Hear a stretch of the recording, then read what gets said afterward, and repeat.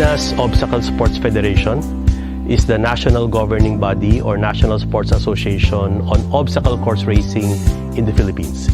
It is composed of groups consisting of athletes all over the country representing 4 sectors. The able-bodied athletes, the para-OCR or adaptive athletes, the youth and kids, and the masters or seniors.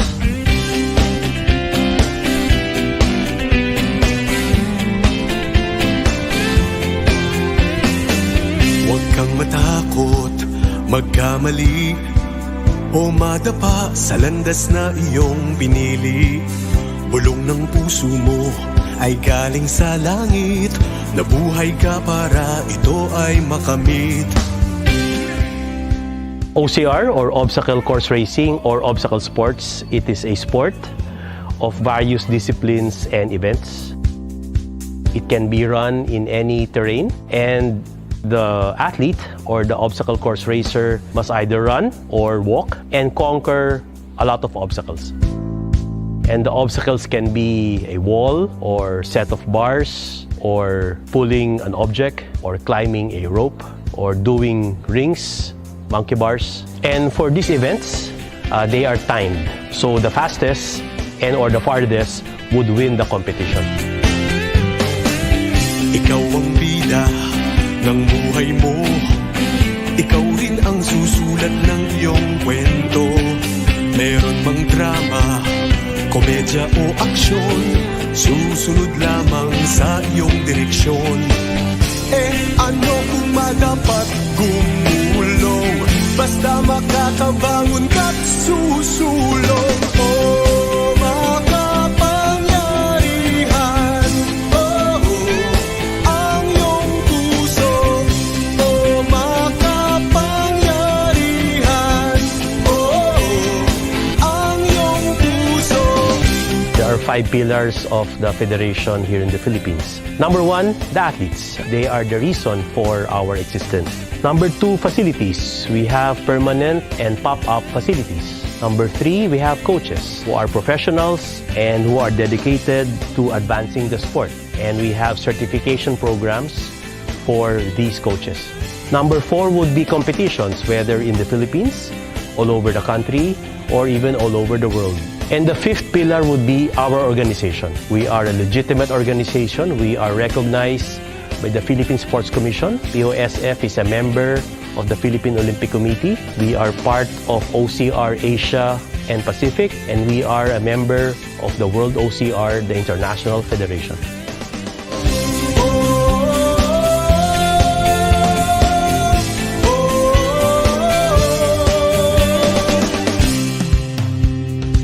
Pilipinas Obstacle Sports Federation, we subscribe to 6 values. Number 1, the mandate of the federation is to build better humans. The second value is the pursuit of excellence. The third value is innovation. The fourth value is inclusivity. We'd like to promote OCR for all. The fifth value is community. And the sixth value is respect. Huwag magpapigil sa kantsaw o puna. Ang pangarap mo ay mas mahalaga. Sa oras na ika'y parang sinusubok, hugutin ang lakas na galing sa loob. OCR in the Philippines, Pilipinas Obstacle Sports Federation as an organization have trailblazed. We have a lot of firsts here in the Philippines because of the federation. We were able to conduct the first World OCR Coaches Certification Program. We have the first and the biggest obstacle facility in Asia. Another first is OCR was played for the first time in the Southeast Asian Games, which is recognized and sanctioned by the International Olympic Committee. Another first in the Philippines was the staging of the first and the second Asian OCR Games. We are also the first in terms of adopting the international membership number under the World OCR system. And the most recent first, POSF is the first obstacle federation to include parkour and to become a member of the International Parkour Federation. The future is bright for POSF and OCR here in the Philippines. We will thrive with more and better, more honor for our country and our families. More athletes and coaches across the 4 sectors across the Philippines. More facilities, schools and local governments, including OCR, in their training, physical education, and sports programs. Better quality of life for our athletes and coaches. Better training programs for all categories in preparation for continental and world-level competitions. PUSF is a strong supporter of the Olympic movement and continues to vigorously pursue inclusion of obstacle sports recognized by the International Olympic Committee. Ano kung madapat gumulong, basta makakabangon at susulong. Oh, makapangyarihan, oh, ang iyong puso. Oh, makapangyarihan, oh, ang iyong puso.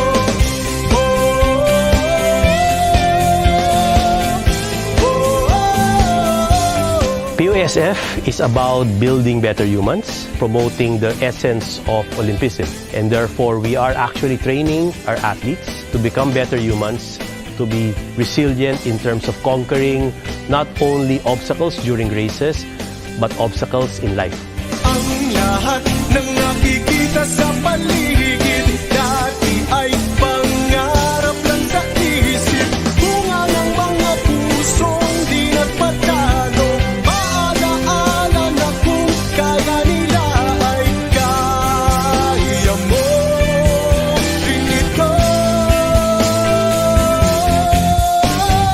Oh, makapangyarihan, oh, ang iyong puso. Oh, makapangyarihan, oh, ang iyong puso. Oh, makapangyarihan, oh, makapangyarihan, oh, makapangyarihan, oh, ang iyong puso. In obstacle course racing, you need a powerful heart. You must be able to conquer, you must be able to pick yourself up, you must be able to traverse all obstacles, whether they're difficult or whether they are easy. Huwag kang matakot, magkamali o madapa sa landas na iyong pinili.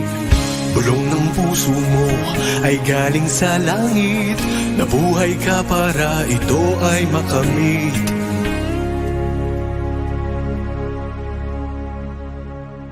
OCR Pilipinas! Sino? OCR Pilipinas! Puso! OCR Pilipinas! Laban para sa bayan!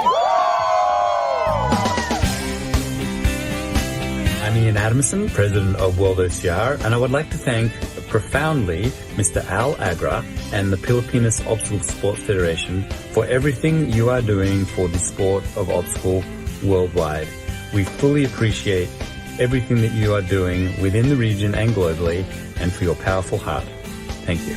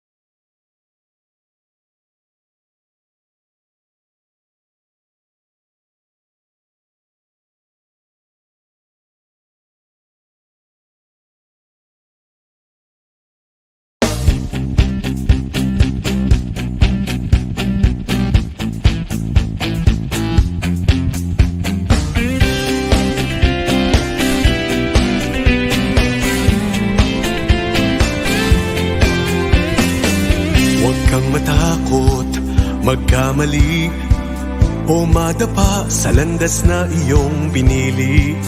Bulong ng puso mo ay galing sa langit, Nabuhay ka para ito ay makamit.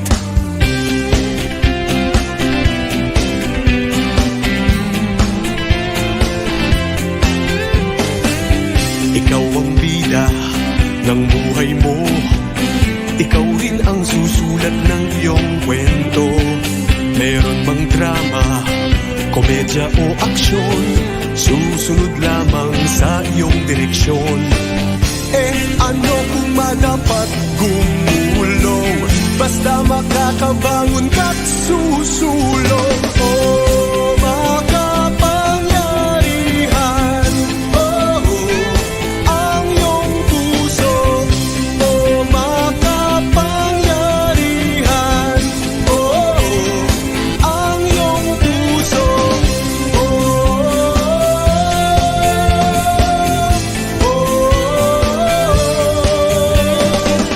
Huwag magpapigil sa kantsaw o puna, ang pangarap mo ay mas mahalaga. Sa oras na ika'y parang sinusubok, hugutin ang lakas na galing sa loob. Ano kung madapat gumulong, basta makakabangon ka't susulong. Oh, makapangyarihan, oh, ang iyong puso. Oh, makapangyarihan, oh, ang iyong puso.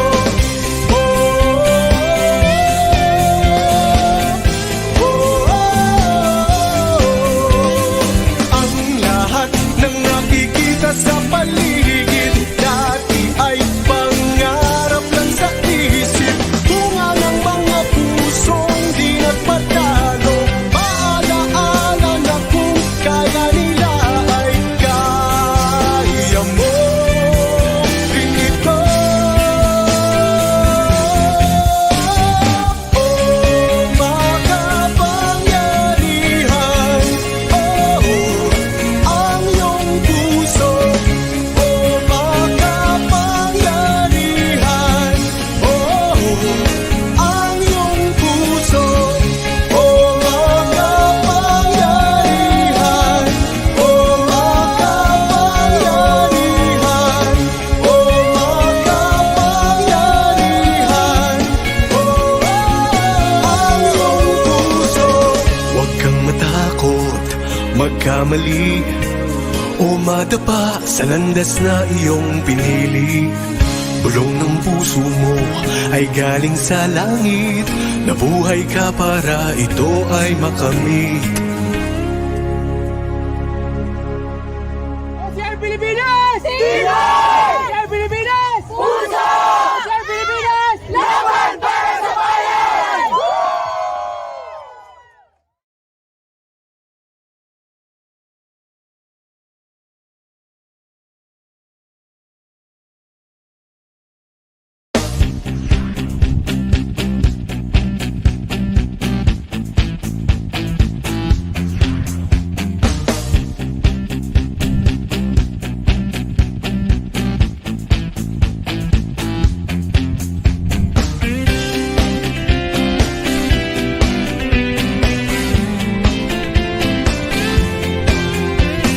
The Pilipinas Obstacle Sports Federation is the national governing body or national sports association on obstacle course racing in the Philippines. It is composed of groups consisting of athletes all over the country representing 4 sectors. The able-bodied athletes, the para-OCR or adaptive athletes, the youth and kids, and the masters or seniors.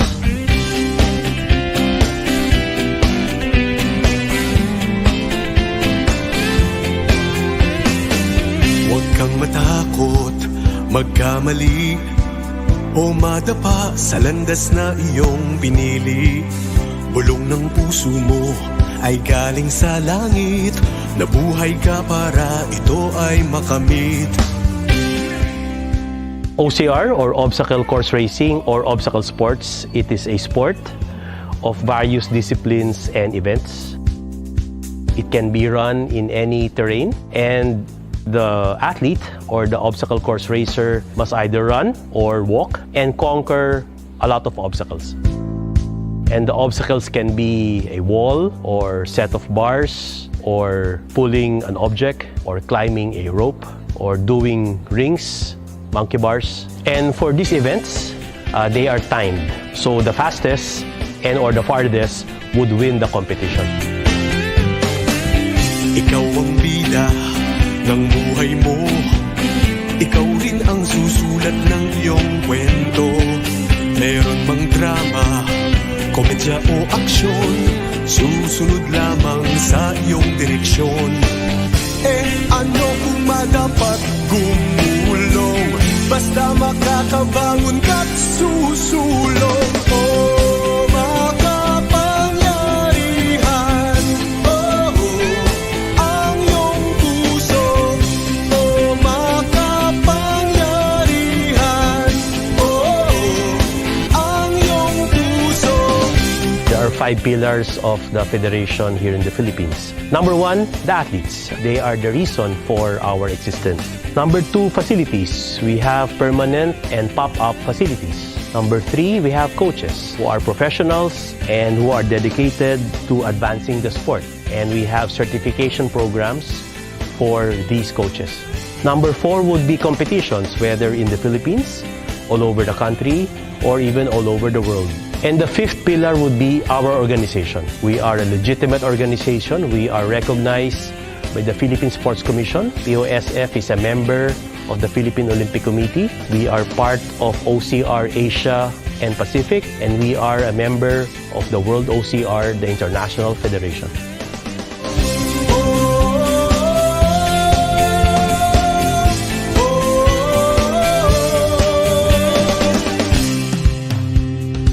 Pilipinas Obstacle Sports Federation, we subscribe to 6 values. Number 1, the mandate of the federation is to build better humans. The second value is the pursuit of excellence. The third value is innovation. The fourth value is inclusivity. We'd like to promote OCR for all. The fifth value is community. And the sixth value is respect. Huwag magpapigil sa kantsaw o puna. Ang pangarap mo ay mas mahalaga. Sa oras na ika'y parang sinusubok, hugutin ang lakas na galing sa loob.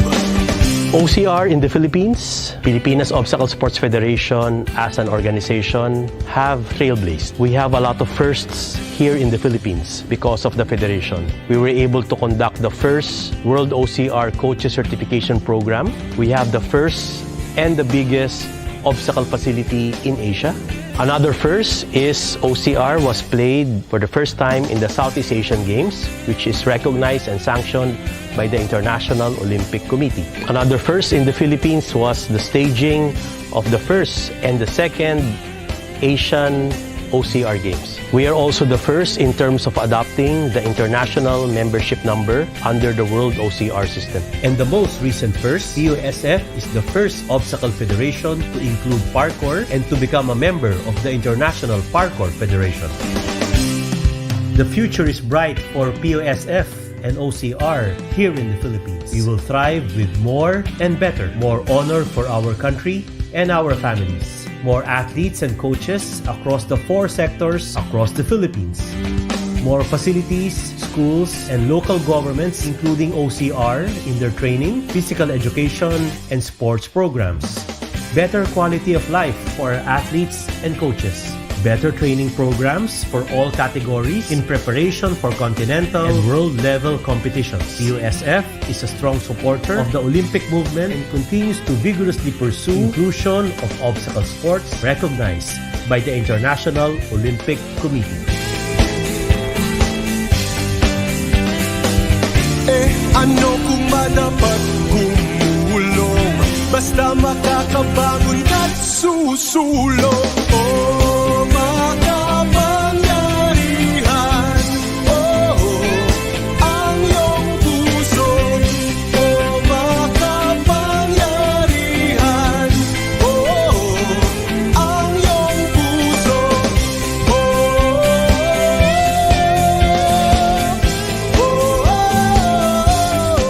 USF is about building better humans, promoting the essence of Olympism.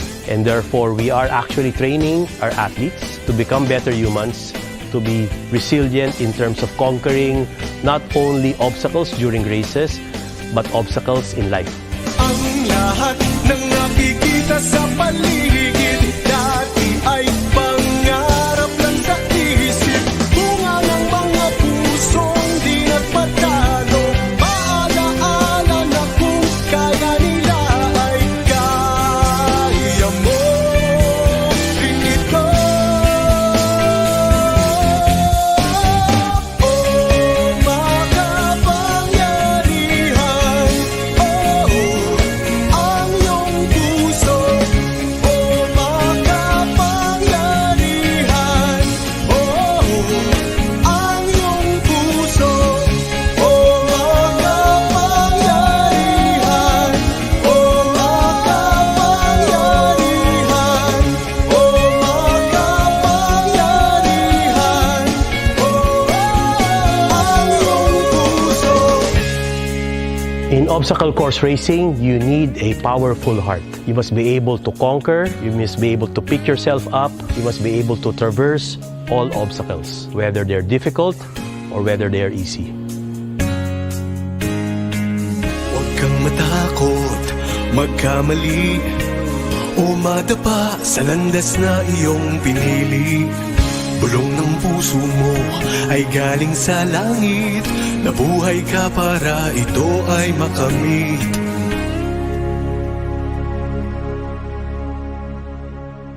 OCR Pilipinas! Sino? OCR Pilipinas! Puso! OCR Pilipinas! Laban para sa bayan! I'm Ian Adamson, President of World OCR, and I would like to thank profoundly Mr. Al Agra and the Pilipinas Obstacle Sports Federation for everything you are doing for the sport of obstacle worldwide. We fully appreciate everything that you are doing within the region and globally, and for your powerful heart. Thank you.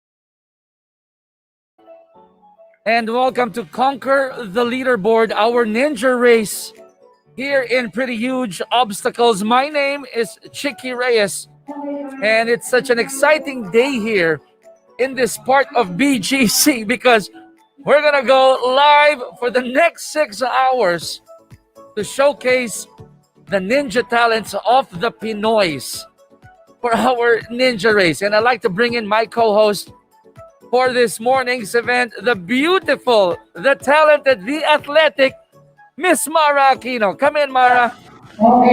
Thank you, Chicky. Hello, everybody. Good morning to all of you. Just like what Chicky said, we have 6 hours of action-packed event. Here we are, over 2,000 square meters of action-packed obstacles, and all these ninjas, that's what we're going to call them, they've prepared a long time for this, and they're ready to push themselves beyond their limit. And that's what we're really excited to see, Chicky, is how far what their limits are and how far they can go in these obstacles. You know, I like how you put it together, Mara, because imagine we're doing this in the new normal. On normal circumstances, we have our big cameras, right? Our OB van outside. But since we're very limited with our resources here, we're gonna go Facebook Live, and it's nice to have you here. Okay, let's dive a little bit into what's happening this morning. We have about 75 athletes, and they will engage in 10 different obstacles. What else should our viewers find out about the mechanics, Mara? Well, we have, just like what you said, Chicky, we have 10 obstacles, and that includes the warped wall where they have to ring the bell, and that's when we know that they're finished. The entire obstacles. Now, they have to go through all of them in 2 rounds. So 2 rounds. after they go through 2 rounds, they have to go for 2 rounds, and we're gonna take the best time out of the 2 rounds. So that means they have 2 chances to prove what they've got. So we all know that, you know, when you first get on, there's a little bit of nervousness. You have that mental battle with you. Sometimes you hesitate. So they have that second round just to make sure that they gave it their best. You know, let's add on to what you just mentioned. So right now in the background, we're hearing the voice of the president of Pilipinas Obstacle Sport Federation, and also the president of Obstacle Sports Federation Asia Pacific, that's Attorney Al Agra. All right, it's going to be a busy day today, so please bear with us if our sounds are overlapping. But rest assured that when the athletes start participating, it will be only me and Mara that you'll hear, and we'll try to annotate everything that we could. Okay, now going back to what Mara mentioned. 74 athletes, 10 obstacles. Each one will be given 2 rounds. Okay, 2 chances to go around. The thing is, we have safety protocols in place, Mara, meaning only one athlete will be allowed to go through 10 obstacles at any given time. After that, it will be sanitized, and then the second person comes in. That's the reason why we broke it down into 3 groups, 8 to 10, 10 to 12, and 12 to 2. All right. After the first round of the 8 to 10 group, they go back in and they do the second round, and then they exit. And then we bring the next match, and so on and so forth. Now I ask you this, Mara. How many times do they have to, or can they try the obstacles unlimited times? Oh, here we go. Before you answer that, I think we're about to start. We have our first already, and it's Kaizen de la Serna already on the course. Kaizen de la Serna. Here we go. Yeah. So just to answer your question, Chicky, the first 9 obstacle, they have unlimited tries. And then on the last one, on the warp wall, they have a maximum of 3 tries for that. So this is all about preparing and adjusting and making it give up, because the longer you take the obstacle, that adds up to your time. And once again, the 2 rounds, we're going to take the best time out of the 2 rounds, and that will be their official entry. Here we go. And now just go yeah, to the there we go. wall. Woo! Oh yeah. This. Oh yeah. And 2. Wow. All right. So we'll try to check her time, Mara. If you notice, me and Mara, we will be moving this way and that way, this way and that way, just so we could check. So we'll get the time of Kaizen de la Serna. All right. In the meantime, shout out to Christopher Maratas. We got Sandy Menchi. Jones is in. Sedge Tadina. Hi guys. Thank you for tuning in and giving us all this love and all our athletes.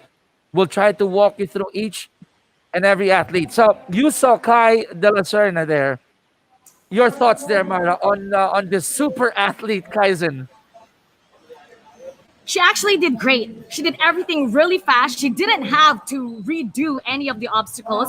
In fact, on the last one, you have a maximum of 3 tries. She got it done on the first try, so that was really amazing. I won't be surprised. You know why? Because this lady is part of a national squad.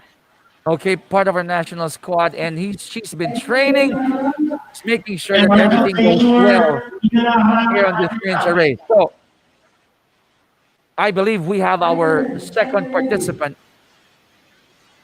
We'll check it out. And just to oh, there you go.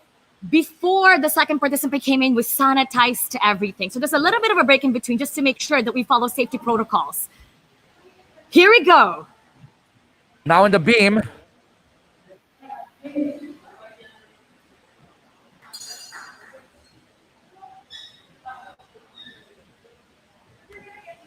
And now He went over under. Go ahead, Mara. and the monkey bars. Here we go. The upper body, all upper body endurance and strength is what we need right here. Oh wow, look at that. I'm checking our monitor here. Inverted wall. And that was quick. That was really quick there. Now, this is the challenging stuff here, Mara. Are you gonna go all rings? No, Or are you he gonna skip skipped the some of ring. That's his strategy. He's skipping a ring to make sure that he goes by faster. He wants to make sure that he beats the time of Kaizen. And here we go. He's rang the bell at 59 seconds. That was pretty quick. 59 seconds. 59 seconds. But I'm checking in the time, or I'm checking rather the time of Kaizen. It reads 1 minute and 3 seconds. Ooh, so close. This is so close. So little strategies, just like what he did, skipping that one ring to make sure it actually worked. So there was about like a 1 second difference. This is all it comes down to, that 1 second difference. So Aji Radan clocked in at 59 seconds, Mara. 59 seconds. I just want to share with you that the gold medalist in the SEA Games, Popoy, when he did a similar obstacle, did it in less than 30 seconds. Just so you know. Oh, wow. 30 seconds. I don't know how he did that. I'm looking at them right now and they're going by pretty fast, just like the Flash. I don't know how he did that in 30 seconds. So going back to some of our rules, Mara, our athletes, they were given a couple of minutes earlier to warm up. Okay, as we give you our third athlete on the course, but they were given time to warm up and then they were ushered out. Only those participating in the 8 to 10 a.m. slot are allowed to go in. Once they're done with their second round, everybody goes out and we bring in the next batch. So let's check out our third athlete. We'll try to find out in which obstacle that person is in.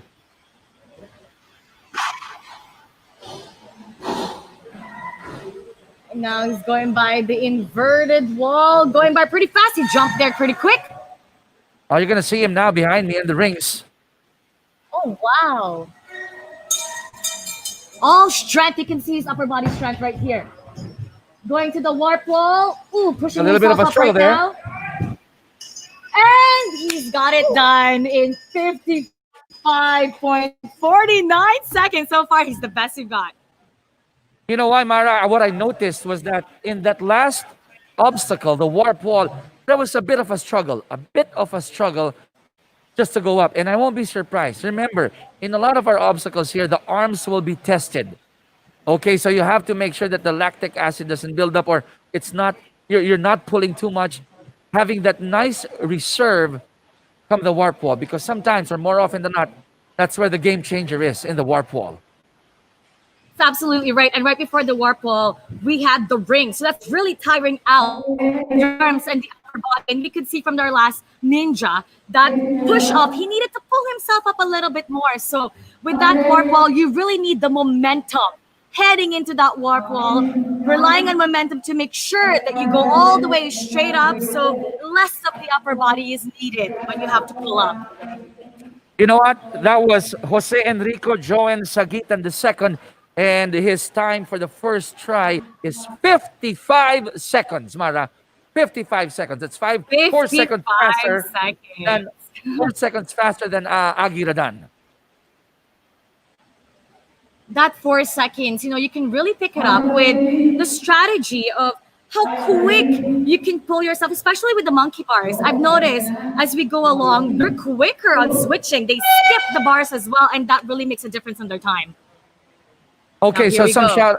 shout outs here first. I want to say hello to Crystal May. Thank you for the kind words, Crystal. And to, I got another friend here. Okay, checking it. Oh, Chris Lemque. Don't worry, sir.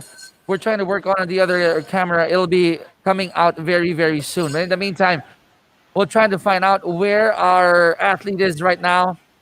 Our fourth athlete. He's at the fourth. Is at the monkey bars.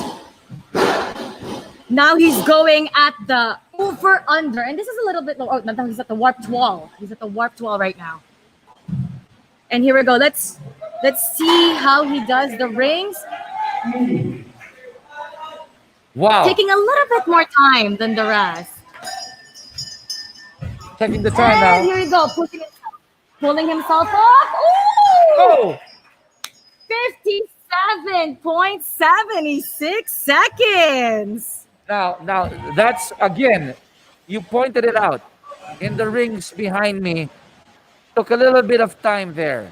Going up the warp wall took a little bit of time. Could have shaved off a couple of seconds there, but the time, I think that's Ebi Cuevas. We'll try to get the name, but it's 57.76, right, Mara? 57.76. And if you could see behind Chicky, right after Abby did the bars, right after they do the obstacles, right away, they're spraying it, they're sanitizing it to make sure it's all ready for the next ninja. Oh, I love this shout out again. Christopher Marata saying, JR Nicanor, muscle, muscle, muscle. And I see JC Valdez rooting for Ebi Cuevas and Gus Bamel Ledesma Olonan and Agiradan. Nice. And Toby Mejia. Yep. Jose indeed. So keep messaging us, please, in the chat box, and we'll try to do our shout outs. Okay, here we go. Our fifth athlete on the course. Don't worry, guys. We'll try to bring the camera back.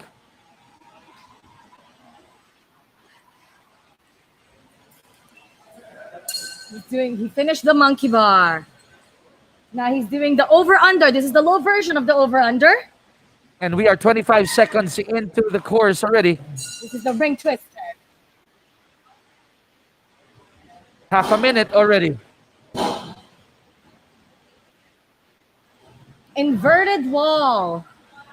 And here we go. Let's see how fast he can go through these rings. It's right behind me. Long reach.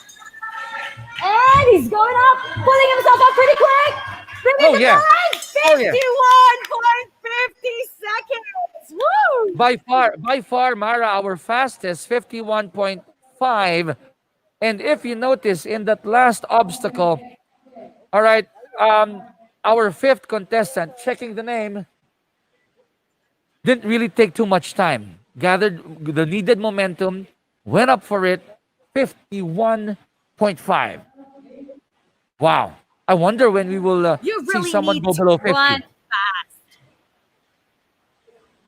Oh, they're doing monstrous right now. Monstrous time. That was pretty impressive. 51.5 seconds. And that's the trick that he did. He really ran fast to make sure. Now we have the next contestant right here. He just went over our 8 feet wall. Now he's going through the beam. And now, Mara, just to give our viewers a perspective, the 51.5 clock in time came from Silen Morata. Okay, so far, the fastest here in the first group. But I won't be surprised if we will see more quicker times as we go through the morning. Now our sixth athlete already. Oh, we're checking. Ooh. That inverted wall, he did not slide. He jumped off to make sure that he's going to get a quicker time. There you go. Running fast, pulling himself up, no struggle at all. Ooh. Now, if you notice, Mara, there was a slight delay in ringing that bell. The clock won't stop until you tap that bell or ring that bell. He missed it. The first hit, he missed it, and that might affect his final time. That could make the difference between being the leader and going behind and being behind in this. So I stand corrected, Mara. The 51.5 actually came from Eli de Guzman. Okay? Not Silen. I stand corrected. It was Eli de Guzman who clocked in at 51, and Edmar Belbes, the last athlete, came in at 56 seconds. Oh, wow. Okay, you see Coach Tommy there seconds. with the horn. Here we go. That's under, over, under, and through. And then we have the 8 feet wall. Oh, there was a struggle there, Mara. 8 feet wall. Ooh. You got to go through that beam. Now, this is where the struggle is, Mara, on the forearms. It starts here when you do the monkey bars.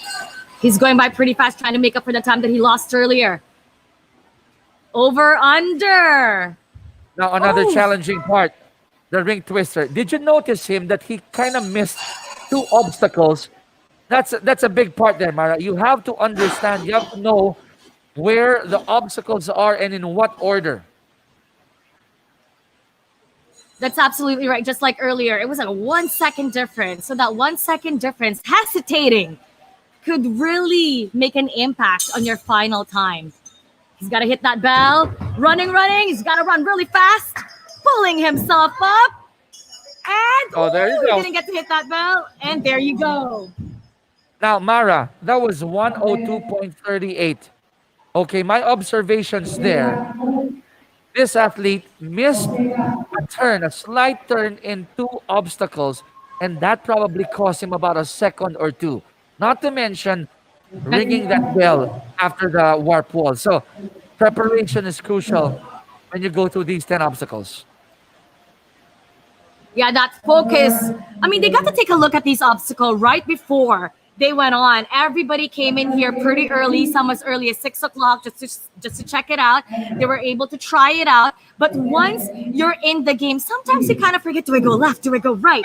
So you really need that mental focus right there. Okay. We'll get the official time of our last athlete. Meantime,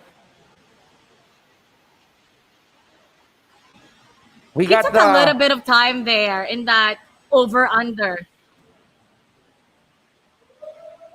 He's not going as fast as our other ninjas. Taking his sweet time. He needs to go by a little bit faster if he wants to have a fast time right here. Now, Mara, we have to tell our viewers that we have different categories here, okay?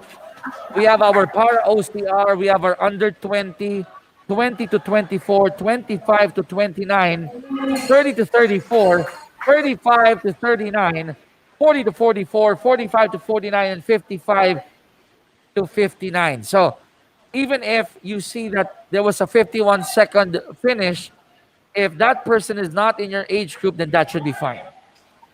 That should be fine. So I won't be surprised if some of our athletes might be taking their sweet time, especially if they know that there are only a few in their age group. But again, a classic example, Mara, you fail an obstacle, you have unlimited tries until the athlete says they don't want to continue no more.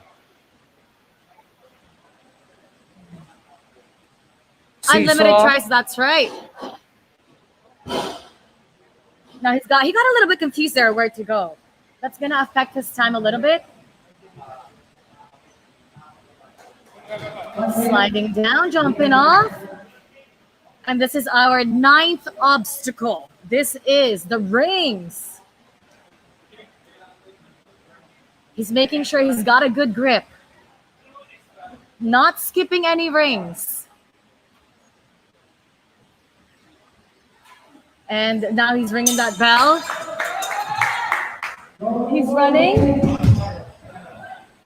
Pulling himself up at that warped wall and ringing that bell. He clocked in 2 minutes and 3 seconds. Briefing from all the athletes after the first round. We will have a second briefing after the first round. Thank you. Okay, so you heard that. As mentioned earlier, we will have 2 rounds. Just to check again, Reynaldo Murile Jr., the person before the last athlete, clocked in at 1:02. But this one, Mara, you pointed out 2:03. Checking if that was Jose Castro. We'll get back to you. But that was 2 minutes and 3 seconds. And Mara, you pointed it out. He took his sweet time, right? Couple of tries in the ring twister. But still, at the end of the day, our Ninja Pinoy, finished it in 2 minutes and 3 seconds. And you also have to keep in mind that these ninjas have different athletic levels. Some of them don't normally compete.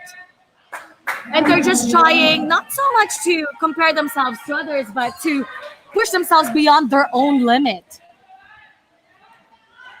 Iba talaga pag dito nakatira. Oh, And now, oh wow, that was he fast. skipped a lot of that beam. Now check He was check pretty this out. fast. That ring twister. Oh, that was a big jump there. And then he's just flying through the rings, flying through the rings.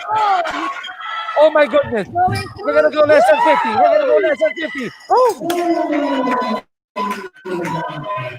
43. 3.25 seconds.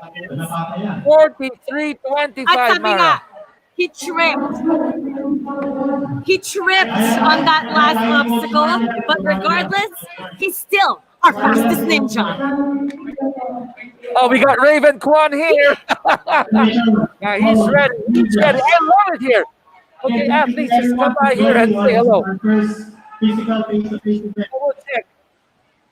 That check ring again. twister, just going back to that ring twister, I think he skipped probably at least 5 rings, about 5 rings in that ring twister. And that made a lot of difference. And for you to be able to push yourselves off, he really used that momentum and used that reach. And sometimes, you can't overthink. You just gotta move. Yeah. And that's exactly what he did. And that's why he clocked in 43.25 seconds. Now, I have to read this message of Joe Salazar. Lakas, JR. Oh, yes, JR was really strong. Okay, here we go. Let's see, another flyer here. Look at that. Oh, that was quick as well. Under, over, under and over again, and into the ring twister. Now, this is the game changer here. Oh, my goodness.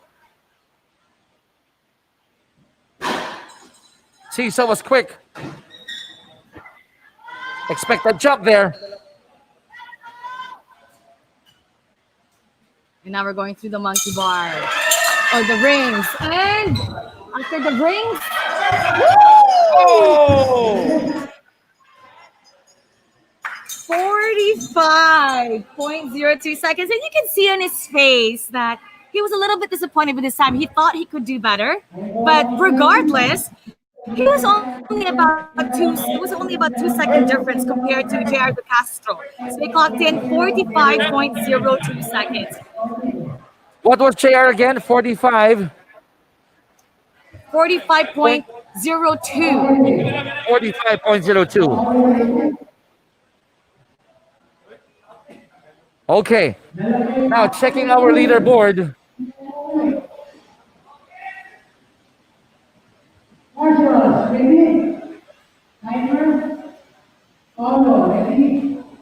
Okay.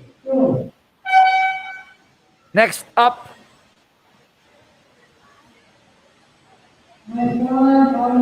Sometimes, Mara, you don't really have to do it so quick, you know. I mean, it's a mixture of quickness and surgical precision when you go through these obstacles. Oh, he had to second guess himself there. Fell Okay, off, the and now second it's floor, going through the to all the athletes and their monkey bar. companions, meron kayong giveaways from Milo. Meron tayong mga This booths is from Travel. the over-under. Bibigay ng Shomai. Define shirts. Cinema and Now he's going through the ring twister. Butler. How many rings is he gonna skip here? Massage There you go. Hero. Ano pa ba? Ang ating mga sponsors. So I'm checking, Mara. Jared De Castro Tapas. clocked in. The official time is 43.10 seconds, while Again, to all Brandon our ninjas, we have two Maqueda laps. clocked in at 44. 44. 44.06, okay? Now our current participant, We will have a meeting Walking after the in the first ring. round. After the first round, all the athletes. going with the very safe one ring at a time. That's obstacle. Oh, struggling. Ooh, he slid down. He really has to run faster. Use that momentum to go up as high as he can. One. Be that Don't one. give up. Don't give up. Don't give up. Run, run, run. Oh yes, Run. oh yes, Just pulling himself oh up yes. for the ring. Again, for all the Then obstacles and the attempts. You gotta applaud that. You have to applaud that, Mara. Hindi madali, ha? Hindi madali yun. So it's a minute 56.11. That's Paulo Reyes there. he needed to take a little bit of a breather there. And on that last obstacle, on that warped wall, he did 2 tries, which is fine. They have maximum of 3 for that warped wall. Now, our next one here, Mara. Okay, this, if I'm not mistaken, this is Shell. Is it Shell? We'll check. If this is Rochelle Suarez,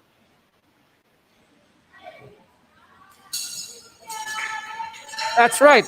Our gold medalist in the SEA Games. Oh, wow. Gold medalist in our SEA Games. Nice. Nice to see her in action. But she had a slight problem earlier in that 8-feet wall, and she's trying to gain some momentum there, done with a seesaw.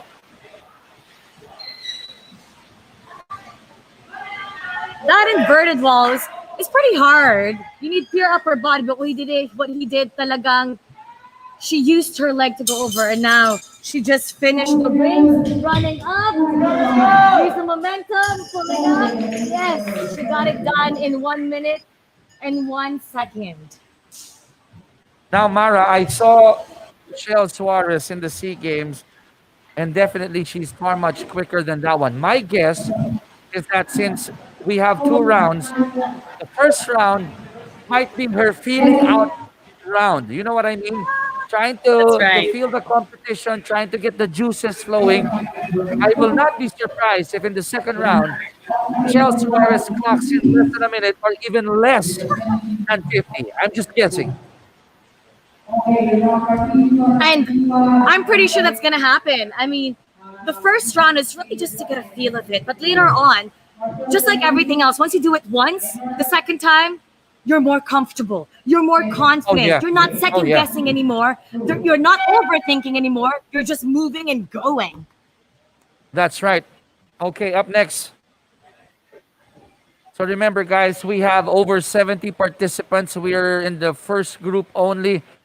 And we'll be including some international guests, Mara, while our viewers enjoy the visual of our current athlete going through the course. We'll be interviewing Attorney Al Agra, of course, Mr. Ian Adamson, David Lim, the president of OCR Singapore. Will be having him as well later on, and hopefully some international athletes if they'd be able to come in.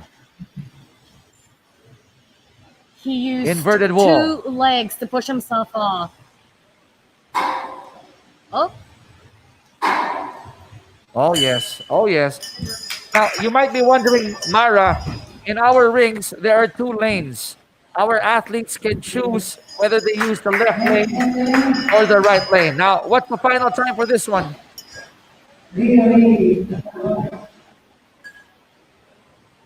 1 minute, 1 second, 0.79. And what I see on our time clock, let's see what the official time is. Hey, Mara, just want to tell you, you got some fans tuned in. Bill Man Clark saying hello, Mara. I see a message here by Bill Man Clark. Oh, he's tuning in all the way. He's from Canada, actually. Wow. He's one of the Hey, Bill. regular viewers of my live. Hi, Bill. Thanks for supporting. We've got viewers from all over. So Ken Patrick was at 101.97. All right, next one. Oh, look at that. Different style here. Different style in that monkey bars. Oh, wow. He went through that over-under pretty quick.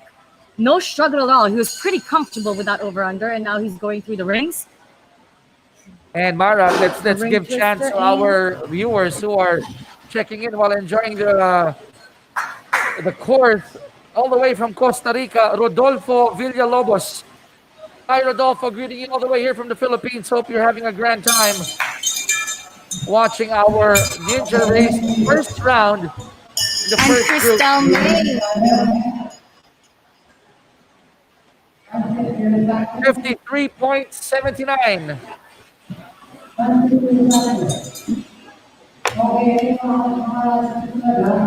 I'd also like to encourage our viewers, especially on our Facebook Live, to share this on your group, share this on your Yes, wall, please. share this to everybody. This is the first ever of this event that we're doing this week.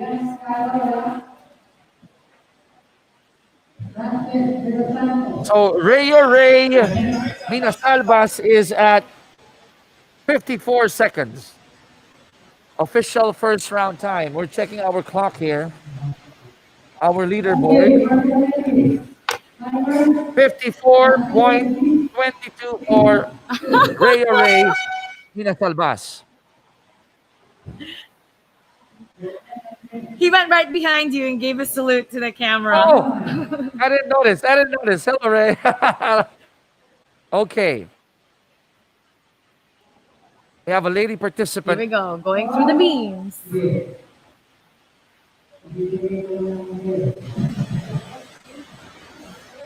She's a little bit unsure there. It's going to affect her time.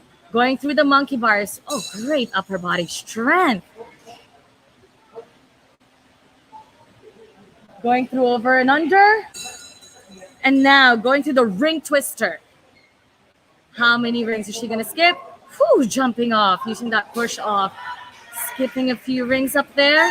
She had to do it again. She's going through the second. Now, Ring that's a fun that part here. bell. Fun part, Mara. Seesaw. But not the usual way that we enjoyed it when we were kids.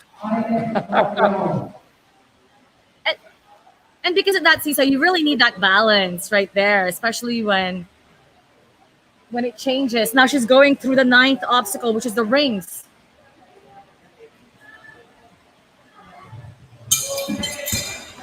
She has to run fast, use the momentum, pulling herself up.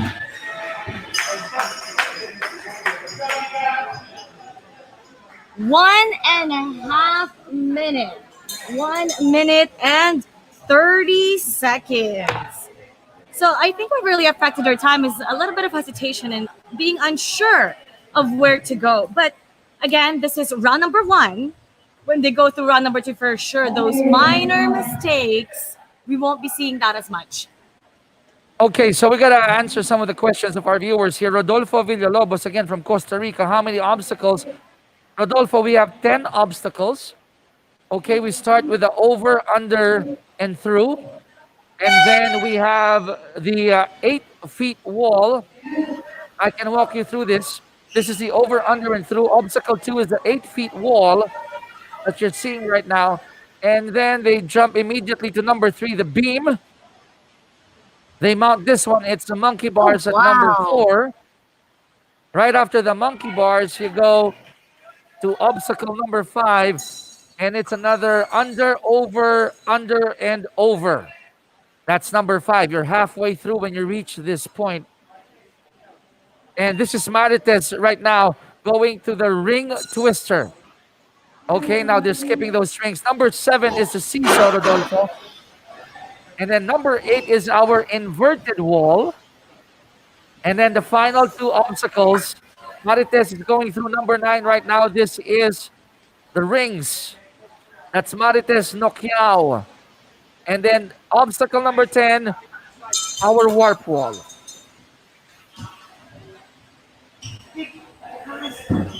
And Using her legs time. to pull herself up and ooh, 1 minute, 7 seconds. 1 minute, 7 seconds. It's really interesting the difference in techniques that I'm seeing, especially on the second last obstacle, which is the ring. Some ninjas are alternating, and some are using one at a time. So some are skipping. She didn't skip. She did one at a time. She held. So that affected her time quite a little bit. But in the beginning, she was pretty strong. And by your observation, Mara, what would be for you the easiest? Probably the easiest obstacle. Probably the first one, right? The over, under, and through. Or the beam. I love the beam. First one, over, under, and through. Yes, and she struggled a little bit there with the 8 feet wall. She had to redo it again. Yep. There you go, Again, jumping off. multiple tries, as mentioned, multiple And this tries. is the And while beam. you're watching this, doing a shout out to JR Miranda de Castro. Sabi dito, pag nanalo daw siya, libre niya kami sa Binondo. Christopher Oh, wow. Miratas, I wanna join that treat, okay? If JR Miranda de Castro wins, sama niyo kami ni Mara. Would love to go there. Punta ako dyan. I'd love to join. I'd love to join these guys. Oh. So Mara, will I see you doing this anytime soon? Is this something that you're planning to do in the future? Chicky, this is really hard, Chicky. I've actually recently started doing kalos and calisthenics, and it's pretty hard. I did 2 sessions, and I was sore for 4 days. So I know the preparation for this, and the fact that they're going through this in flying colors, they must have been training for a really long time for this, and it's pretty impressive. Oh, she missed it. She didn't first get try. to grab onto that. This is going to add a little bit to her time. This is her second try. She needs to run, use her momentum. She's got it. Using her legs to lift her up. And, ooh, ringing that All down right. at 1 minute, 40 seconds. Now, Mara, I will share some trivia about Tin Buhawi here, okay? Did you notice our opening billboard wherein there was this athlete showing us the course? That was Tin Buhawi. And she's going to pass here. Tin, Oh, that was is Tin. that her? There you go. That was Tin. And you know what? She just learned the warp wall about 2-3 weeks ago. But she is actually an ultra runner, and she's doing well so far in this sport. So Tin Buhawi with a time of 1 minute 40 seconds, 40.55 seconds for Tin Buhawi. Go Tin! Yes, Melanie Hunt, I see you. Kim Doliente. Oh, that's a nice technique. With that over under, what she did, instead of sliding through the under, she rolled. And that actually made her time quicker. So now she's going through the rings. A little bit of a struggle in the rings. Uh-huh.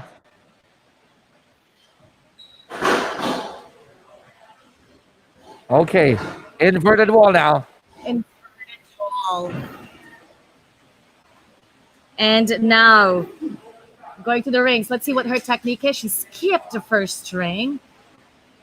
Again, she's not alternating. She's going through it one arm at a time. She skipped the last one, ringing that bell. Let's see.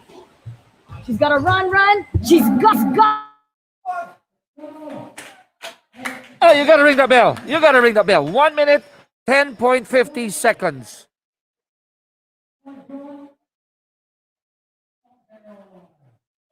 So checking if that's Julie Violeta there. Social distancing, please. Social distancing, please.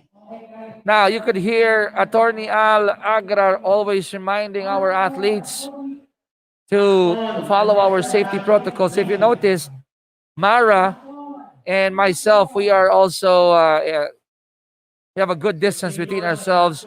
And Mara, point to where I am, and I'll point to where you are at. Mara's over there.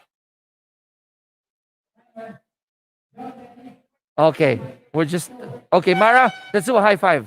High five on the screen. I want a high five with you. High five. Whoa, there you go. High five again. Okay, we'll check the mic. We'll check the mic of Mara, but in the meantime, we have our next athlete.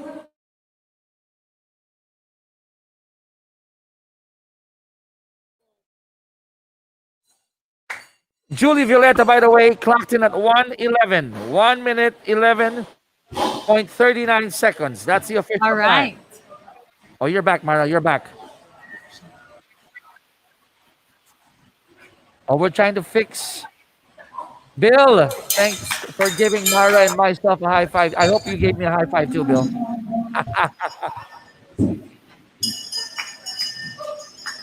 I think that Jot Avelino will verify. And we'll try to bring in Mara in a few, having some technical problems, but don't worry, we'll try to fix it. 53.39 on that.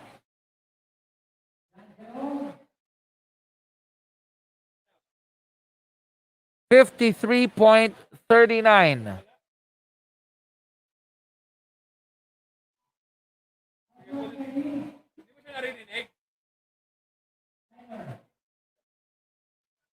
So Jot Avelino again at 53.45.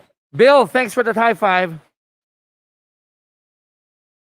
Now we're nearing the end of the first round of our first batch of athletes, down to the last four, and then we'll go to the second round immediately. Again, for those of you just tuned in, this is your Conquer the Leaderboard, our ninja race here at Pretty Huge Obstacles. My name is Chicky Reyes. I have with me my co-host Mara Aquino. We're just trying to fix her camera and audio. And we are nearing the end of the first round, the first 26 athletes. Done with the fifth, entering the sixth obstacle. This is now the ring twister.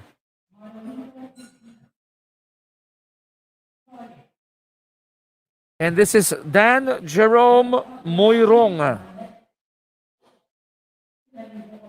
Entering 1 minute.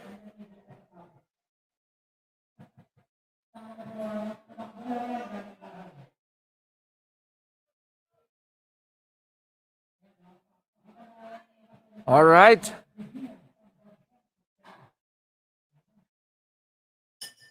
Done with the rings and off to the warp wall.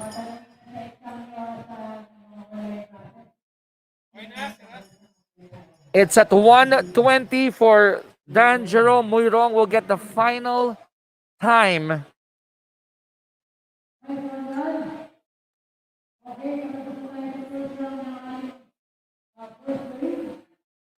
So that's Dan Jerome Moyrong. And the time is 1:20 and 50 seconds. So far, the time to beat is 51 seconds. So they need to make sure they go a lot faster to beat Ellie de Guzman, that clocked in 51.5 seconds. Now we have the next contestant going over and under, going through that 8-feet wall with flying colors. Mara, this is one of the fastest male athletes in this group. Manolito Divina, or known as Politz, also a part of our national squad, and expect him to fly through all these 10 obstacles. Wow. He's going by pretty quick. That was pretty impressive. You could see his speed. He's using his speed here. Did you see the way he jumped off that inverted wall? That's amazing. Oh, yes. He's skipping a lot of rings. That's pretty good. Oh, yes. Oh, wow. Look at that wall. Look at that wall. Tolitz is done. Woo, yes. Tolitz is done. We're going to get the time. Catch his And breath. I have to agree with Kim Doliente and Joe Salazar and Ibong Gala. Go Tolitz. Tolitz is indeed one of the fastest athletes that I've seen in the world of obstacle He's course fast. racing. Oh yes. Oh yes, indeed. I love the comment there, Bill. Bill says, "Wow." He is so fast. I was really, really impressed. So the official time of Tolitz is 48.85. Oof. That's pretty amazing because I was just saying that the time to beat is 51.5 seconds and he beat that. That 3 seconds, oh man, he went through it really fast. Now we have our next contestant right here. Now going through the monkey bars. And our next one, Mara, is Randy Carandang.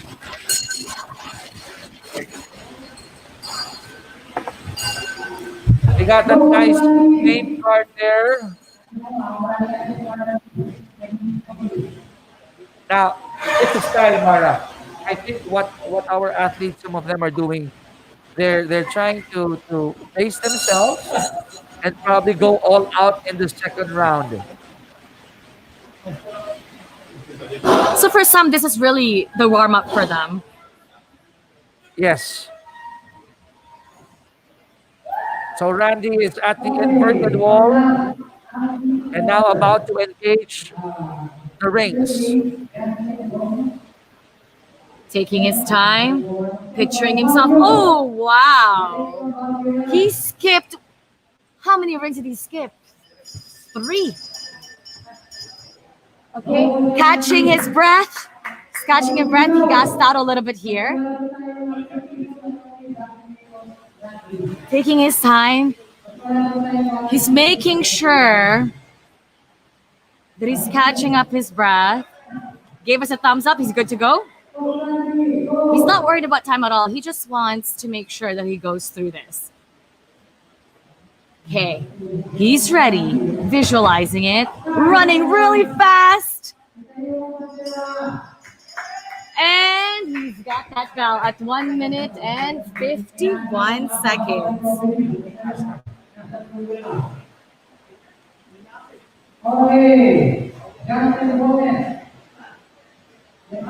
That a little bit of hesitation in catching his breath, that cost him a little bit of time. Now we're going through our next contestant right now. That was the last Our next one. contestant is now going to the first obstacle of over, under, and through.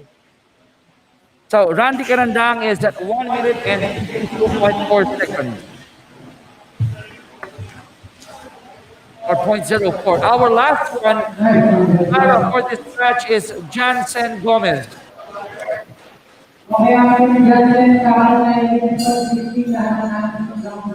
All right, now he's going through the over under. This is the lower version of over under. He rolled there. All right. Now he's gonna go through the ring twister. And while you're annotating that, Eileen Ledesma rooting for Randy Carandang. The official time of Randy in the first round is 1 minute 52.04 seconds. So Jackson is the last in the first round, in the first group. And then after that, we'll go back to Tyson Serna for the second round. Pulling himself at that inverted wall. You need pure upper body strength for this inverted wall. The angle of it, less of your feet being used, less of that leg power. Now he's going through the rings, skip the first one, going through it one at a time. And you know what, Mara? I ask coaches, when you go through these obstacles, when you're trying to hang through those rings and monkey bars, the last thing you want is for your arms to be stretched out because it's going to tire you out. What you want is to keep it really close to your body if you can, so that your arms won't suffer that much. But right now, Jansen having some problems here with the warp wall. There you go, he's done. At 1 minute and 58 seconds. So, what we're mentioning to you right now are the unofficial time. All right, we'll get it printed out very, very soon. Printed out version very, very soon, All and we'll inform athletes, you before the second meeting, of our leaderboard. But so far, I think the fastest in this group athletes of the first 20 would have to be Tolitz at 48, right? Manolito Divina. I'm checking right now. Oh no, we got JR De Castro at 43.10. 43.10 is JR, and then Manolito or Tolitz coming in at 48. De So, Castro. yes. So these guys are done with the first round. Tomorrow we're going back to the top. We're going back to the top. That's Tyson right. De La Cerda again, and then go down the road. So once again, we have 2 rounds. We have 2 rounds, and we're taking the best out of 2, and we will take that as their official entry. So we saw some of the struggles in the first round. We saw some of our ninjas getting confused on where to go, pacing themselves, taking their time. But last chance, they got to prove how fast and strong they are in this obstacle. So it's our time as well, Mara, to take this breather, and I'd like to ask you, on a scale of 1 to 10, energy level of our athletes, excitement level of the competition, where do you put it? Oh, grabe. Especially yung last na si Monolito Divina. Grabe yung kanyang energy. I mean, most of our athletes are, they're really trying to give their best and going all out in this, especially in the first one. They're pushing themselves beyond their limit, their own limit. Some of them have competed before in other competitions, in races and such, and some of them are really just trying this out for the very first time. So it's really how far they can push themselves, and that's really amazing to see different skill levels here at Pretty Huge Obstacles. So don't forget our hashtag. It's Conquer the Board. Okay, that's our hashtag. We'll flash it there at the bottom part of your screen so you won't forget it. Please use the hashtag Conquer the Board. And we've been talking about this, Mara. This is not really a competition, but more of a structured workout, a showcase That's of right. the talents of the Filipinos. And so far, we're showing the whole world that the Pinoys are really good, or at least giving a good account of themselves in the ninja category.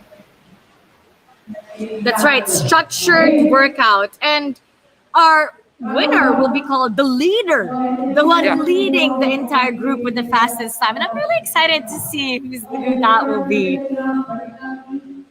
So far, JR De Castro clocked in the best time at 43.1 seconds. Following him, 44.2 seconds, 48 with Monolito Divina. Different skill levels, different techniques, different speed. A lot of the athletes here have tried to work out with calisthenics. I'll be bringing to your direction the president of Pilipinas Obstacle Sports Federation, Attorney Al Agra. And if you could position Attorney Al somewhere in front of your camera so our friends could see him too. And if you could change the orientation of the microphone, Mara, so the viewers can hear Attorney Al as well. And while you're seeing this in the background, Mara will be interviewing the president of the Pilipinas Obstacle Sports Federation and the president of Obstacle Sports Federation Asia Pacific. Go ahead, Mara. Attorney Al Agra, thanks for having us here today. Now, you're the president of two federations. Let's talk about what the federation is all about. Well, the Pilipinas Obstacle Sports Federation is the national sports association which governs obstacle sports here in the Philippines. And we're part of the International Federation, World Obstacle. And aside from heading the Philippine Federation, I'm also the president of the Asian Federation. For the Asia Pacific, that's pretty impressive. Let's talk about what kind of programs we're doing. Again, we're about to celebrate our fourth year. We're about to celebrate our fourth year, and right now we're involved in 4 sub-sports. What you're seeing now is Ninja. We have another one on obstacle course racing where athletes run, obstacle. If you're comparing that to Ninja here, there's no running. Then the third sub-sport is adventure racing. It's a mix of kayak. It's a mix of kayak, mountain climbing, rock climbing, rappelling, mountain bike, and obstacles. And the fourth sub-sport is parkour. By the way, our federation is a member of 2 international federations, the World Obstacle for the 3 sub-sports, and for parkour, the International Parkour Federation. Now, you've mentioned a lot of plans in the future, and how has this pandemic affect the plans that you've had? I'd like to think that even during the pandemic, we thrived.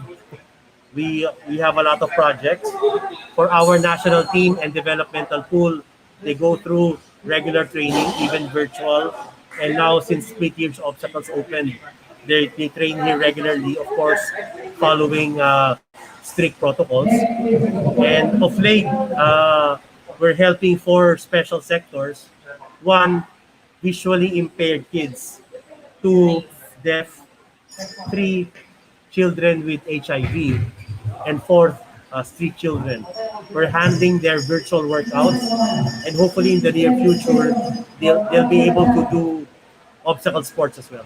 I think that's really great that you're providing them all these opportunities. Now, what we're doing here today, what they're seeing today, is the first ever for the Pretty Huge Obstacle. Now, During the pandemic. During the pandemic. Now, when word got out that you're doing this for the first time this year during the pandemic, how was the feedback? What was the reaction of some of our ninjas? Everybody welcomed this event, especially our members. We're calling this a welcome back event. For the past 9 months, we're doing virtual races. So this is the first event wherein our ninjas are in one place, of course, following strict protocols, and doing not a head-to-head format, but one at a time to establish a leaderboard. Now, you've seen the first round of our structured workout here today. What can you say about what these ninjas have been showing today? Well, they've been practicing. All our athletes have been going through their endurance, strength and conditioning, and for the past month, they've been training here, familiarizing themselves with the obstacles. And this is just the first wave. Please look at the second wave and the third wave. Our third wave is very special because our masters, meaning my age, will be joining, as well as our para-athletes will be joining. We have 7 of them, 7 ninja para-athletes will be joining the last wave. I think it's really amazing that we're doing this during the pandemic. We're keeping this going. Now, we have a lot of viewers here today, especially in our Facebook Live.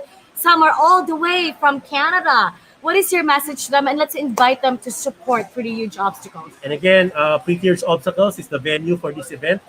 All of us are part of the International Federation, World Obstacle, and to our friends all over the country and all over the world also.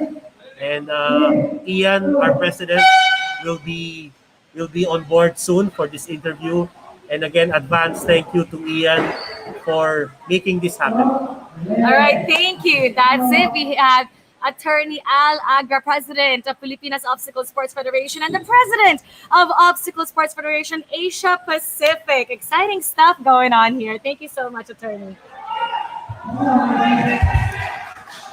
All right, so we heard it from Attorney Al.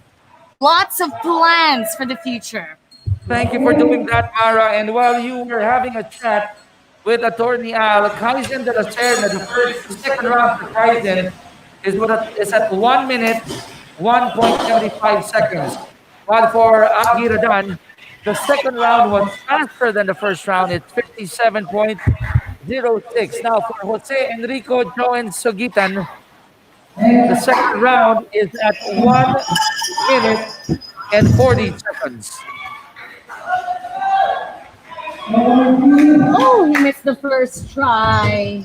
Going for the second one, pulling himself out. A little bit of a struggle. He's struggling a little bit here. Now he's using his leg to lift him off, and he's got the bow. Now for Ebi Cuevas, that's 1 minute 16, Amara.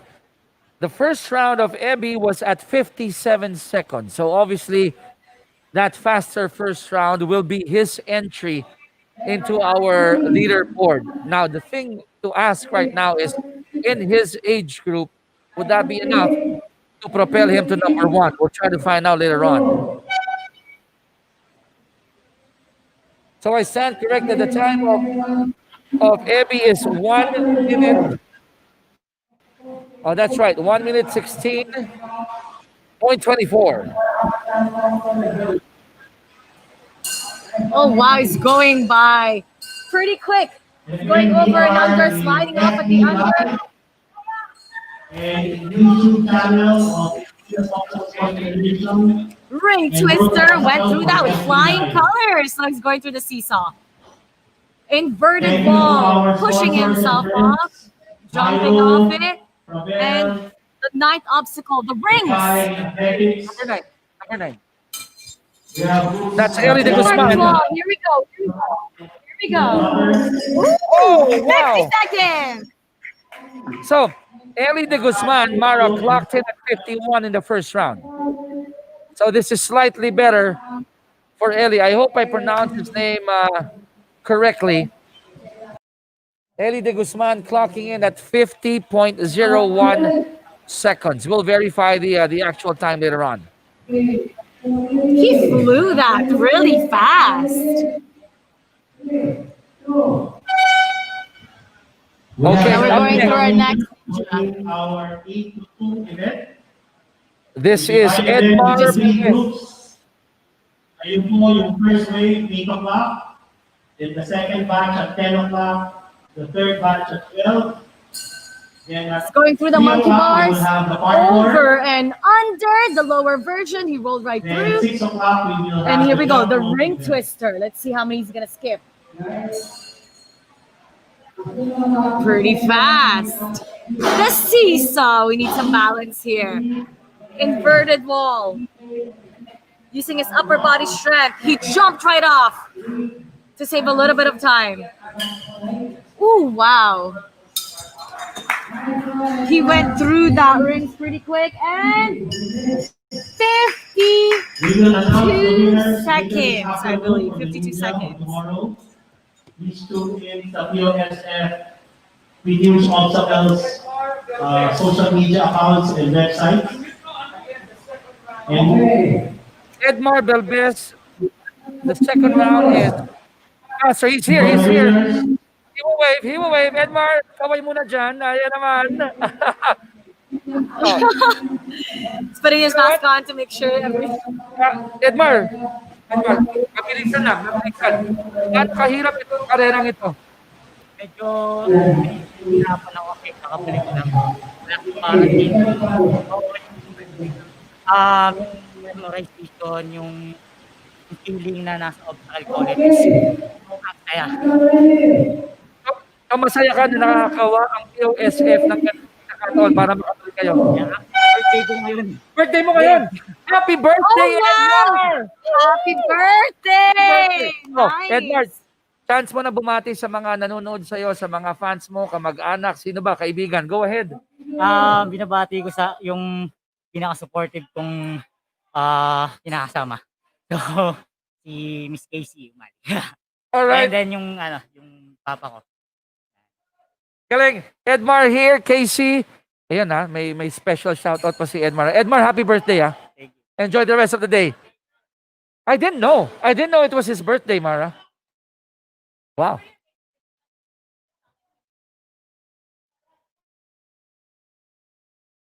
So Edmar Belbes will get the time again. Edmar clocking at 51.82.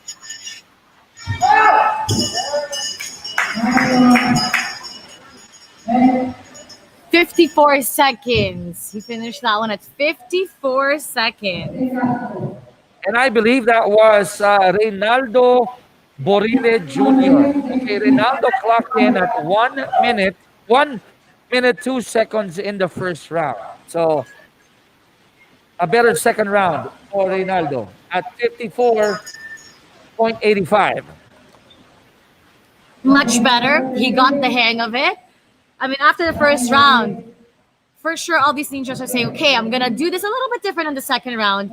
He was smoother, a lot smoother than he was in this second round than the first round. Now we're going to our next ninja right here. Now, Mara, you as you take a look at Jose Castro, we heard it from Edmar that because of the pandemic, it took a while for them to come back and train again. So even if there's rust that they have to shake off, the mere fact that they have this race already is something positive, and they're very grateful that they get a chance to play again. Right? I mean, that's the new normal now. We have to embrace it. Absolutely right. And it's great that we're doing this for the first time ever during the pandemic. I mean, during the pandemic, we all of us are guilty, sitting down at home, not being able to go through our workouts. I mean, not everybody has the equipment, and not everybody is really that motivated to do it by themselves. It's different when you're out there, when you're seeing these monkey bars, these obstacles, the walls. It's a different type of challenge that you're giving yourself. So it's a huge factor that they didn't get to train for months, and now they're really trying to push themselves to the limit. And Jose Castro is obviously trying to push himself to the limit here. You know, by this time, the arms probably are getting tired. You know, you're trying to maintain that balance there in the seesaw. And in the next 3 obstacles, 8, 9, and 10, it's all arms here. All arms, especially when you go to number 9, rings. The second floor. And I see Vincent Martin Magbanwa Lakiste saying, "Go, Jose, go, Jose, go, Jose, go, go, go, go." I read that. I read that in the chat box. Thank you, Vincent. He went through that warped wall a lot faster than the first time. Oh, yeah. 1 minute, 57 seconds. So the first round of Jose Castro Mara was actually at 2 minutes and 12. So at 1:57, he was able to shave his time by about 15 seconds there. Not bad. Not bad for the second round. And when you compare him to the other ones, he's not trying to go through this fast. He wants to be precise. He wants to do everything at his own pace. Accuracy. That's what he's going through. And here's Jose. Jose, wave. Direk, can you flip on? Jose, I want you to wave to your friends out there. Hold on. Ayan, wave ka lang, Jose. Nice to have these athletes. Now, don't worry. After the round, they go out, they wear their masks again. This time, Mara, it's J.R. De Castro. J.R. De Castro. Oh! My goodness, what's the time? J.R. De Castro, he missed that first swing, so that affected only just a little bit of time. He missed the first swing, got it on the second one. That was so fast, 40 seconds. Just so you know, Mara, the first round of JR De Castro was 43.10. The second round of JR was 40.91. Imagine if he hit that bell the first attempt, probably would have clocked in less than 40. I'm just guessing. Probably 39. Probably Diba? Thereabout. 39 seconds. So He's so 40.91. He is. He's the fastest ninja that we've got so far. Oh, this guy's pretty fast. Look at him go. Going through the beams and now at the monkey bars. Oh no, wow. he missed that last bar and had to go through it all over again. He missed that bell, and that's gonna Mara, cost him a little bit.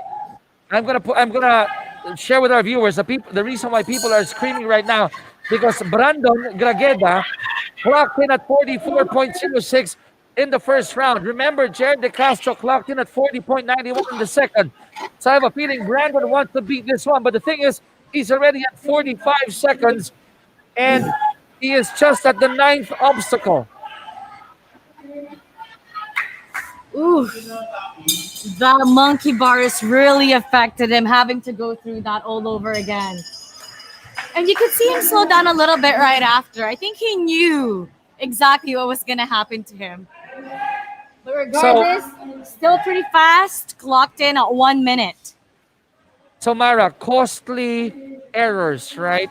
You pointed that out, and the monkey bars had that unfortunate incident, had to go through it.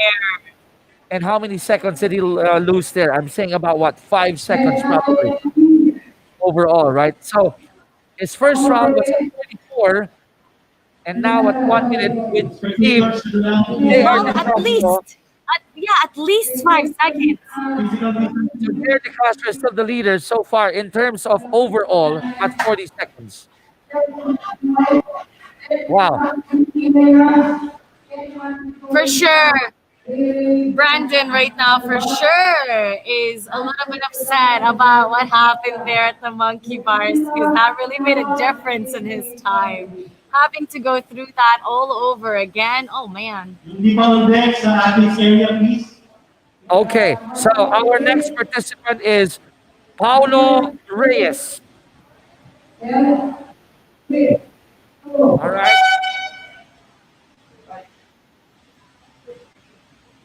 Over, under, and through. Now going through that 8 feet wall. So I don't think it's not Paulo Reyes, it's Shell Suarez. So I think we're skipping Paulo Reyes now. It's Shell Suarez coming in.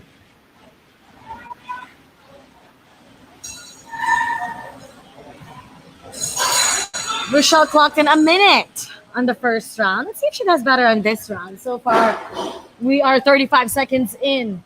She's going through that inverted wall, using her legs to lift herself up at the last push. Now she's going to go through the rings. She skipped right to the third ring. She has that technique. Now she's running really fast. Nice one! Pushing herself off. Woo! 55 seconds! 55 seconds. So she was about 5 seconds faster here at the second round compared to the first round. Again, I see mentioned the to difference you, in her confidence. I won't be surprised if Shell would be flying in the second round. So coming in at 55 after 101, that's big. So I wanna check out with Shell. Shell, quickly, do you have your? She'll be back. She'll be back. We'll try to interview Shell later on. But question is, would that be enough for Shell to be on the leaderboard at number 1? We'll try to find out later on. Up next, I think it's Ken Patrick Bautista. We'll check it out if this is Ken. Oh wow!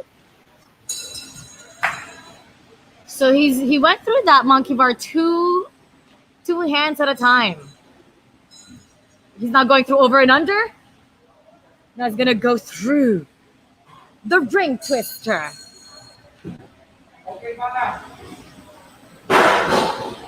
I have here Shell Suarez. Shell, kwentuhan mo muna kami. How was the first round compared to the second round? Hi there. Hi to all the viewers who are watching right now. Hope you're having fun. So, first round ko, was pretty, nerve-wracking. Ayan, tabi tayo. Had a competition ko. After the pandemic, ngayon na ulit. So, but it feels good to be back. But also, nakakaba. So, yan. Yung first round, nagkamali ako. Napansin ko yung first round mo, parang sway-sway ka lang. Hindi mo muna binibilisan. Was it your strategy to feel out the obstacles first? Medyo po kasi I had a mistake at the beginning. So, baka kasi maulit. So, medyo nag-slow down. So, what did you change in the second round that made you quicker by about 5-6 seconds? I just wanna beat my time. Yun lang. Talaga?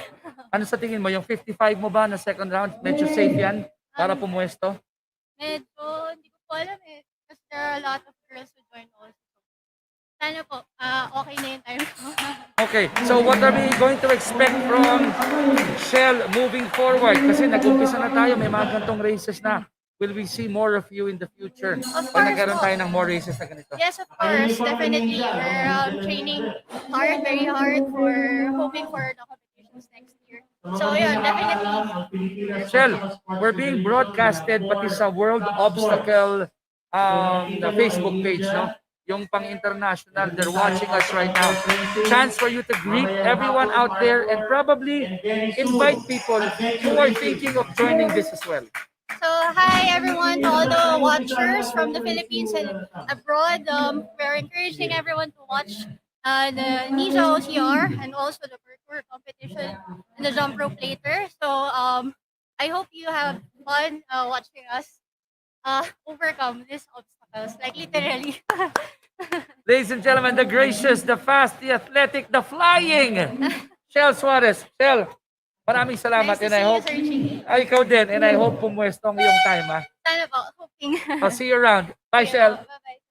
Fantastic interview with Shell Suarez, our gold medalist in the SEA Games. Mara, you have one athlete there. Would you want to interview our athlete there? Go ahead, go ahead. And I think, is that Rayo? Rayo. That's Rayo Ray Minasalbas. Go ahead, Rayo. Interviewing ka lang ni Mara dyan. Mamaya, meron tayong head-to-head. Tambi versus Coach Mark. Wall. Medyo parang you look a little bit upset. You slammed it right at the top. Ano yung pakiramdam? Bakit ka parang medyo disappointed doon? Hindi siya disappointed. Actually, sabi ko, yes. Oh, sabi mo yes. Hindi yun totally disappointed. Siguro sa race reaction ko lang. Siya disappointed. Pero ano siya ka, sabi ko, parang ano kasi yun eh. Parang maangas na pag... Yes, nabawasan ko ng almost 2 seconds. Kasi yun yung sabi ko kanina, kahit mabawasan lang yung time ko. So, okay na. What did you do differently this time around kumpara dun sa first round natin? Sa first round kasi, medyo nahihirapan ako nung una kasi yung pag-jump ko dun sa wall, medyo sumhed yung binti ko ng bahagya. Kasi may injury ako. Ano yung injury mo? ACL. ACL! Ano nangyari? Fully recovered ka na ba? Or Hindi pa siya. you were diagnosed? Is Yes. this, ano ba nangyari dito? Post-surgery ba yan? Ano siya, hindi pa talaga siya na-opera. Hindi pa na-operahan. Pero anong naramdaman mo? May ACL injury ka ngayon. Nakikita ko ngayon na may suot kang brace para matulungan yung pag-stabilize ng iyong tuhod. So paano ba ito naapektuhan yung mga galaw mo dito sa obstacle? Malaking malaking apekto kasi sa tuwing magkamali lang ng drop, so gumagalaw na yung tuhod ko, disalign na yung mga joints. So pag nangyari kasi yon, parang tumitigas yung Tambi, half pwede ba ng lagyan body yung ko. multi-bars ng Tumitigas yung half ng body mo, so may konting instability. So, maraming nanonood sa atin ngayon. Kwento mo naman sa kanila kung gaano kaganda itong experience na to para sa'yo, lalo na ito ang first obstacle workout natin during pandemic. Kwento mo sa kanila kung ano yung pakiramdam mo ngayon at kamusta. Okay, so sa mga nanonood dyan, yung feeling na nararanasan ko ngayon is sobrang saya, extreme excited. Kasi alam niyo naman na nasa pandemic tayo. At of course, ito kasing game na to is for healthy lifestyle talaga. So kailangan dito ng hindi lang strength, agility. So may mga skill din. So yung ganitong klaseng sports is napakaganda para sa akin. At syempre sobrang saya ko kasi alam mo naman na nagka-pandemic tayo, yun nga. Parang I feel free na naman na nakalaro na naman ulit. So, yun lang. Napaka-impressive na nandito ka ngayon kahit meron kang ACL na hindi pa, wala pa tayong surgery, pero alam mo medyo hindi stable yung tuhod. Meron ka bang gusto mga batiin at imbitahan natin ng ating mga manonood na supportahan ka para sa susunod na mga competitions mo? Babatiin ko lang yung mama ko. Hi ma, laro na naman ulit. Kung yung mag-alala sa akin, okay lang ako. Sa mga kapatid ko, sa kuya ko. Salute sa kuya ko. Sa kapatid ko rin, si John Ray. Sa kuya ko, si Ryan Ray. Yan, si Honey Minasalbas, kapatid ko bunso namin. Tsaka si Katrina. Yan, yung ate ko, yung panganay namin. So, yun lang. Wait lang ba? Bago ako magtapos, gusto ko lang sabihin na i-try nyo rin yung ganitong sports. Hindi po kayo magsisisi sakaling mag-umpisa po kayo sa low level lang hanggang pataas ng pataas. Masarap dito, enjoy. So, wala namang mawawala, kaya try lang. It's good. Alright, maraming salamat and good job on beating your own time kanina. Thank you and good luck sa'yo. Sige, salamat po. Ano pangalan niyo? That's Ray Minasalbas. Ayan, Ray Minasalbas. And that was a funny question thrown to you, Mara, after the interview. Meron tayo mga booth, galing Napaka-impressive Napaka-impressive kasi nagulat ako na meron pala siyang ACL injury. Meron? Pero he's still doing this obstacle. He's wearing a brace right now, so it's affecting a little bit of his movement. But he's just really happy, like he said, that we're continuing this during the pandemic. And he's encouraging people to try this, which I think everyone should. Even you, Chicky. You know what? I've tried a bit. I did the H and OCR. Hindi madali Hindi madali. And you got a high five Tin Buhawi there. High five tayo kay Tin. Tin, kaway ka lang dito. Tin Buhawi at 1 minute 20. And you gotta love the spirits of our ninjas. Very high spirits. And they're just having fun here, man. They're having fun at the pretty huge obstacles here. Okay, Tin Buhawi at 1 minute and 20.05.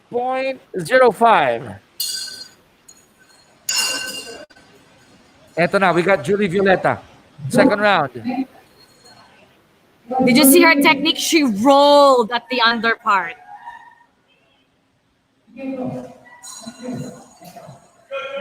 All right, just informing everyone at 10 o'clock, we'll be having Mr. Ian Adamson, the president of World OCR, and we'll be interviewing him. I would like to check how they're enjoying our ninja race, our Conquer the Leaderboard ninja race here at Pretty Huge Obstacles in BGC in Taguig at SM Aura. And Julie Violeta is flying like an angel. Flying like an angel. There you go. Julie at 103.54. And I got a high five, Julie here. We got a high five. Julie. Nice one, Julie. Wait. Oh! So, Luis Calderon Dan, I hope you were pleased to see Julia. At least kumaway si Julie dito.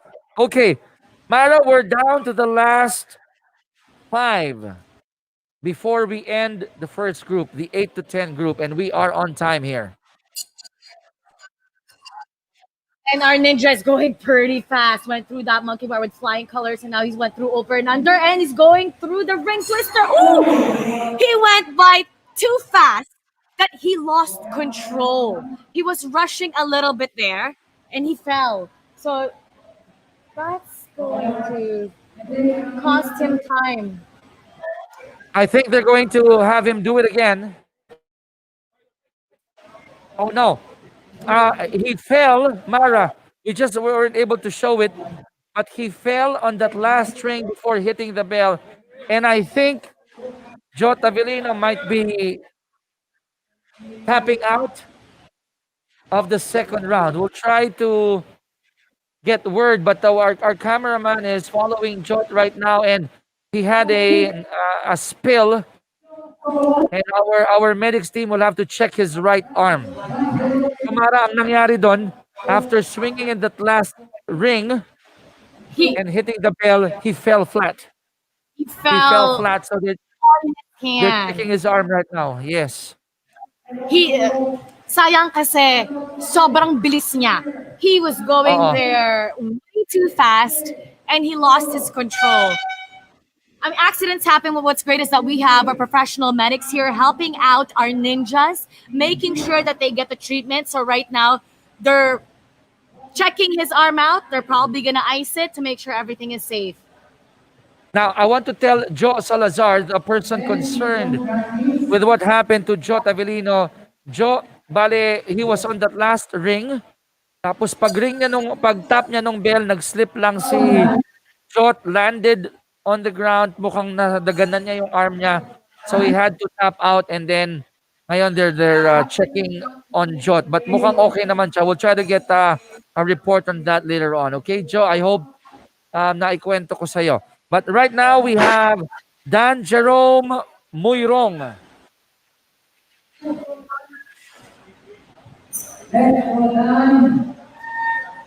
At Chiki, talaga kapag arm yung injury dito, it's very crucial because it's all arms. You're using all arms here. Hindi pwedeng mag-continue to prevent further injury.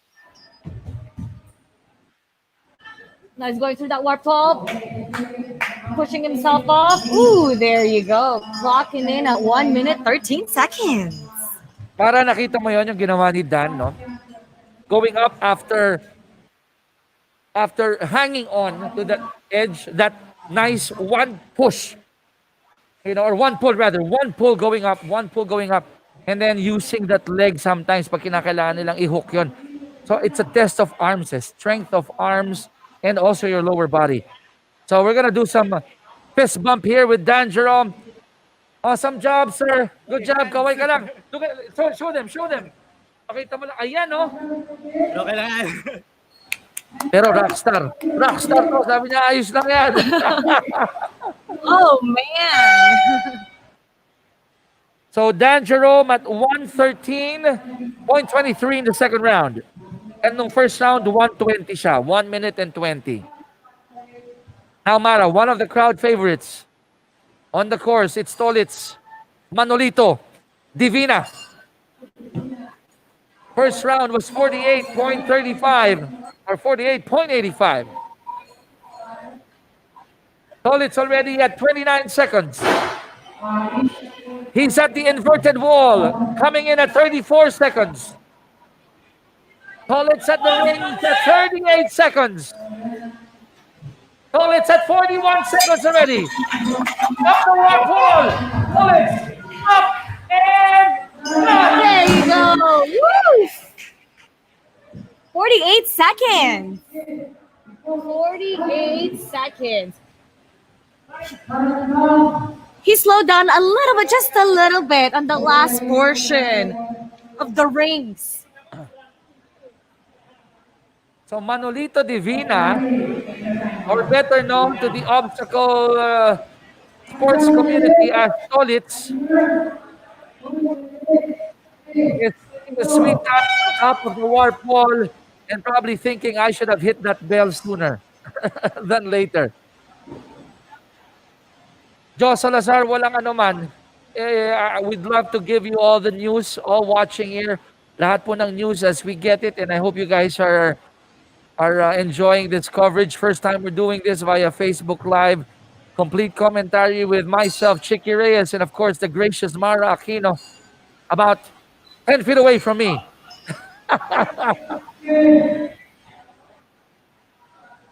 This is Randy Social Carandang. distancing tayo dito. They're very strict. They're so strict. Oh, taking his time a little bit. Ring twister. And now the seesaw. They're singing happy birthday to you in the background. Struggling a little bit here on the inverted wall. We can see the tiredness kicking in here. He's feeling the tiredness, catching his breath, focusing. He's going to the left side of the ring. Skip 2 rings here. Skipped another one. Nice and slow. Oh, that was smooth. 1 minute, 23 seconds. So Randy Carandang done with the second round. The first round was 1 minute 52. Here in the second, it's 1:23.98. So a better second round for Randy Carandang. Kaya I'm gonna give him a fist bump here. Kaway ka lang, Rans. Kaway ka lang dito. Awesome job, Randy. Awesome job. Okay, we'll check if Randy's time would be enough to be up there on the leaderboard, okay? So, Eileen Ledesma, you're right. Randy's time is actually 1:23.93. Myra, last athlete in the first group. And then we're going to take a 10-minute break before we bring in the next batch. We have 3 batches for this ninja event that we have. And again, everyone has to go through the safety protocols after the first batch. 10-minute break. We're going to clean and sanitize everything to get ourselves ready for this next 26 ninjas before we go through the third one. I want to do a shout out all the way from South Luzon and Villa Carolina, Susana Heights, Edmund Pacificar. Thank you for tuning in on this Saturday morning, Edmund. Hope you enjoy this ninja race event. It's Conquer the Leaderboard, brought to you by Pilipinas Obstacle Sports Federation, of course, in partnership with Sea Oil and Milo. Thank you very much, guys. And we're here with a pretty huge obstacle in the gig. Maraming salamat to the ninjas for the first week. Thank you. So, Jansen Gomez at 1:18.33. So, Mara, before we take a break, I want to hear your thoughts in the first, 24 athletes that we had.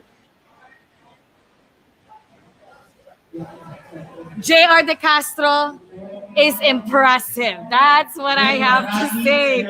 He was the fastest ninja that we had on the first round, and he beat his own time, making it even quicker on round number 2.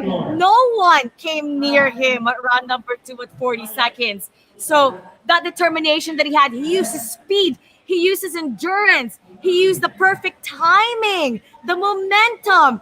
He went through the obstacle like the Flash. That was pretty impressive. I'm really impressed with JR De Castro. And I have to echo what you mentioned there. JR De Castro actually set the bar high in the first group. It's 9:49 in the morning, ladies and gentlemen. We'll be taking a quick break. I'd like to say, Eileen Ledesma, shout out sa SGX Calabao. Thank you guys for tuning in. Mara and I will take a break. We'll show you this nice video about POSF. We'll clean the whole course, and then our next 25 will be coming in and then we will interview Mr. Ian Adamson, the president of World OCR. Keep it locked in here, folks. Don't leave us, please. Now's the time to get your snacks. Okay, now's the time to get your snacks. And then later on, we will continue the coverage of Conquer the Leaderboard Ninja Race here in Pretty Huge Obstacles. Back in a moment.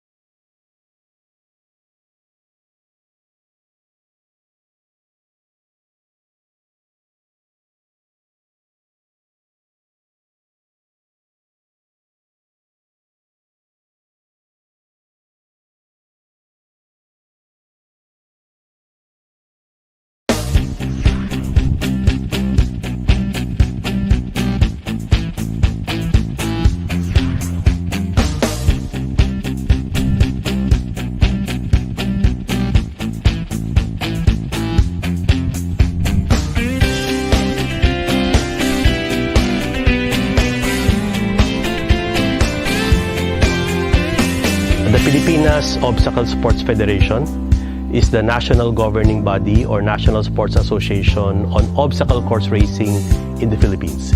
It is composed of groups consisting of athletes all over the country representing 4 sectors. The able-bodied athletes, the para-OCR or adaptive athletes, the youth and kids, and the masters or seniors.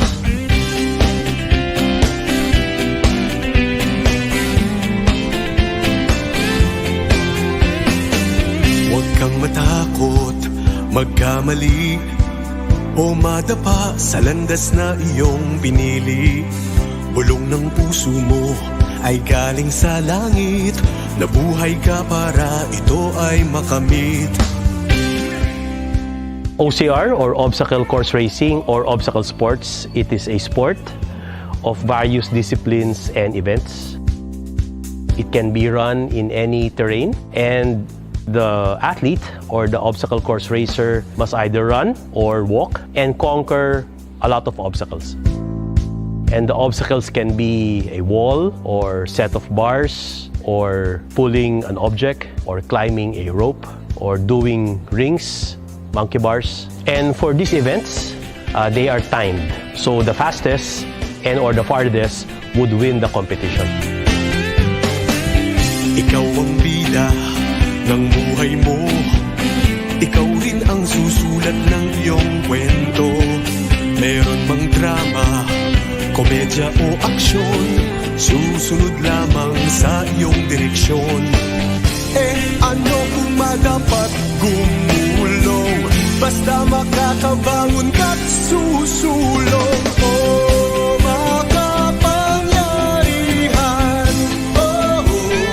ang iyong puso. Makapangyarihan, ang iyong puso. There are 5 pillars of the federation here in the Philippines. Number 1, the athletes. They are the reason for our existence. Number 2, facilities. We have permanent and pop-up facilities. Number 3, we have coaches who are professionals and who are dedicated to advancing the sport. And we have certification programs for these coaches. Number 4 would be competitions, whether in the Philippines, all over the country, or even all over the world. And the 5th pillar would be our organization. We are a legitimate organization. We are recognized by the Philippine Sports Commission. POSF is a member of the Philippine Olympic Committee. We are part of OCR Asia and Pacific, and we are a member of the World OCR, the International Federation.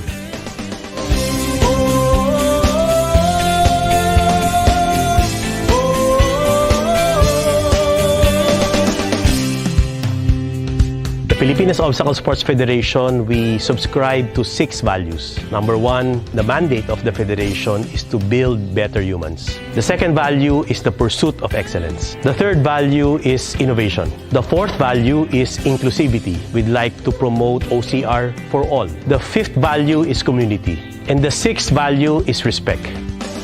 Huwag magpapigil sa kantsaw o puna. Ang pangarap mo ay mas mahalaga. Sa oras na ika'y parang sinusubok, hugutin ang lakas na galing sa loob. OCR in the Philippines, Pilipinas Obstacle Sports Federation as an organization have trailblazed. We have a lot of firsts here in the Philippines because of the federation. We were able to conduct the first World OCR Coaches Certification Program. We have the first and the biggest obstacle facility in Asia. Another first is OCR was played for the first time in the Southeast Asian Games, which is recognized and sanctioned by the International Olympic Committee. Another first in the Philippines was the staging of the first and the second Asian OCR Games. We are also the first in terms of adopting the international membership number under the World OCR system. And the most recent first, POSF is the first obstacle federation to include parkour and to become a member of the International Parkour Federation. The future is bright for POSF and OCR here in the Philippines. We will thrive with more and better, more honor for our country and our families. More athletes and coaches across the 4 sectors across the Philippines. More facilities, schools, and local governments, including OCR, in their training, physical education, and sports programs. Better quality of life for our athletes and coaches. Better training programs for all categories in preparation for continental and world-level competitions. POSF is a strong supporter of the Olympic movement and continues to vigorously pursue inclusion of obstacle sports recognized by the International Olympic Committee. Ano kung madapat gumulong, basta makakabangon at susulong. Oh, makapangyarihan, oh, ang iyong puso. Oh, makapangyarihan, oh, ang iyong puso.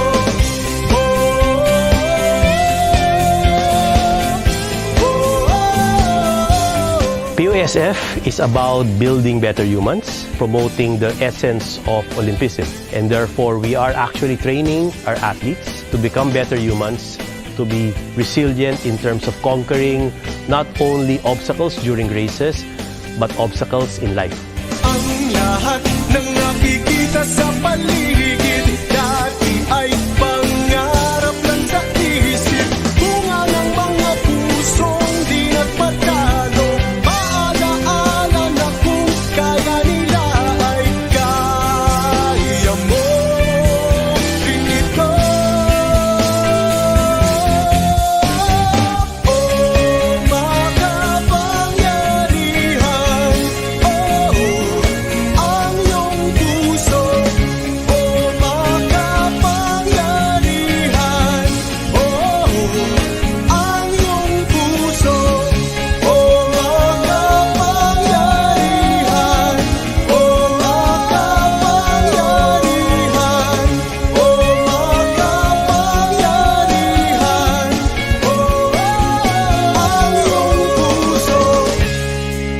In obstacle course racing, you need a powerful heart. You must be able to conquer, you must be able to pick yourself up, you must be able to traverse all obstacles, whether they're difficult or whether they are easy. Huwag kang matakot, magkamali o madapa sa landas na iyong pinili. Bulong ng puso mo ay galing sa langit. Nabuhay ka para ito ay makamit.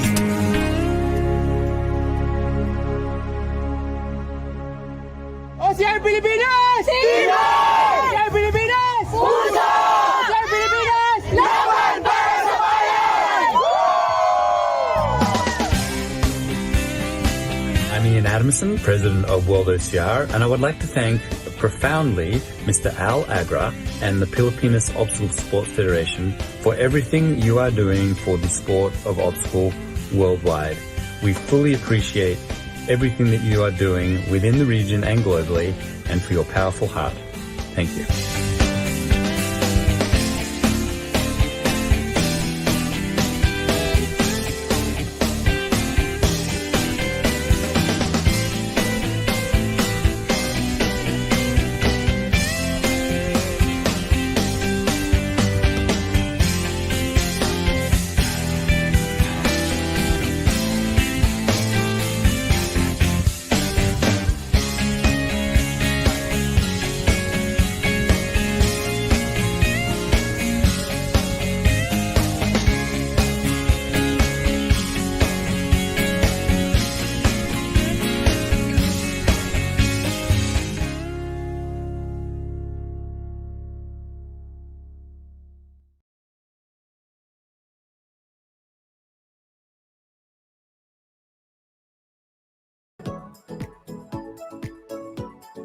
All right, so we're back here at the Pretty Huge Obstacles here in Taguig for our Conquer the Leaderboard Ninja Race, a showcase of talents, structured workout showcasing the Pinoy Ninjas. First round is done, 25 athletes are done, and we are currently fixing our 10 obstacles right now, sanitizing it before we introduce the next batch of performers. We will be interviewing as well in a few the president of World OCR. But in the meantime, before we bring in Ian, would like to show you an update of the first batch of ninjas from the 8 to 10 group.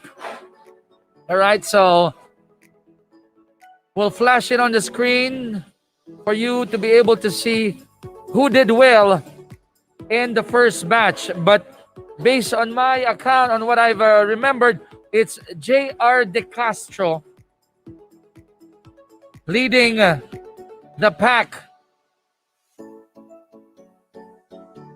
So we have here the list. It's J.R. De Castro leading the pack with a time of 40.91 in the second round. And then one of the crowd favorites, Manolito Divina Tolitz, clocking in at 48. We have a couple of people who have hit below 1 minute. And the thing is, it's good right now as we speak.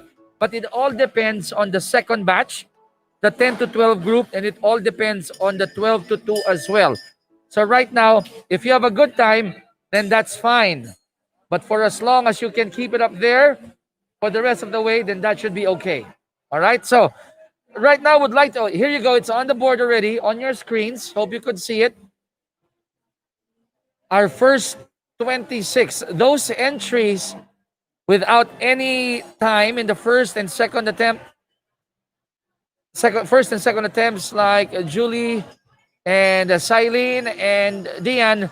Unfortunately, they did not start or did not join the workout this morning. Okay, so have a nice, try to snap a photo of that leaderboard right now. We'll be updating that later on when we bring in the next 25 or so. In the meantime, we have here the president of World OCR, none other than Mr. Ian Adamson. Ian, I'll bring you into the broadcast. There you go. How are you doing, Ian? We'll check Ian's audio. Ian, can you hear me?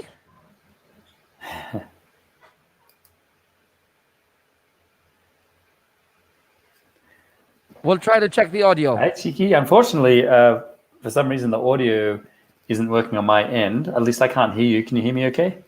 Would you like? I could hear you, but if All you right, want this is to great. Well, despite my technical problems, this is really exciting to see what's going on in the Philippines. And unfortunately, I didn't actually hear your question if there was one, but it's thrilling to be here. I'm seeing all the activity in the background and watching the leaderboard. Happy to see Kaizen doing well there, one of the younger athletes, and that's fantastic.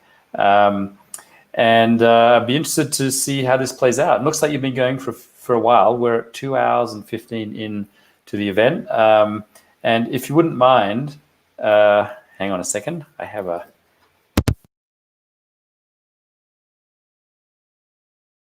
We'll try. Does it work? Does it work? Can you hear us?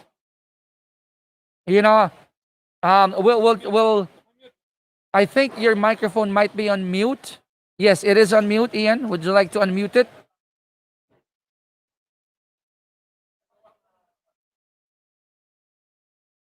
So we're having some slight. Might be better with that on. We'll try it again.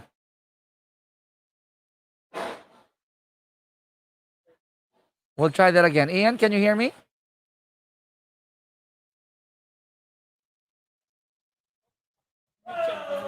I think you're on mute. You're on mute. You have to unmute. How's that? There you go. Now? All right, Yes. great. So good to see you. This is awesome. How First of exciting. all, Ian, welcome to Conquer the Leaderboard here in BGC. We're broadcasting live, not only on the Facebook page of POSF, but also on a World Obstacle Facebook page. We're being seen all over the world, and it's nice to have you here, the president of World OCR. Before anything else, Ian, how have you been doing the past few months? Well, this is an absolute pleasure to be here and see somewhere I'm quite familiar with, fortunately, one of the greatest obstacle facilities in the world. I believe the only Olympic one, actually, for obstacle sports. It's, how am I doing? I'm doing great. I wish I could be somewhere else in the world at the moment, but things are going fine and getting a lot of work done. For the Philippines, this is really exciting. I love what you're doing. I don't know what the other countries know about the Philippines if you're watching for the first time, but it's a powerhouse in obstacle sports, developing many of the things that we see today. In fact, if you saw the Polish race, and I know 85 million people did, for the OCR 100, that was developed right here in Manila by Al Agra and his team at POSF and his event production group, and that has become a global phenomenon. So what you're watching now is something that usually starts right there in Manila. So you've seen the first group, Ian, and I'm sure you're all smiles from where you are right now, knowing for a fact that we were able to do this in a controlled environment with all the safety measures and the safety protocols in place. I know you're getting excited just watching it all the way there. What can you say about the talent of the Filipinos? Not just the ones that you saw in the SEA Games, but the ones participating now. Well, the pool is deep in the Philippines. The sport has been developed there structurally for a few years now, and that includes developing the national team, some of whom came out to, guess where? The US Olympic Training Center last year to develop for, you did mention the SEA Games, but this is relevant. And it's not just the athletes you see there, because the talent pool in the Philippines is quite deep. And yes, they hold the world records for men and women in the 100, but it goes deeper than that because you have this incredible development of youth, not just youth, but all of the people involved in sport. And this is really important for sport itself. So as you are developing the para-athletes, the youth athletes, and the disadvantaged people in the region, this helps grow the sport and helps establish the right culture for sport worldwide. It's really important, and I can't emphasize it enough. Sport is not just for able elite athletes. It's not. We watch them, and that's fantastic. But the reality is it's for everyone. And it's so nice to see. It's thrilling, actually, to see how you're doing this in the Philippines. I want to ask some international related questions. How about the other countries, the other federations? How are they doing right now in spite of the pandemic? Have they started doing similar events and started going out for people to be able to play and enjoy the sport of obstacle sports again? Yeah, that's a great question. It does depend by country. Obviously, some countries are in great control, typically small island countries, Isle of Man, New Zealand, Jamaica. You can kind of pick some countries that you would imagine have a good control. So sport does thrive in those countries. It's a little unfortunate. It can be isolated. A good example is a couple of weeks ago, for those of you who follow the adventure racing side of obstacle sports, Nathan Fave has an event in New Zealand, and I believe he got 400 female teams to an adventure race. That's a women's only race. That's another important thing for all sport, is to have diversity and representation of people of all persuasions and ideas and ideals and gender identity. And this is one of the things that is happening in one of those countries where you can put events on. I believe Poland, Czechoslovakia, Russia in some places. So there are countries doing it. For the most part, though, it's kind of hard. You can probably guess the countries where it has been a struggle. In fact, in some countries, it's actually, I would say it's catastrophic more than just in the context of sport. But that's a good barometer. If you have a good grip on the pandemic, then the chances are in that country, sport will be possible, and in some cases might even thrive. The fact that you're doing it in the Philippines, and I know it's not been easy over there, is amazing and great, because people go a little stir crazy. I do. Be kind of stuck in isolation somewhat is a little challenging. But it's health of mind and health of body, and this is incredibly important. So the ability and the demonstrating the possibilities in sport, which is what we're seeing tonight at Pretty Huge Obstacles in Manila, in BGC, this is fantastic. Even if you can't do it, it's good to watch. It's good to see the competitors, and look, you guys look pretty fit still. Like you're not slacking off, which is great. And that's challenging. I think anyone who's working out at the moment under this environment find it a bit of a challenge. Ian, the sport has grown exponentially by leaps and bounds, and it has evolved into a sport that the curiosity has increased as well. Can you say the same thing outside of the Philippines, in other parts of the world? And where do you think obstacle sports will be headed as we move forward? That's a really good question. It's a bit of an unknown. Obstacle sports are doing relatively well compared to some other sports. There's a few that are pretty obviously not going to go very well in a pandemic, especially the contact sports. Contact, of course, is not okay in any context, unless you happen to wear a bodysuit of some sort. So this is technically a non-contact sport. On the other hand, on the mass participation side, which would not be ninja and would not be adventure racing, there's a lot of people together in a small space, and that is just not feasible for the most part. The Polish who did the race that you guys have been doing for a while, the 100, they did a very nice job, pulled it off safely apparently. But it's contextual. It depends on the sport. And looking forward, which was your question, I'm optimistic, bullish even, for the possibilities. I truly believe it's given people a new perspective on what's really important, because when you can't do something, it's like the chocolate that you can't quite get, or that little thing that you really want but you don't have. It's there, and you just want it with more and more passion. And I hope that this is the case with activity. Obstacle happens to encompass a lot of activity with a lot of sports. Today we have 3 primary sports with lots of events, and I don't know how many people know that. Although our name was World OCR, that's only one sport of several that we now govern, and this has all happened recently. Philippines, as we know, leads. So I believe you have something scheduled tentatively coming up in a few months, which is to encompass all sports, and I think that's inclusive of parkour. Yeah. Since your organization, or the Pilipinas Obstacle Sports Federation, is inclusive of parkour, which is quite nice. Yeah. Varies by country, of course, but so that's 4 sports together 5, I think, with jump rope, right? Is that correct?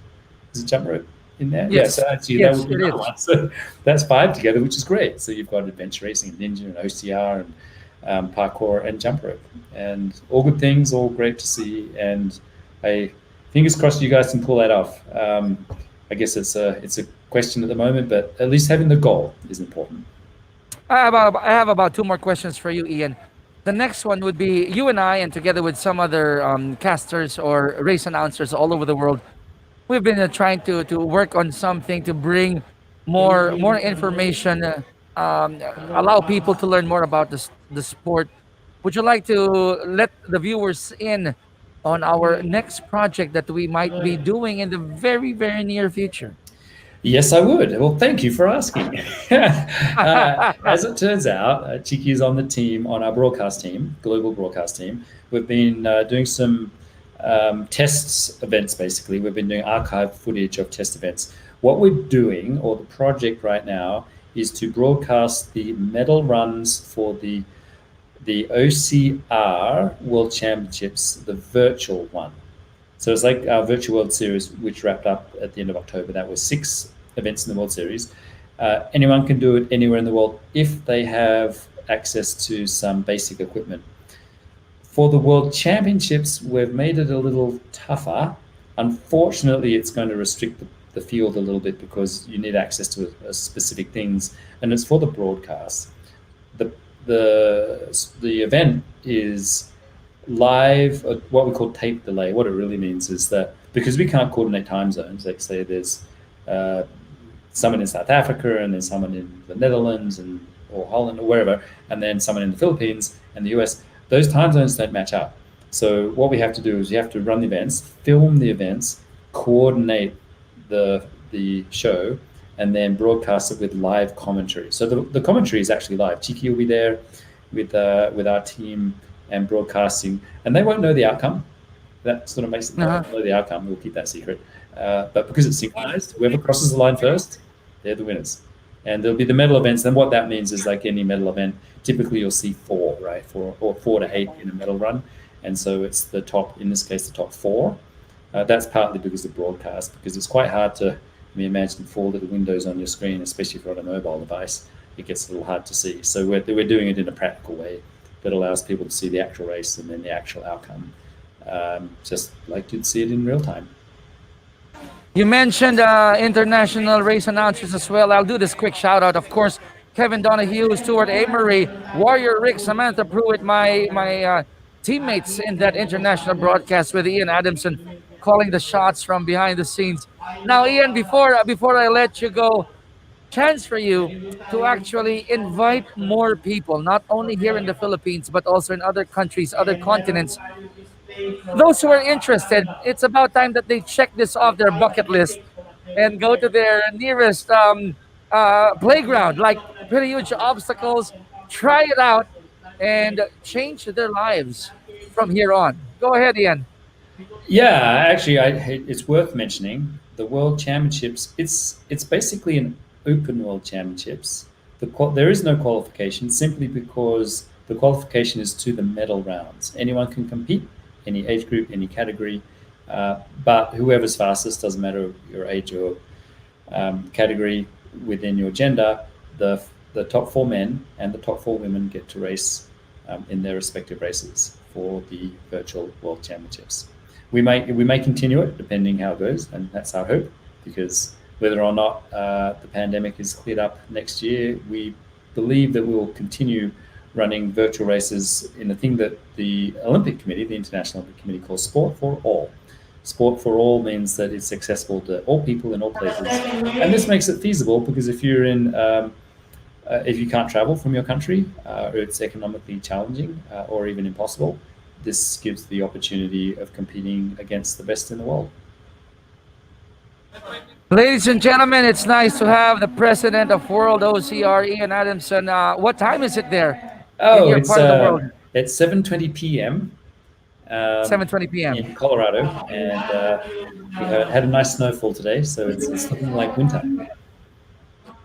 Fantastic to have you here on the show live from Colorado, Ian Adamson, the president of World OCR.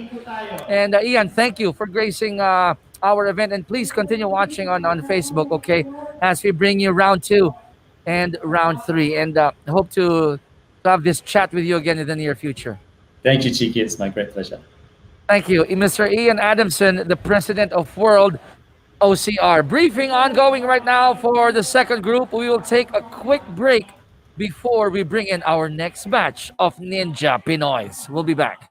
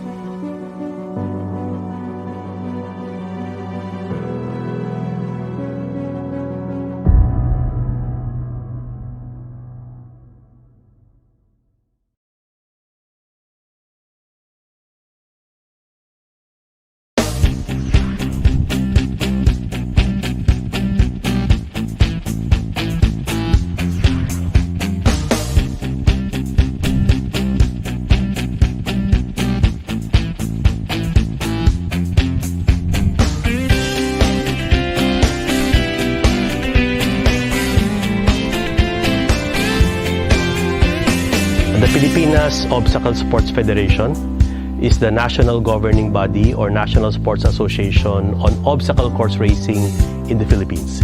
It is composed of groups consisting of athletes all over the country representing 4 sectors. The able-bodied athletes, the para-OCR or adaptive athletes, the youth and kids, and the masters or seniors.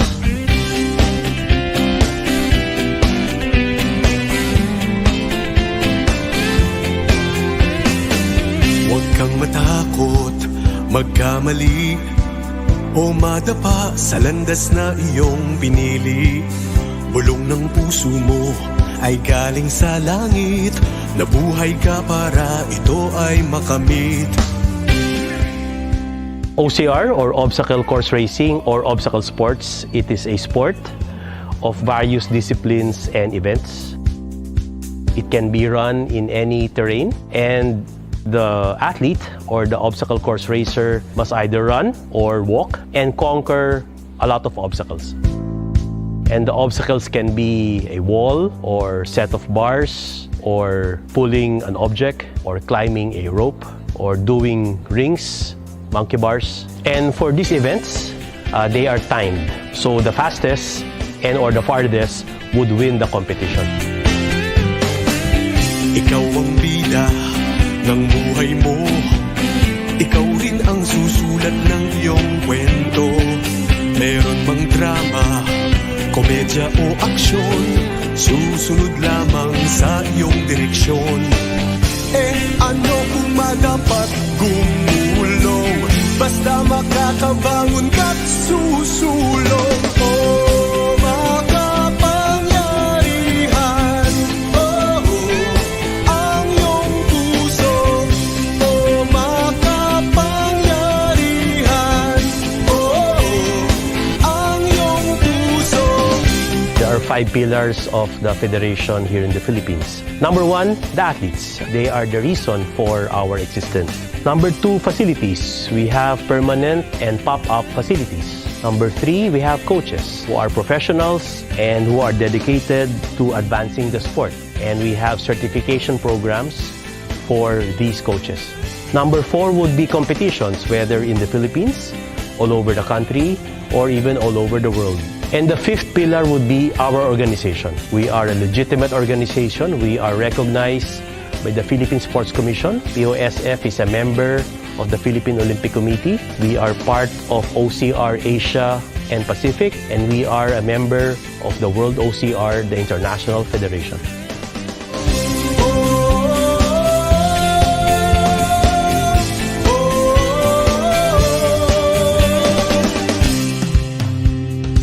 Pilipinas Obstacle Sports Federation, we subscribe to 6 values. Number 1, the mandate of the federation is to build better humans. The second value is the pursuit of excellence. The third value is innovation. The fourth value is inclusivity. We'd like to promote OCR for all. The fifth value is community. And the sixth value is respect. Huwag magpapigil sa kantsaw o puna. Ang pangarap mo ay mas mahalaga. Sa oras na ika'y parang sinusubok, hugutin ang lakas na galing sa loob. OCR in the Philippines, Pilipinas Obstacle Sports Federation as an organization have trailblazed. We have a lot of firsts here in the Philippines because of the federation. We were able to conduct the first World OCR Coaches Certification Program. We have the first and the biggest obstacle facility in Asia. Another first is OCR was played for the first time in the Southeast Asian Games, which is recognized and sanctioned by the International Olympic Committee. Another first in the Philippines was the staging of the first and the second Asian OCR Games. We are also the first in terms of adopting the international membership number under the World OCR system. And the most recent first, COSF is the first obstacle federation to include parkour and to become a member of the International Parkour Federation. The future is bright for POSF and OCR here in the Philippines. We will thrive with more and better, more honor for our country and our families. More athletes and coaches across the 4 sectors across the Philippines. More facilities, schools, and local governments, including OCR, in their training, physical education, and sports programs. Better quality of life for our athletes and coaches. Better training programs for all categories in preparation for continental and world-level competitions. POSF is a strong supporter of the Olympic movement and continues to vigorously pursue inclusion of obstacle sports recognized by the International Olympic Committee. Ano kung madapat gumulong, basta makakabangon ka't susulong.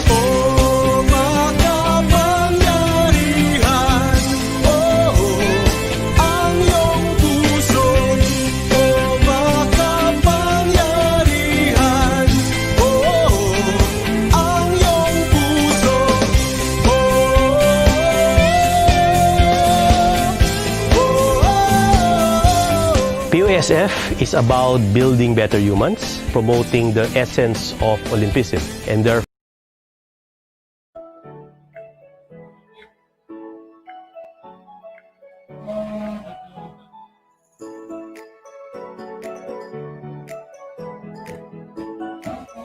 Okay, we're back here at the Pretty Huge Obstacles for the Conquer the Leaderboard, our ninja race, and we are live here at PHO. And unfortunately, meron po tayong slight casualty. I am guessing that's Aldin Ugat. Okay, Aldin Ugat, who started our second group, Aldin Ugat, and we'll check on him. But I guess DNF muna siya sa first round, and I'm not sure if he will be able to do the second round, but we'll try to get word. Second up, it's Jolo Nicolas. All right, Jolo Nicolas up there. And I'd like to say, Ed Cantor, I hope I pronounced it correctly. Maraming salamat, Ed. It's 2:20 a.m. there wherever you are. You miss PHO. Ang ganda pa rin dito, Ed. I hope when you can come back here, makalaro ka ulit dito. At tama si Eileen. Pag may mga break, no, mga in-between gaps, pahinga ka muna, take a quick nap para importanteng maka-join ka sa amin. And Mara Aquino will be joining me soon. Jane Fitty. Ang ganda naman, sabi ni Jane Fitty. Good luck, Pangga, Lester, Sanidad. Don't worry, Jane, if I get a chance to pull Lester, ihihilahin ko rin siya para maparating yung message mo. Sandy Menchie, yes, that was Ian Adamson earlier. And he's really excited to come back here in the Philippines pag pwede na. Diane Hison Arevalo, I hope I pronounced it correctly. Thanks for joining us, Diane. Jolo Nicolas, currently at the rings, right behind me.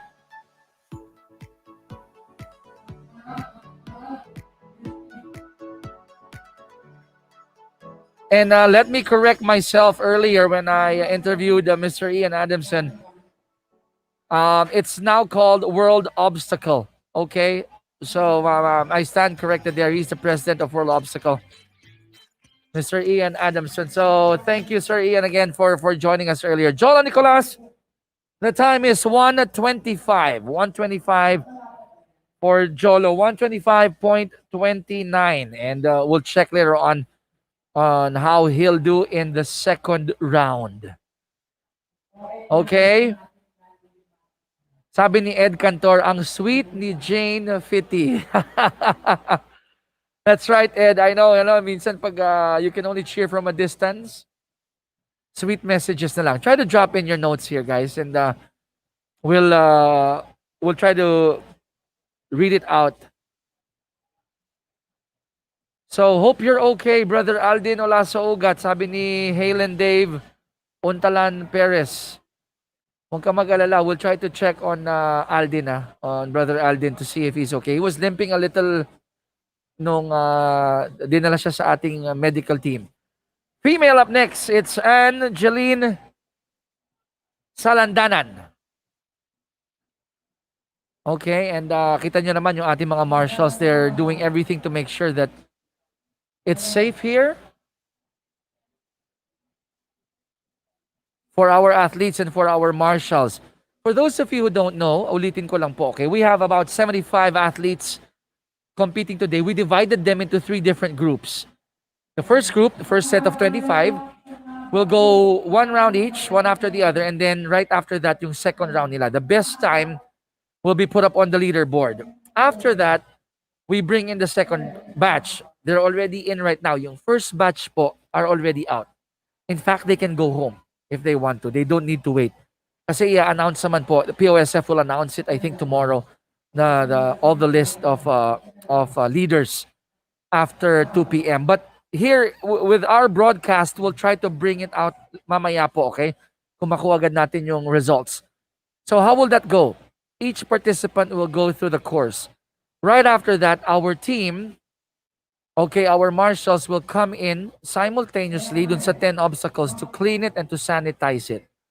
And then on the go signal of Coach Stambi, our race director or course director, we bring in the next participant. And we do that one after the other in rapid succession. In between those athletes, we'll try to bring in interviews from outside the Philippines and around the world. Also, we'll try to pull some athletes. Like earlier, we were able to bring in Shell Suarez, and we were able to bring in other age groupers just to ask how the whole course went. Pagdating po ng mga 11:45, the second batch should be done. And then we bring them out. We bring the third batch. The third batch, it's less than 25 people. It's a mix of our age groupers and our para athletes. Yes, that's right. Para OCR or para obstacle sports athletes will be coming in. By my count, we have about 7 of them competing later on. Okay, we're showing you right now our medical team, and they're applying, if I'm not mistaken, ice yata agad muna dito, no, kay Aldin. Or if I'm not, that's right. We'll get a word from our medics later on. Okay?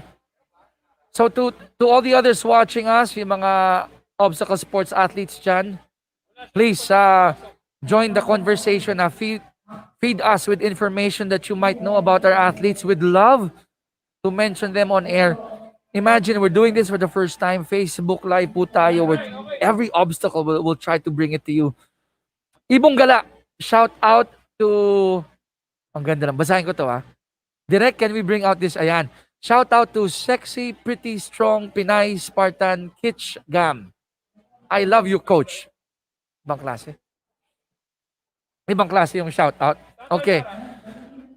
So, I'll bring in my co-host, Miss Mara Aquino. Mara, nice to have you back. How are you doing? It's good to be back finally. And it's great that we're going through the second portion, the second group for our obstacles. And everyone's doing so far so good. Yes. So, the first round is done. We're here in the second round. Unfortunately, Aldin encountered an injury earlier, so he didn't finish the first round. But Jolo Nicolas clocked in at 125. I just want to pick your brains here. Let's say you're in the second group. You know that the first group has set the bar high already. If you were one of these athletes, what amount of pressure would you feel on your shoulders knowing that they have set the bar high in the first round?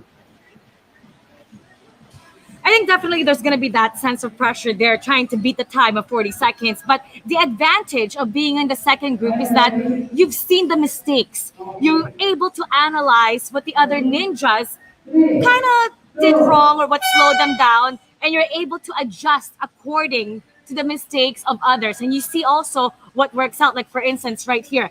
And Salandana rolled during that over-under. And that's the technique that a lot of the faster ninjas were doing in the first round. So you're able to pick out the pros and the cons of each strategy. So I think actually it's a benefit if you're in the second round.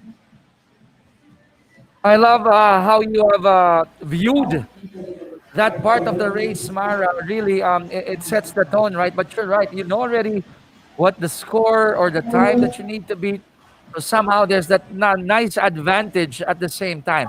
Now, later on, Mara will be interviewing the Vice President of Pilipinas Obstacle Sports Federation, Mr. Raven Kwan.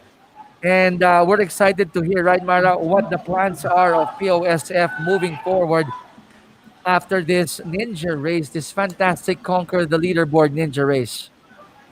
Oh, definitely. I mean, the obstacle sports in the Philippines is growing, and it's definitely taking in a lot of interest from people, lalo na people who are trying to get back into working out and trying to see interesting activities, especially during this pandemic. And that's why it's great that we're doing this live right now on Facebook, so everybody gets to know what obstacle sports is all about and the type of training that you're able to do.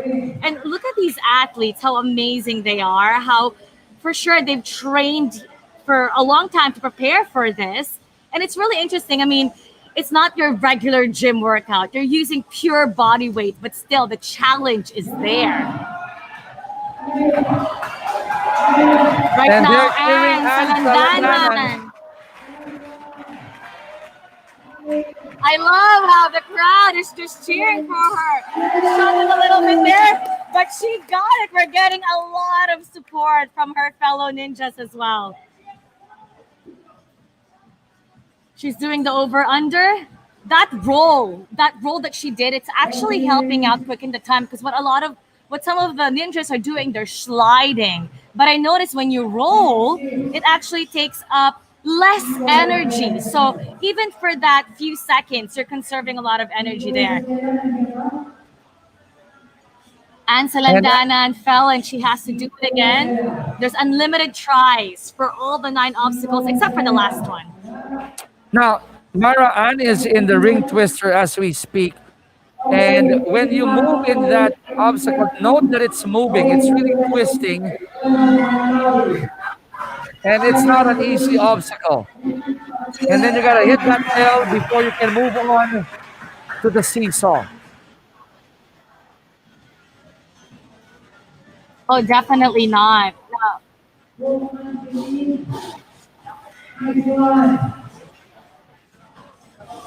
Well, she's exhausted. Anne is exhausted.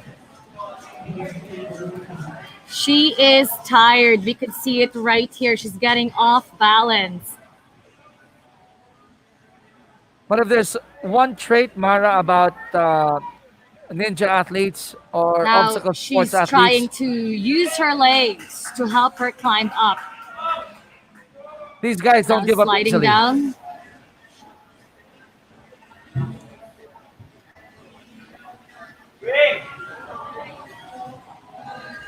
Now we got Liz Hilbero here doing a shout out for Anne. Go, Anne! I know, I'm going to do it for you. Go, Anne! Oh, yes. Oh, yes. Oh, yes. Liz, I think she heard you. I love how everyone's cheering for Anne right now. So, one attempt already, Mara. She's catching her breath. Going for a second attempt. Ooh, a bit short.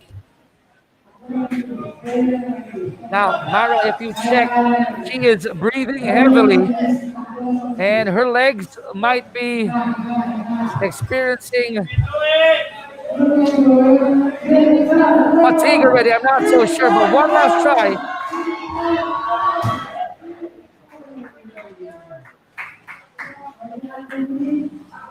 So I think that would be it for Anne. 3 tries only in the last obstacle, while you can do unlimited tries in the first 9.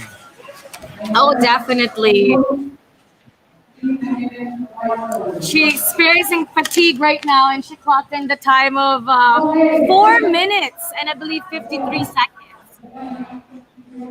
But we'll check if that will be her final time, because as long as if you don't get to finish the last obstacle, you might have a DNF for that round, or did not finish for that round. But in any case, that was an awesome attempt coming from Anne Salandanan. All right, up next, we got Aiko Villanueva. Or Aiko, I said corrected, Lanzuela. Aiko Lanzuela.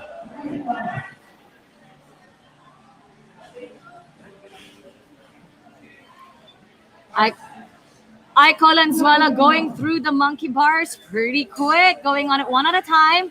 She's rang the bell. Now going over and under. She's doing that technique where she's rolling off to make it faster, conserving that energy.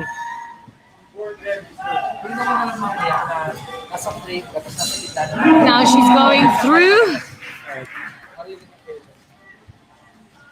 And now the seesaw. She needs balance for this one. Hesitating a little bit.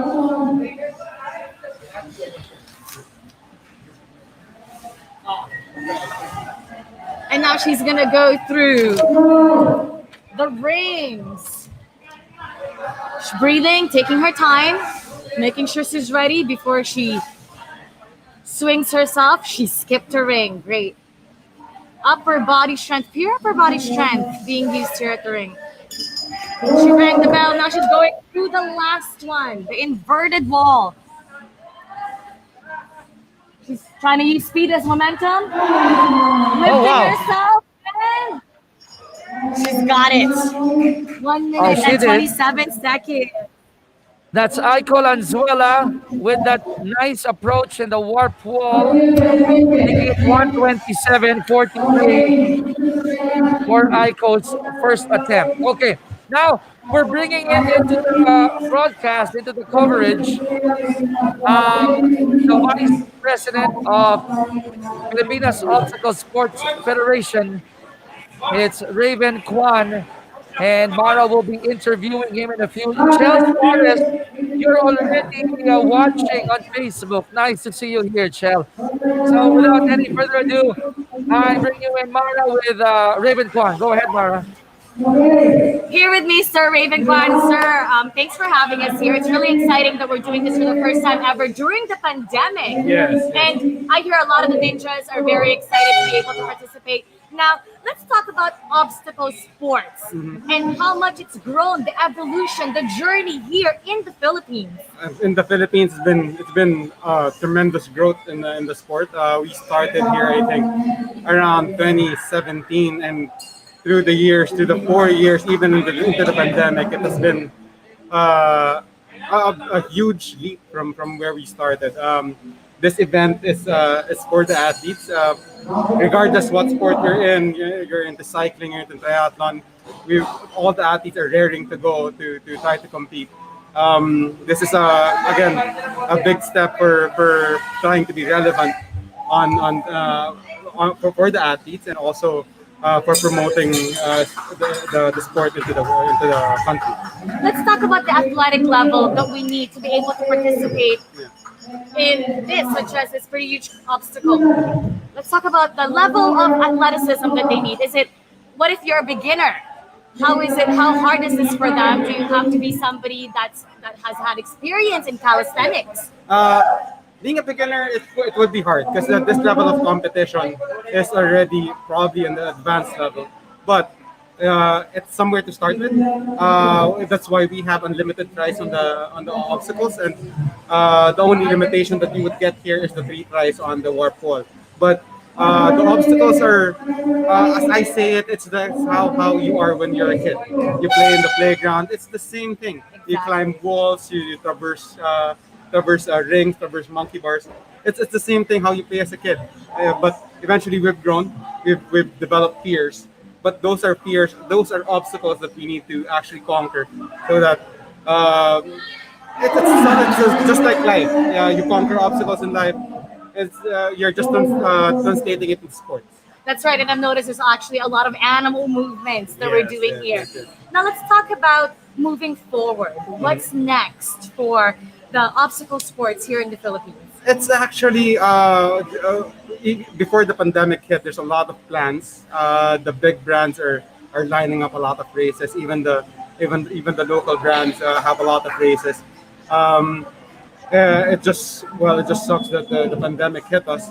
But as I've said earlier, this thing would be a start for us to kickstart 2021. And even as we are in a state of checking how the situation goes, plans of the federation with regard to the sport, plans on developing athletes are still in there, and the races, the big races, the big names are still there. They're just waiting for the go signal of the IATF for them to actually hold races right now. Now we got a lot of viewers making lots of great comments, and for sure it's creating interest and curiosity for the obstacle sports. How can they join and how can they get started? Well, for one, they can go to pretty huge obstacles. It's a very good facility. But even if you don't have a gym, you can just relive your how you are as a kid. Run, jump, traverse walls. It's basic human movements actually that we've already forgotten throughout the years. So it's just reliving how your kid days were. It's a very interesting sport. I for one, am very interested still through the years that I'm doing this. But to get you started, you just have to move, run, hang, probably jump. That's about it. What's your message to everyone watching right now? Um, to everyone watching right now, to those who have tried the sport, you know how interesting it is, and probably this is a new thing. This even as the pandemic hit us, there's the one individual races would be a start for us, and you can develop yourself into getting stronger even in this pandemic. Hintay lang tayo kasi the pandemic will be over soon, hopefully, and we could go to our normal racing selves. And for the beginners, it's not too late to start. Later on, you'll see the masters category, the 40 and above, and you'll be amazed in how they are. And you will also see the para OCR, the para athletes that we have, and they're very inspiring. If they can do it, what more us? Exactly. It's great for all ages, Yes. and it's great to see the growth of obstacle sports here in the Philippines. Thank you so much for Thank you taking so your much, time to talk Mara. to us, All right, thank you. Mr. Raven Kwan. Thank you. Thank you very much, Mara, and that's Raven there. Now, Kyle Antolin clocked in at 47 seconds, Mara, and prior to Kyle, we got Ronald Manlaoy at 133, Roy Nail de la Fuente at 53 seconds, and Aika Dizon at 131. And right now, Mara, what's nice about our coverage now is we got two cameras working already. We got our two cams working, hoping that we could have a better view, especially our athletes enjoying the Facebook Live show. And up now is Precious Kabuya. This is Precious Kabuya. She fell. Now she didn't want to go through that same line again. She's going through the second one and doing a lot better. She seems to be lucky on that second row right there. Oh, she missed her first try, shaking her head. You can clearly see her disappointment, but here we go. She's going for the second one. She needs to run a lot faster. She's got it. Pull herself up.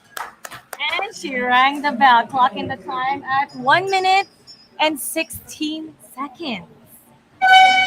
Oh, good run there for Precious. Now, Mara, the next participant is actually another crowd favorite, okay? Because he was a gold medalist in the SEA Games, and not only that, I think he set the course record in that competition. So we have Kevin Pasqua, or also known as Poy, if I'm not mistaken, and he might be the next participant, and might give JR a run for his money in that time that JR set. So we'll see if Kevin Pasqua will be able to do that. Check this out, But Mara. look at him. Oh my goodness. He didn't have any troubles with that beam right there. The monkey bar is going 2 hands at a time. Look at that roll. He's conserving a lot of energy with that roll as well. Oh, wow. And did you know that Popoy did the first 5 obstacles in 20 seconds? Wow. He is Popoy impressive. is flying. Entering 34 seconds, and Popoy is still flying. Here we go. Wow! It's under 40 seconds for Kevin Pasqua. Wow, that is amazing. Okay, Chicky, in the first round that we had, the person to beat was JR De Castro with 40 seconds, 40.9 seconds. Now Kevin Pasqua beat that time at only 39 seconds. My goodness, 39 seconds for Kevin Pasqua. I better pull this guy over here. Grabe. And little things was like rolling during the over-under. I think that made a difference. He did not hesitate at all. He was very confident with each obstacle. And here he is right now with Chicky. And he's beside me. Boy, meron ka na konting dito sa microphone. Okay. 40.15. Hindi mo na break yung 40, pero lumilipad ka sa buong course. Ano, una muna, okay, habang ka muna ng hininga. Isa yung course dito, yung 10 obstacles natin. Medyo yung, sorry, papatino. Medyo iba po yung obstacle. So, I think mas more, ano siya, mas kailangan ng power, more on pull, okay. Especially this mga jump, wall, and then yung iba pong obstacle. Si JR De Castro, sinet niya yung tone, no? At 40 seconds. Nasa isipan mo ba yun nung inumpisahan mo yung course? Wala po. To be honest, ang kailangan lang po is focus, enjoy, then tanggapin kung anong resulta. Siyempre, ikaw, we will always look up to you dahil dun sa ginawa mo sa SEA Games, ano? Magandang oras mo doon. Dito ba ang target sa second round, go less than 40? Yes po. Anong target specifically? 35? Kaya ba? O shadow sa? Let's see. Talaga? Tingnan po natin. Boy, pagkakataon para imbitahan lahat ng interested sumali dito, lalo na nung nakita kanila. Sa lahat po ng nakakanood at medyo curious kung anong ginagawa namin, pwede niyo pong i-try lahat. So madali lang po siya. So para lang po tayo naglalaro, then pang ano na rin natin siya, palakas ng katawan. Ladies and gentlemen, Kevin Pascua, boy, maraming salamat. Thank you po. And good luck sa second round. I'll see you again. Mara, what can you say about that performance by Mr. Pascua? Grabe, kitang-kita sabi nga niya, all you need is focus to enjoy at tanggapin yung result. And all those are factors. Pero yung time na talaga, madaling tanggapin yung resulta. Very impressive time. And very humble, ano? Very humble. Sabi niya, no, I mean, ako naman, kahit yung time ni JR, I went here to have fun, to enjoy. Diba? Because after being locked in, Mara, in our respective homes for so many months, this is a breath of fresh air for our athletes to actually come here to PHO and play. So, nice to hear the very humble Kevin Pasco there.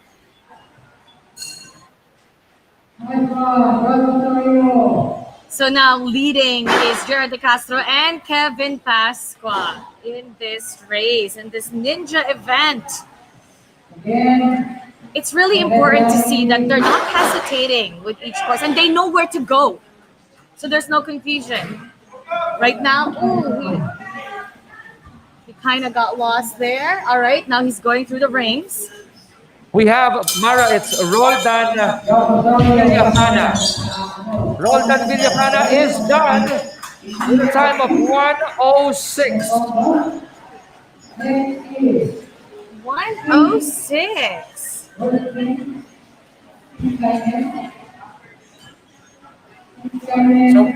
So we're checking the official time. It's 1:06.30.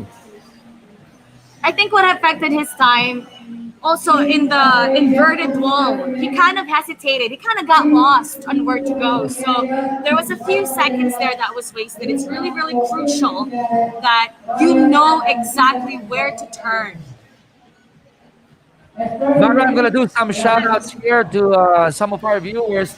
Ed Cantor is actually telling Sheila Salazar, Sheila, habol ka na sa pretty huge obstacles. Come over here, Sheila. We're going to be here until 2 p.m. And then Hale and Dave, Untalan Perez, good luck. Idol Ed. To Jerlyn Gutierrez, sabi niya, go Julie Violeta. And Larry Aguilion. Shout out to Coach Gas Bamel Ledesma Olonan and Evie Cuevas. Larry, maraming salamat for tuning in. Please stay with us until 2 p.m. Oh, I stand corrected. That was not Roldan Villafana earlier. It was Gab Rosario. So the time of 1:06.30 is actually for Gab Rosario. I stand corrected. My apologies for that.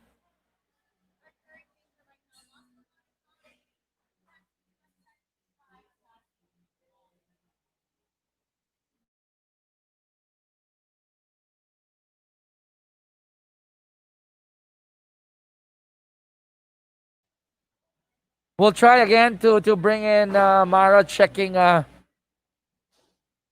connection. But in any case,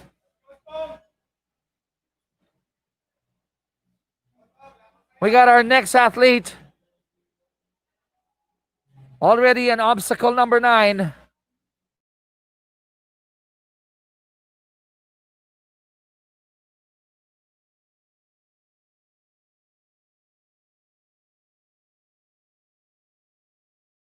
There you go. There you go. Done with the 10th obstacle, the warp wall. Final time of 1 minute and 17.77 seconds.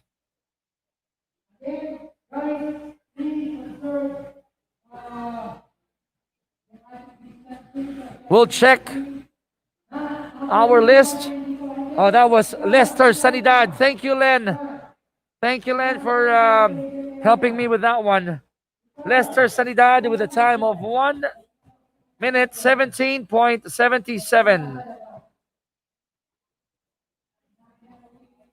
Now, you might be wondering, guys, how come we're having a delay on mentioning the names.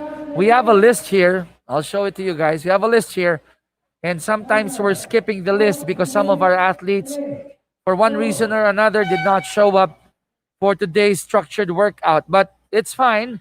What we'll do is we'll jump on to the next. So I want to say thank you to Len Gonzalez for helping me identify Lester Sanidad.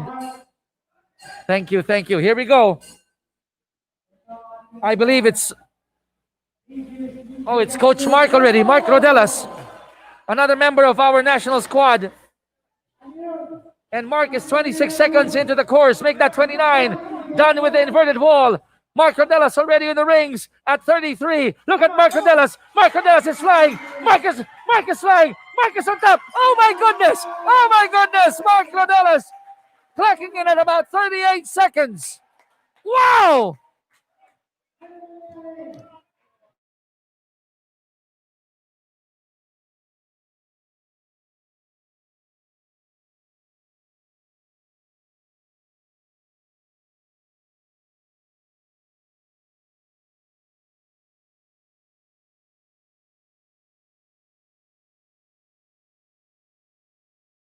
Mark Rodelas, 38.55. Let me say that again. 38.55 for the flying Mark Rodelas. Coach Mark, I was with him last Thursday here in PHO when we did our ocular for the broadcast, and he was actually tapering off for today's workout, for today's showcase of talents. And first try for Mr. Mark Rodelas, and he clocked in at 38.55. Yes, the fastest so far this morning.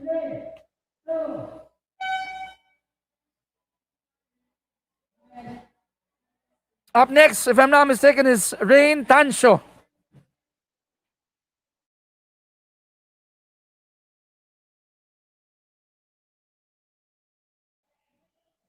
So Rain Tancho is already at the monkey bars. The next over-under, and now here at the ring twister. And my favorite, the seesaw. Inverted wall.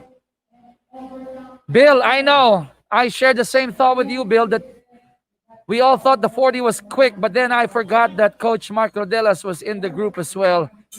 So interesting to see how Mark and Popoy will do later on the second round. Good run at 58 seconds.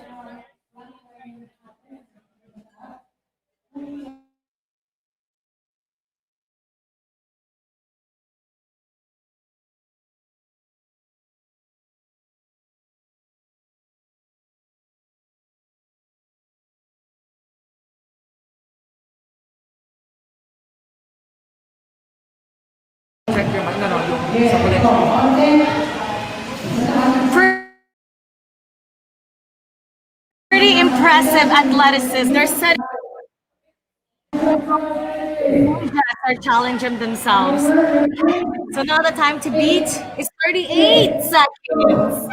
No wonder we can do that one. Now we got our next ninja right here going and the over under through. Now she's about to go through that 8 feet wall, jumping off. Now at the beam, we need balance for this one. She's hopping pretty far to finish that fast. Now the monkey bar. Now, Mara, our participant on deck is Milky May Harris, one of the members of the national squad as well. It's great to see different ninjas here coming from different sports. And I want to do a shout out to... She slowed down a little bit there on that seesaw, taking her time. Quick shout out to Edsel Venko. You're right, Coach J. Mark brought down the house indeed.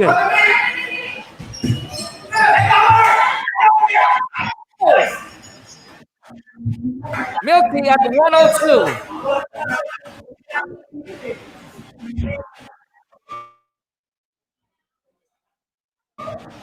So 102.39 for Milky May Tejares. And check out our sanitation team. Nelson Basilio, go Team ABC. I know. Namara, for the second round, we're down our last 6 participants here in round number 2. Or rather, second group.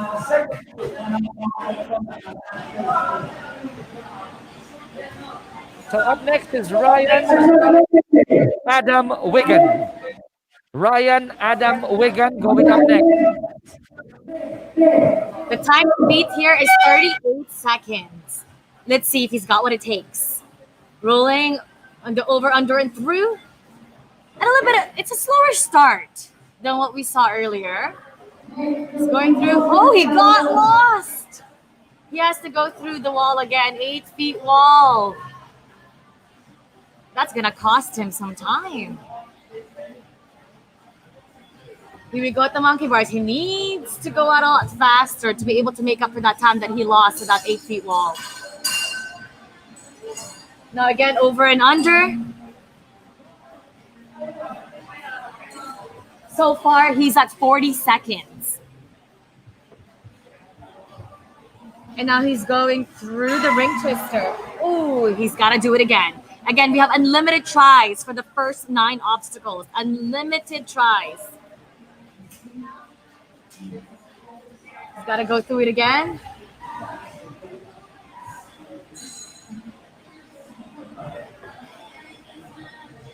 Now he's going through your favorite, the seesaw.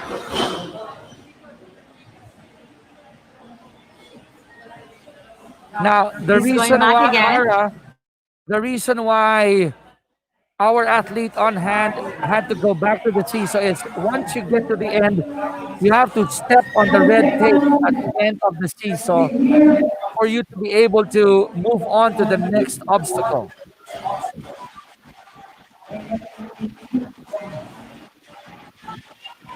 Ryan at the rings.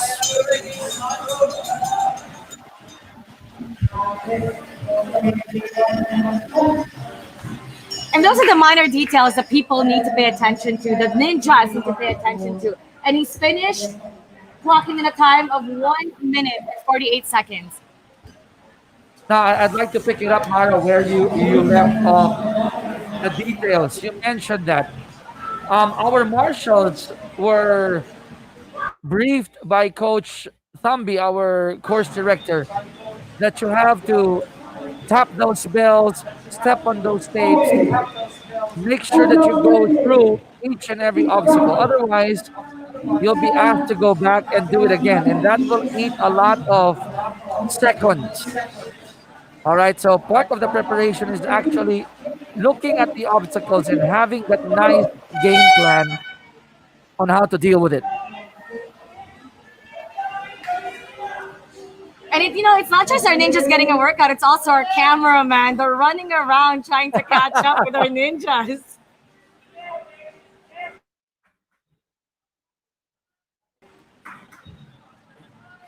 So right now, our ninja right now is trying to go through the beam, finding her balance. She's swinging her arms to make sure she has that equilibrium. Rubbing her hands together to make sure they're dry. That's very crucial so it's not slip. And she slipped. It's really challenging when you have sweaty hands and you go through that monkey bar. So you gotta make sure that it's nice and dry. So She pushed herself off. on deck right now is Cristia and Gamilia.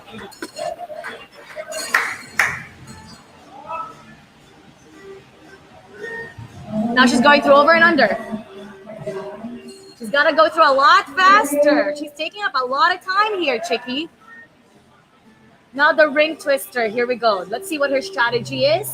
How many rings is she going to skip? Preparing herself, focusing, and there's the jump off. Now she's got to make sure during the seesaw, she has to step on that red line. There you go. Success. Inverted wall. Oh, that's not easy. That is not easy. Let me remind our viewers here. Remember, you're climbing that wall from the other side.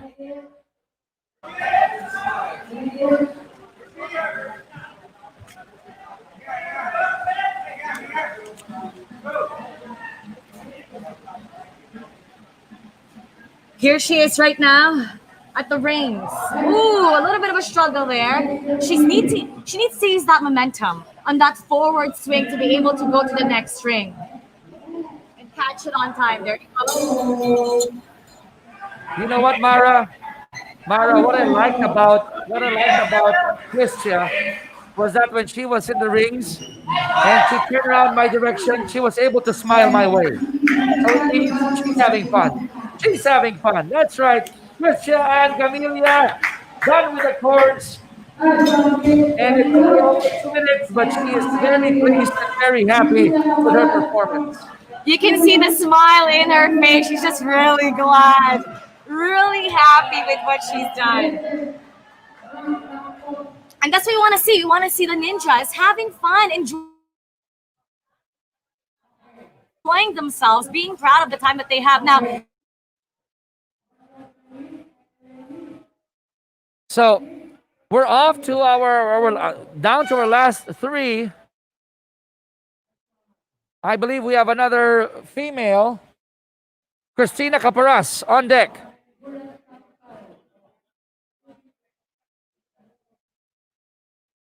So if the signal is intermittent, would like to apologize, folks, because it's really part of the challenge as well. Probably our 11th obstacle is the network connection.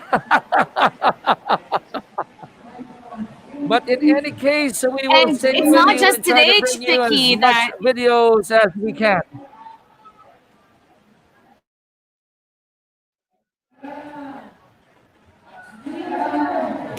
It's not just today, Chicky, that we're having internet problems. Actually, for the past few months during the pandemic, things slowed down. So give us a little bit of patience. We're trying to give you the best coverage that we can.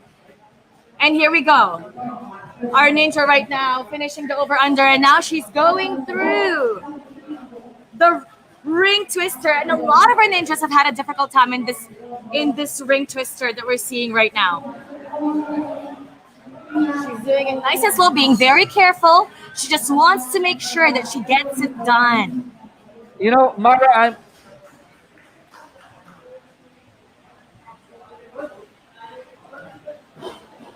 All right, now she's going. We just finished the seesaw. Now we're trying to fix the connection of Mara, and I think Eileen Ledesma had a good laugh with my joke earlier that our 11th obstacle is the network connection. But Eileen, don't worry. We'll try to bring you the best coverage we can from PHO. So where is Cristina right now? She's at the rings, the 9th obstacle.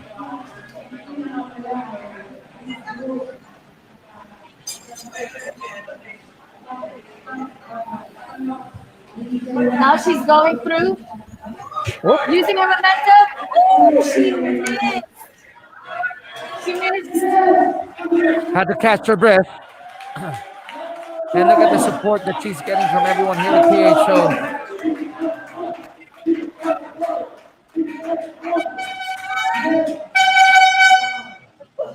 Taking a breather right here. She's focusing. She's trying to go through it again. All right, the lift off. She's trying to run as fast as she can. She missed it again.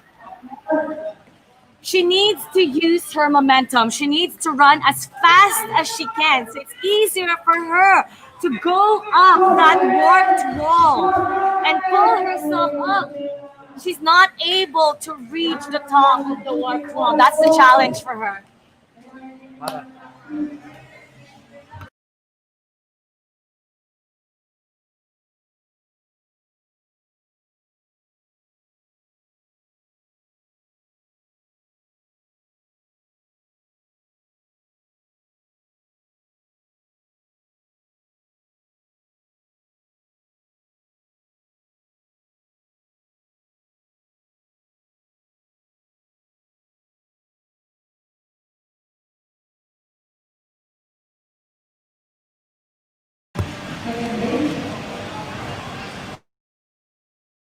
All right, now our next ninja is gonna go through the monkey bar to see how he gets this done. Trying to skip a bar to speed it up and make it faster. Over under. Here we go. Sliding off, rolling. Now, for the benefit of our viewers, Christina Camaras, by the way, is that she did not finish her first round, Christina Camaras, because of the warp wall, but she will still have a second chance later on in the second round. On deck right now is Jose Enrico Sagitan or Sugitan.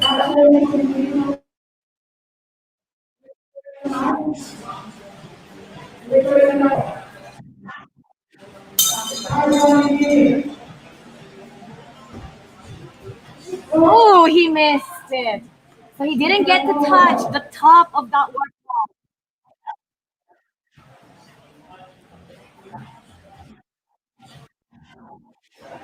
Here we go. He's going for a second try. Oh, just at the tip of his fingertips. Almost there. All right. Almost so he's there. down right now, trying to get himself and Jose mentally prepared again. Sugitan. He's got another try. He's got to make this worth it. All right, here we go. Here we go. Here we go. Ooh.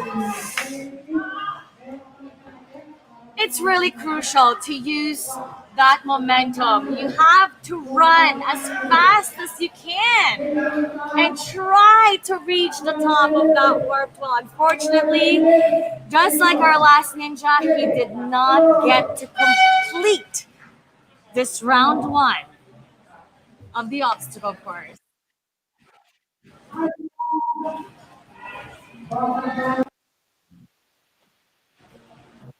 here we go. We have our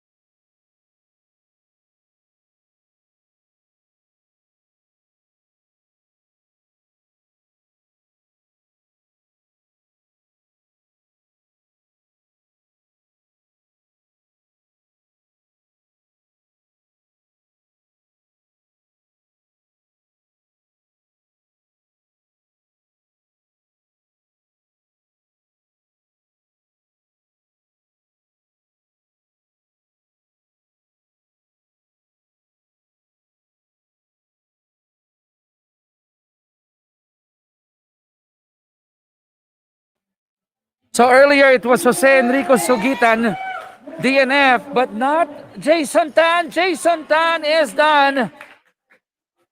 And Sheila Salazar, I see you. You say, go Jason Tan. And Jason clocks in at 1 minute 11 seconds. 1 minute 11.24.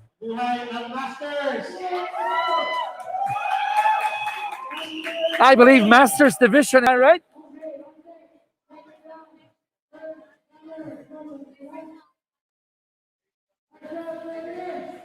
Sir Jason, I want you to wave. Sheila Salazar is saying hello. Hello, Sheila! Thank you for supporting.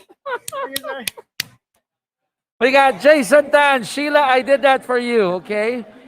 I made sure that Jason read or saw your shout out here.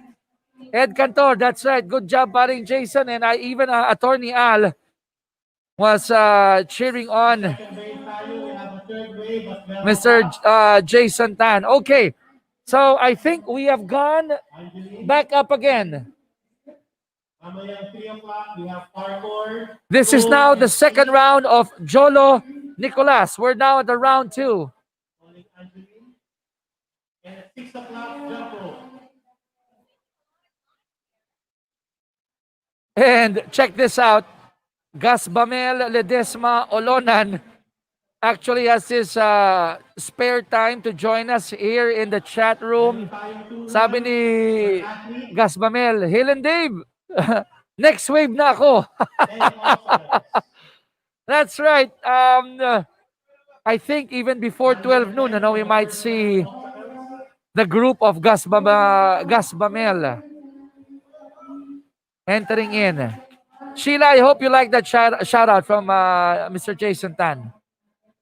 Ed, appreciate the kind words, Ed. Thank you. We're really trying our best to give you nice coverage, and I like we appreciate your kind words for our coverage team. Thank you, Ed Cantor. Now, this is Jolo Nicolas as we speak.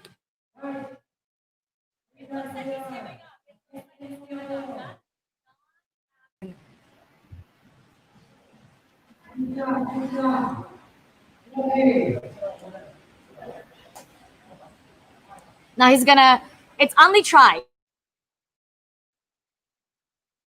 Unlimited tries, so he can go over and over again, but you can just look at his face. He's giving up a little bit.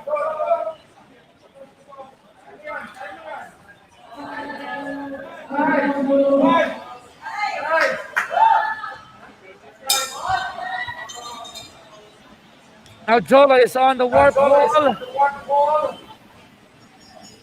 And he's done for the second round.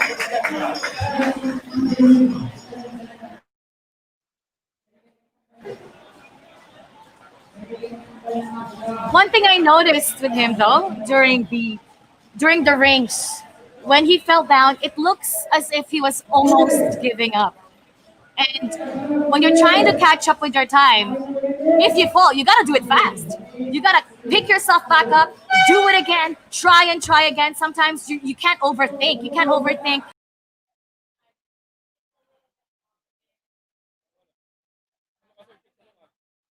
Okay, so we're having some signal problems with Mara, so don't worry, we will try to fix that. But shout outs again. Ed, I love it how you're engaging with us here. Yes, let me say hello to Jingling. Jingling, if you're watching, nice to have you in this coverage. And tama si Ed, itong ating obstacles, at least the first 9, para daw tong famous Inasal brand. Only tries dito sa PHO. Bill, appreciate the kind words as well. Thank you for enjoying our coverage. Sabi ni Grace Razel, si Ed Cantor po kasi naiinggit kasi nasa London, hindi makauwi para makasali. Oh, we feel for you, Ed. We feel for you. You're in London. Hopefully, ma-feel mo lang yung Pinoy vibes that we're trying to send across to everyone. Now, homesick ka. We understand, Ed, and hopefully itong coverage na to will remind you so much of home na mapapangiti ka namin kahit papano. Okay. On deck right now is Ann Salandanan. Okay, Ann Salandanan earlier, unfortunately, did not finish the first round. Okay, did not finish the first round, and she's going to try to put in a good account of herself here in the second round and come up with a time for as long as she gets to do all 10 obstacles. Right now, Anne is at the 5th obstacle, the under over.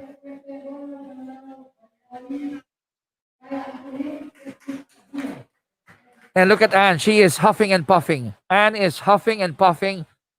Already at the ring twister here. And while doing that, Sheila Salazar with a shout out again. Go, jingling bells.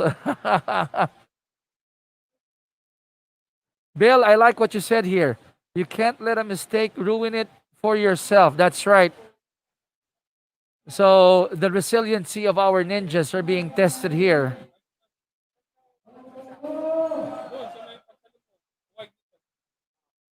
That's obstacle number 6. And unfortunately, Anne has to do it again. It has to be a successful attempt. Trying to shake off those arms.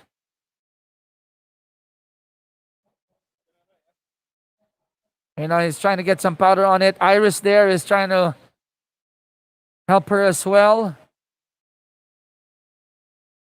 Difference here with the ring twister is that when you mount it or when you try doing it, the whole thing moves and it adds to the degree of difficulty. Unlike the regular rings that you can swing from one ring to the other and it is also difficult, this one has a different twist. So I guess that's why they call it the ring twister. Love the shout outs here from Len and Sheila. You can do it, Anne. And Anne is off to the seesaw. This is something that athletes can take advantage of, to shake those arms before engaging in the inverted wall and then the rings.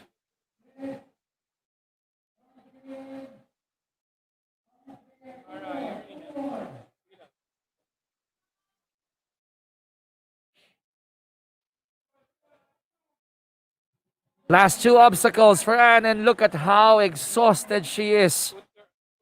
Pagod na eh, no? Again, to all those watching us from the Facebook page of World Obstacle, we say, mabuhay and magandang umaga. Good morning all the way here from the Philippines. My name is Chicky Reyes, or the Conquer the Leaderboard Ninja Race here at the Pretty Huge Obstacles. And you're watching Anne Santander right now at obstacle number 9. The rings. After this, we have to engage the warp wall. And joining me is Miss Mara Aquino. Mara, welcome back again.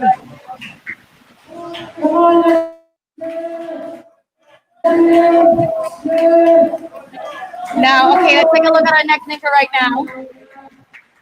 She is tired. She is gassed out. She needs to give her 100% to be able to finish the last 2 obstacles. And here we go, here we go, here we go. She's having a little bit of trouble swinging herself, going from one ring to the next. She's got to use that momentum, that forward momentum, to be able to go to the next ring. Struggling a little bit. She's not able. Ooh, there you go. She cannot give up. She has to keep going. She has to keep going. She's taking her time right now. She's kneeling down right now. Her hands, I think. She's feeling it in her hands. They put powder in her hand and she's not able to continue anymore. And you're right, Mara. I think she tapped out already. Anne Salantana, unfortunately, taps out for the second round again. So you were mentioning she was huffing, to try to shake her arms. You know, those monkey bars, that 8-feet wall, the ring twister took its toll on Anne. And you know, when you can't finish the 9th obstacle, it's all arms. It's really hard to be able to complete that 10th round with the warp wall because you need to have your biceps. You need to be able to use your biceps and your lats. And it seems like those muscles are tired out. And that's why she ended up not finishing it. She knew that she just couldn't get it done. And that's all right. There's always, you can see that there's a disappointment on her face, but it's fine. I'm pretty sure she's going to try again in the next competition. I have to read this shout out here because I believe it's coming from a family member, coming from Artemio Kabuya with a shout out, "Galing mo, anak." I think he's referring to Precious Abuya, who is one of our athletes here. Mr. Artemio, thank you for joining the coverage. So right now, I think we And have... that's what Bill Clark was saying. My apologies, Mara. I think we have right now is Iko or Ika Diza. Bill Clark was saying that puts a lot of strain on your upper arms. And you just know when your arms are about to give up, when you're not able to grab onto that next ring. And our ninja right here, oh, there you go. She successfully was able to grab off that warped wall and reaching for the bell. There you go. 1 minute and 30 seconds. So Ika improves her time by a second, going 1:30 in the second round. Now, going back to what you mentioned on Bill's comment, you know, Mara, what the athletes do when your arms are tired? They kneel down. They actually kneel on the arms to release the pressure there, so they can use it again. So I've seen that in a couple of obstacle races already, and I won't be surprised if some of them will be doing that here in the rest of as we go through the day and see them in the first and second rounds. You know, it looks like they're simple workouts that we did when we were younger, but they're actually pretty hard. Even your own body weight can be quite challenging to carry. So what they're doing right now, what these ninjas are doing right now, it's very difficult. It's actually on a higher level. So it's not surprising when the arms get really tired and there's that lactic acid buildup. Our ninja right now is going to the seesaw again. Again, for the seesaw, they need to step off that red tape to be able to accomplish that obstacle. Oh, look at him go! Pretty quick. He did pretty amazing there, the rings. 58 seconds. And that's a great time. Pretty strong. So 58 seconds. Great stuff. And we are live on Facebook and YouTube. Please never. So Roy Neal got in at 59.19. But you know what, Mara? His first round was better at 53.67. So not sure though if that's enough for Roy Neal to maintain up his position up there in the leaderboard. We'll find out. Here we go, our next ninja. Ooh, going through that wall with flying colors, 8 feet wall. Going through the beam. Oh, he fell off. That's gonna cost him some time. You need to have some balance. You can't rush this too fast. You gotta do this with precision, with accuracy. Minsan, chiki, pag gigil, doon ka nagkakamali. And if you do everything na hindi mo pinag-iisipan, Mara, di ba, may kasabihan na haste makes waste. So you have to strike that balance of doing it fast, but doing it precisely. Exactly. Into your game plan, taking enough risks, but not overdoing it. Exactly. And you feel naman talaga when you're going too fast at your own pace that you're kind of getting off balance. And here we go. He's just finished with that inverted wall. Look at his smile. He's smiling. He can see himself enjoying this. Now, he missed. All right. He had to go through it again. Ooh. He skipped 2 rings to get himself faster. Unfortunately, he fell off the first one. First try. Now he's going to go through the inverted wall. Got it. Got the bell. 1:23, 1 minute and 23 seconds, Chicky. Now that's good for Ronald because in his first round, he actually did a 1:33.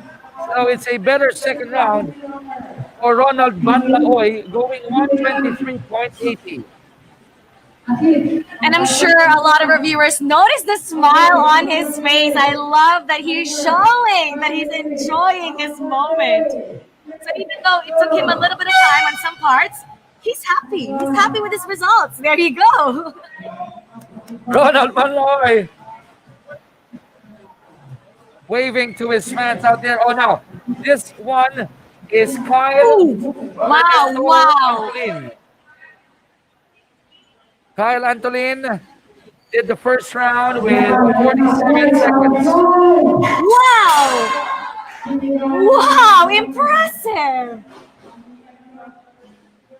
He went through that monkey bar and that ring twister and flying colors. He is fast. Oh, he tried to go through the fourth ring, but he fell right off. It's gonna cost him some time.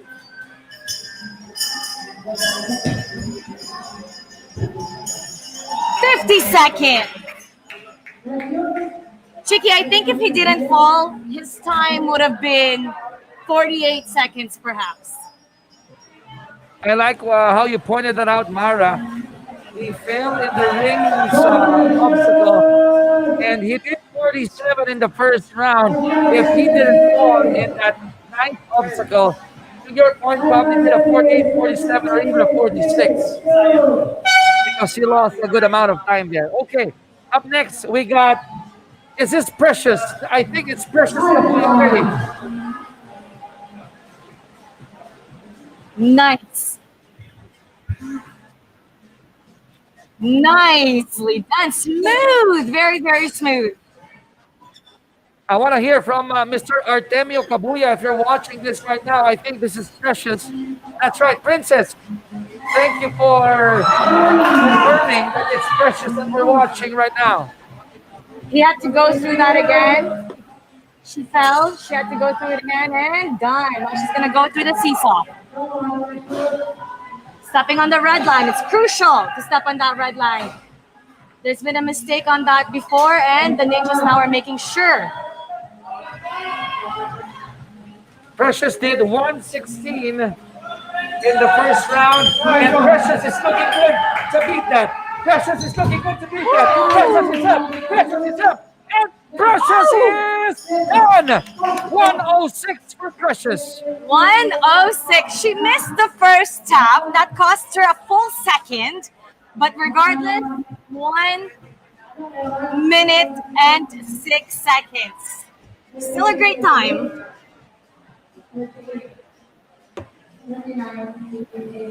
I'll see if I could grab Precious and have a quick interview with her here.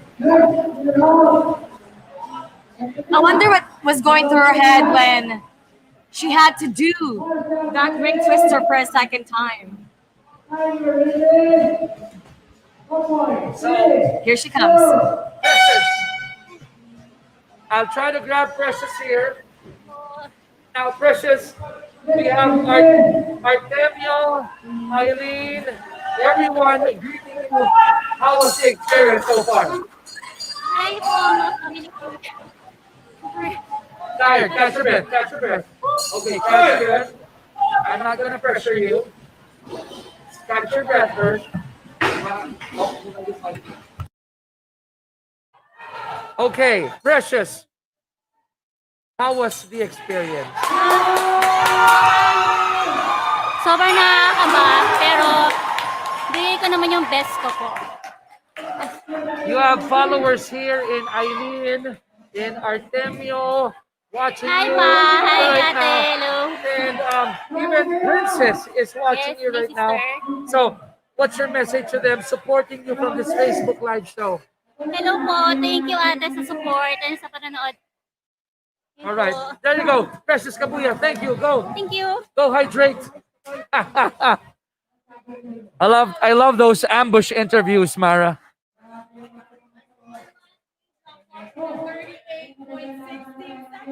What's the time of Popoy?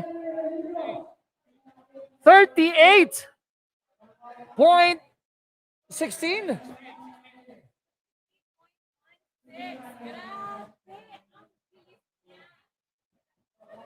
Sama si Ed Cantor, halimaw ka, Popoy. 38 for Popoy. Now, it's going to be an interesting next athlete here as we have Jeffrey Regino, an equally fast athlete.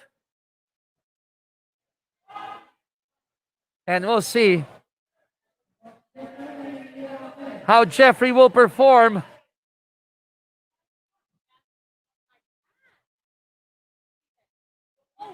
Wow, he wants to beat that 38 seconds. Clearly, he wants to go through it. He's going through over and under. Wow. Now the seesaw. Stepped on that red line. Inverted wall.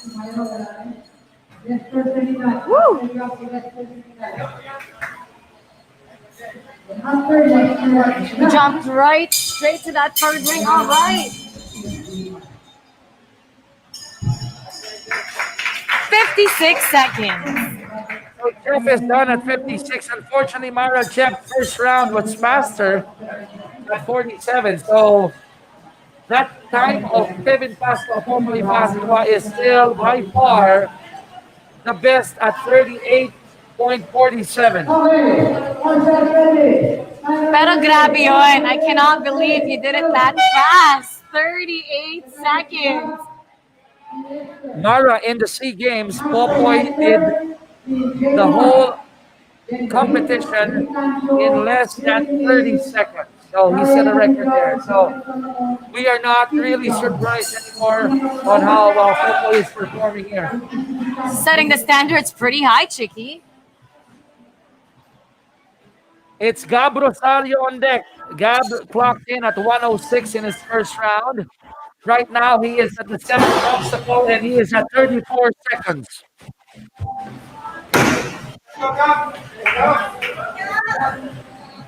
On the rings now is Gab. He's an expert at carrying his upper body. Oh, that was fast. He's got a really, really strong upper body. Actually, what slowed him down a little bit was probably the over and under where he didn't have to use his arms. But when he went through the bar, the rings, and he also went through that ring twister, he did that so fast. He has no problems with his lats, his biceps, no problems at all. So the time of Gab Rosario was 48.43 or 48.69, and it was better than his first round of 106. Now our next ninja is at the monkey bars. And that's Lester Sanidad on deck. And I'd like to read this comment of Larry Aguilion. Larry says, grabe, Popoy, amazing. Good job. I thought si Gabi na yung super bilis. Enjoy pala manood ng ganito. Gusto ko mapanood si Brother Evan Cuevas. God bless. Love that comment from Larry Aguilion. Larry, maraming salamat for chiming in. Love the messages. God bless you too, Larry. And I hope you continue enjoying our coverage. Boom!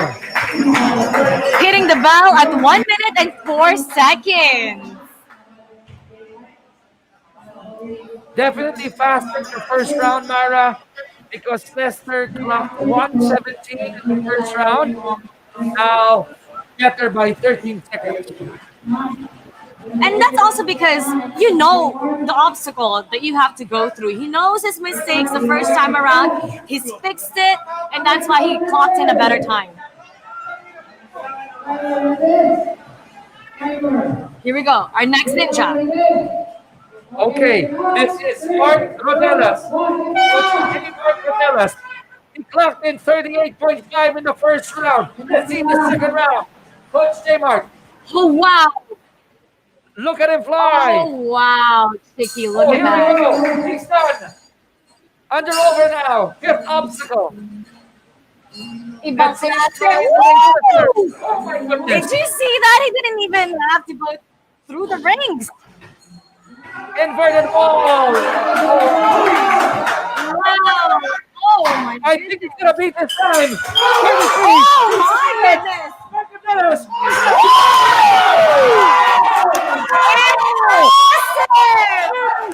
Seconds. 36 seconds. Plus Celebrate. for Pilipinas. Oh my goodness. You see him celebrating at the top. He knew he's got it. He knew it. 36 plus a couple of change. Let me say that. Oh, they put it at 37.32. So the official time is 37.32, and we will shoot by one. But still, a full second better than the first round. You can see his confidence. Talagang confident siya. Lalo na dun sa ating ring twister going from where he was standing straight to the ring. That was pretty impressive. Now our next ninja. Halen, I have to agree with you. I have to agree with you. Coach Mark Blue. Lumipad si Coach Mark sa obstacles natin. Posible pala yun. You gotta have wings. Tap, bonus. Hindi, kayo muna ni Coach Mark. And our next ninja right now is at the inverted wall. Sliding down. Di pa lang siya nakakabawi sa'yo eh. Now he's going through the rings. Adventure racing na lang na, adventure racing. And there you go. He's got it 59 seconds, 59.28 seconds. But let's take a look at the official time.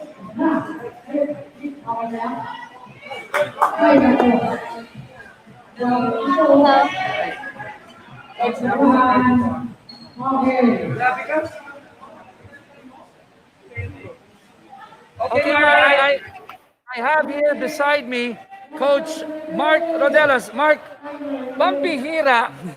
Okay, 38 seconds in the first round, 37.3 in the second. Mukhang maganda ang gising mo ngayon. Actually, kulang ako sa tulog. Kulang pa yan. Hindi, kasi na-excite ako sa 7. So, yung hinihintay ko kasi 7 na to, aside from Ninja, we have parkour event. Kasi isa ako sa mga nagbuo ng parkour group sa POSF. So, sasali ka pa mamaya? Yes. Meron pa? Yes. Okay, nakita kita dito nung Thursday, nung nag-ocular kami. Anong kahalagahan ng preparing, knowing the course, understanding it, having a game plan pagdating ng race day? Kasi kapag kapag hindi mo pinabayaan yung training mo, kahit na sa quarantine pa rin tayo, dapat di pinapabayaan yung training. Kasi pagdating ng event, para magiging natural method or natural movement mo na lang siya. So yung obstacle, instead na matakot ka sa kanya, para i-conquer siya, nagiging parang normal or parang naglalakad ka na lang. Ganun. Kasi palagi mo siya ginagawa. Nakadagdag pressure ba kanina sa'yo na si Popoy pumalo ng 38 rin? Nakapush ba sa'yo ng konti yun? Actually, yes. Kasi nauna siya. So, ina-expect ko kasi si Kevin Pasco, si Popoy, ina-expect ko talaga na mabilis siya yung time. Kasi si Popoy talaga sobrang gifted na tao yan. Hard work lang. Pero pinaganda yung dalawa yung competition. Yes. Kaya Pinaganda namin tuwa dalawa. kami. Coach Mark, alam kong excited kay promote yung sport. We have a lot of viewers out there who might be watching for the first time. Pagkakataon na natin, imbitahin sila para subukan tong magandang sport na ito. Yes, sa lahat ng mga gustong maging katulad namin, OCR, obstacle sports athlete, huwag kayong matakot mag-try. Kasi madali lang siya. Kailangan nyo lang ng training, ng tamang gabay. Get your personal coach or magaling na ako sa OCR para mag-guide talaga kayo hanggang sa gumaling kayo, hanggang sa maging elite athlete kayo. Hindi siya nakakatakot actually. Sobrang nakakatangga kasi COVID tayo ngayon. Mataas yung mental breakdown. So kung patuloy ka nagte-training, mawawala yung depression, any mental issues. So tuloy-tuloy lang. I'll put you on the spot, Coach Mark. Pwede ba next time kami ni Mara, libre isang training session sa'yo? Sure, why not? Alright. Susubukan na namin yan, Coach. Thank Congratulations. you. Mark Thank you for Rodelas, having ladies me. and gentlemen. Grabe. Alam mo, what he said is, ng coach, importante talaga ang coach. Yes, you can work out by yourself, but when you have a mentor there, there's something that they can see that you might, there are things that they can break down in terms of how you do your movement, they can improve on. That's why it's always important, even to have coaches. Napaka-importante. Pero excited ako dun sa session natin, Gigi. I want to be trained by the best. Nag-offer na si Coach, ha? All we gotta do, Mara, is visit PHO again, the huge obstacles, and allow our free session here with Mark Rodelas. But I'd just like to point out, mga kapatid, kanina si Milky, locked in at 102 in the first round. Sa second round ni Milky, 57.64 or 61. 57.61. So better second round for Milky. And the same way for Ryan Wiggins, second round niya, 109. So ngayon, what we have, I believe, is si Christia Gamilia.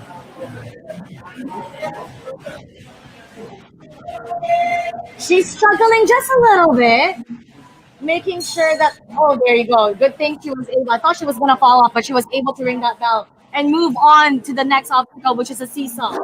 She just has to be aware that she's stuck on the red. Success. Now the inverted ball. Let's see. We are on Facebook Live. She's struggling a little bit to push herself. She needed Also her in, leg, YouTube. put her leg over just for that extra pull. Pilipinas Obstacle Sports Federation and World Obstacles.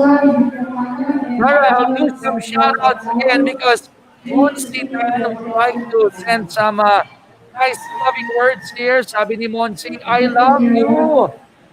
Jason Tan, I love that. Thank you, Monsi. Also, this is funny because Angel Requinana, basahin ko lang to ha. Sabi ni Angel, watching and cooking at the same time. At tapon yung hinahalo ko dahil sa pagtutok kay J. Mark Rodelas. Galing! Angel, wag mo sayangin yung tanghalian. Luto ka muna, but thank you for keeping us in the background.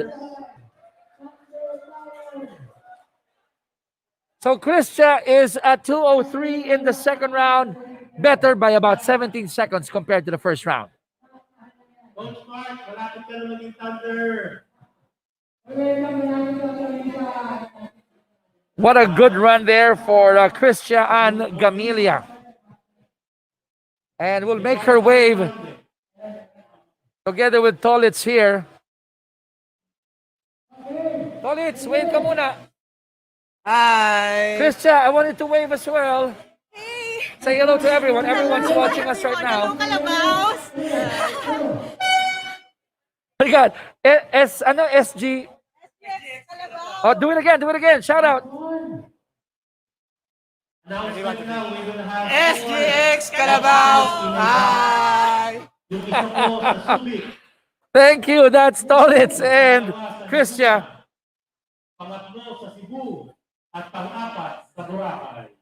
So we have now Mara. We'll try to bring in Mara again, but Cristina Caparaz is on deck. And earlier, for those of you just tuned in, Cristina unfortunately did not finish the first round, but she's raring to go here in the second round. Sabi nga nung ating mga na-interview ng ninjas earlier, you know, time is good if you set a nice time, a record, but for as long as you have fun and you try your best to finish it, then that makes you a ninja just like everybody else. So we have here Cristina Caparaz engaging in the course right now for her second round.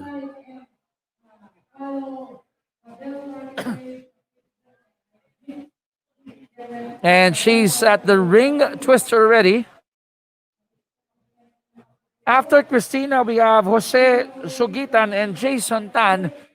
And that would be the end of the second group before we jump in to the third group. And later on, we will have David Lim of Singapore, and he'll be interviewed by Miss Mara Aquino.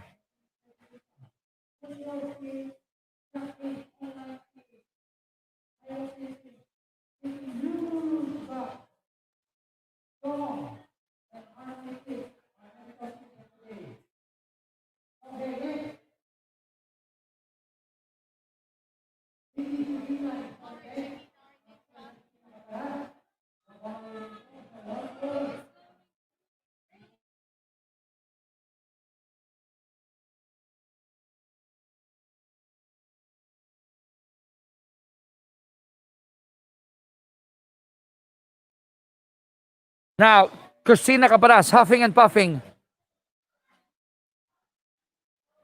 So this was the obstacle that she had difficulty in the first round. Importante rito, no, you gain momentum, you try to sprint, and then try to jump if you can on that last portion where you have enough traction in order to reach that edge, and then hoping that your fingers would be able to cling onto it.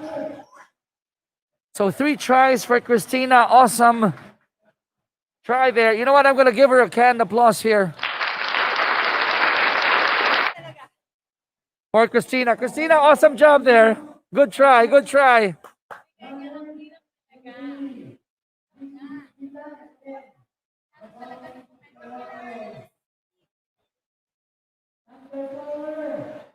So, we overheard Christina saying, ang hirap talaga.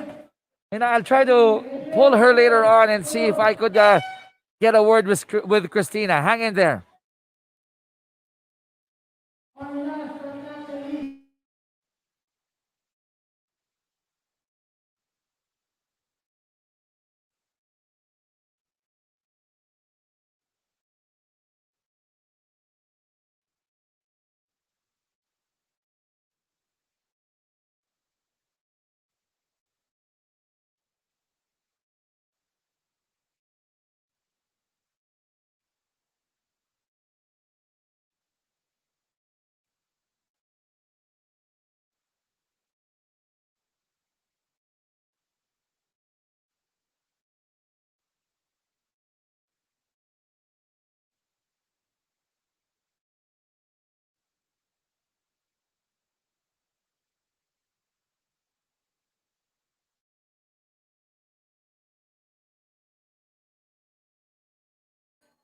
Okay, Mara, I have here Christina Caparas.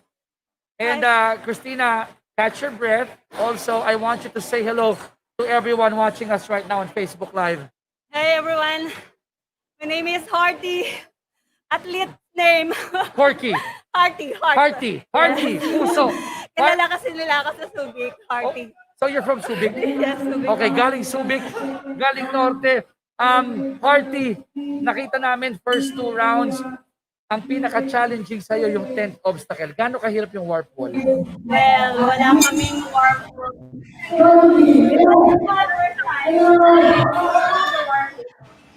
Actually. First time? Yeah, first time. To try the warp wall. And ano yung mindfulness na nakatutunan mo? How you can probably conquer the warp wall next time?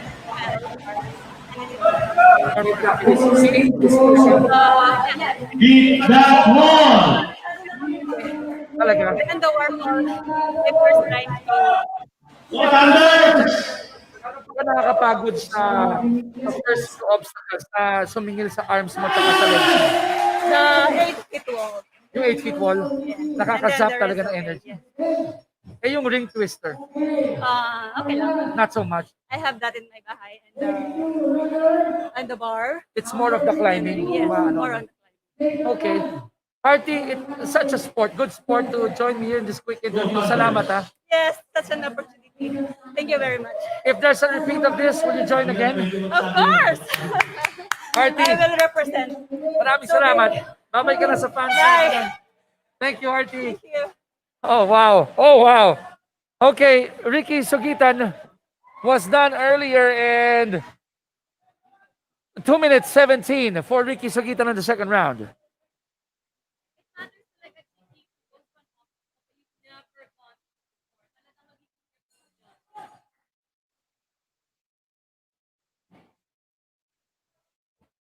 So those waiting for Mara, don't worry, guys. We'll try to bring her again. Oh, she's back on air right now.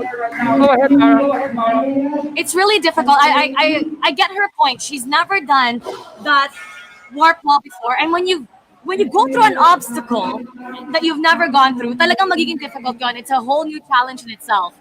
It's really important that before you go through certain obstacles, you've practiced them, you've gone through them many, many, many times to be able to ensure that success.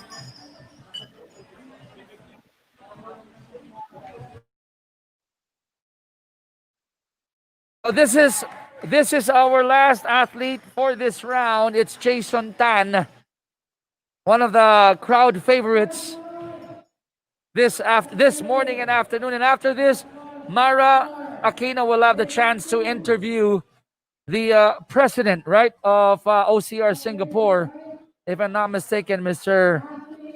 David Lim.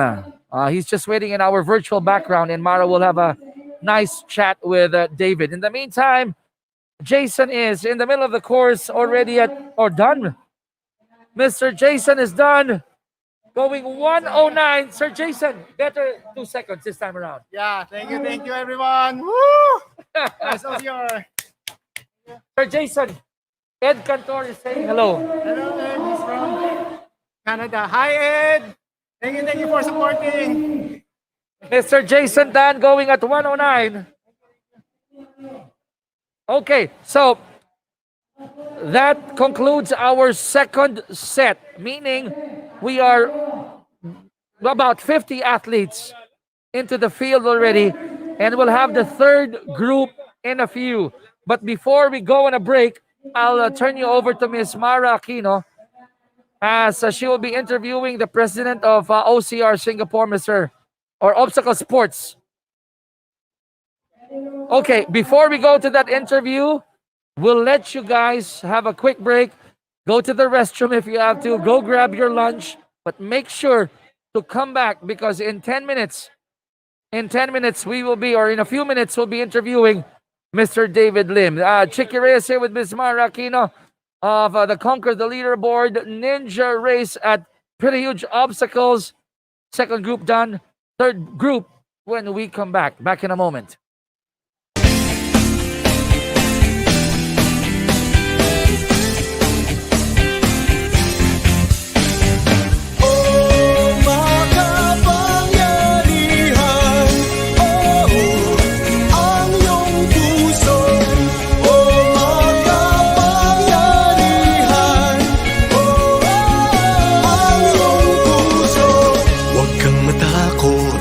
Magkamali o madapa sa landas na iyong pinili.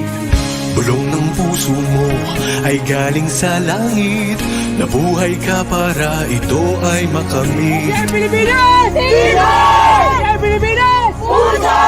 Share Pilipinas! Laban para sa bayan!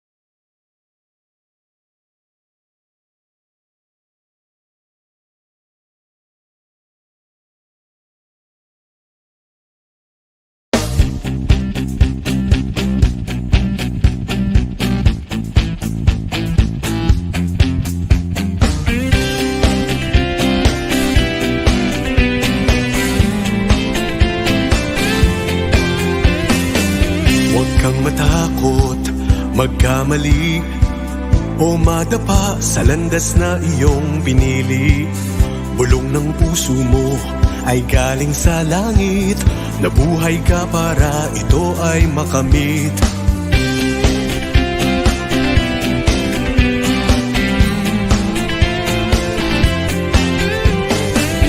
Ikaw ang bida ng buhay mo, ikaw rin ang susulat ng iyong kwento. Meron mang drama, komedya o aksyon, susunod lamang sa iyong direksyon. Ano kung madapat gumulong, basta makakabangon ka't susulong. Oh, makapangyarihan, oh, ang iyong puso. Oh, makapangyarihan, oh, ang iyong puso.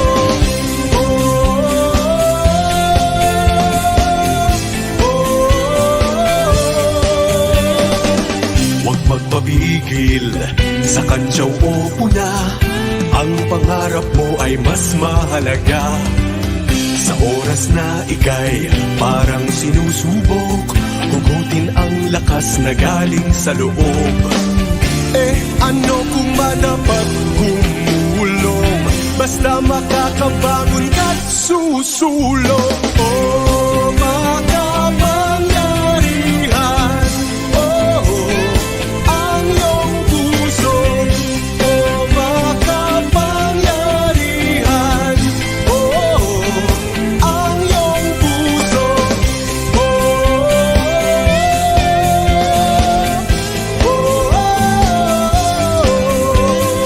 Ang lahat ng nakikita sa paligid dati ay pangarap lang sa isip. Bunga ng mga pusong di nagpatalo, paalaala na kung kaya nila ay kaya mo rin ito. Oh, makapangyarihan, oh, ang iyong puso. Oh, makapangyarihan, oh, ang iyong puso. Oh, makapangyarihan, oh, makapangyarihan, oh, makapangyarihan, oh, ang iyong puso. Huwag kang matakot magkamali o madapa sa landas na iyong pinili. Bulong ng puso mo ay galing sa langit, nabuhay ka para ito ay makamit. OCR Pilipinas! Tibay! OCR Pilipinas! Puso! OCR Pilipinas! Laban para sa bayan!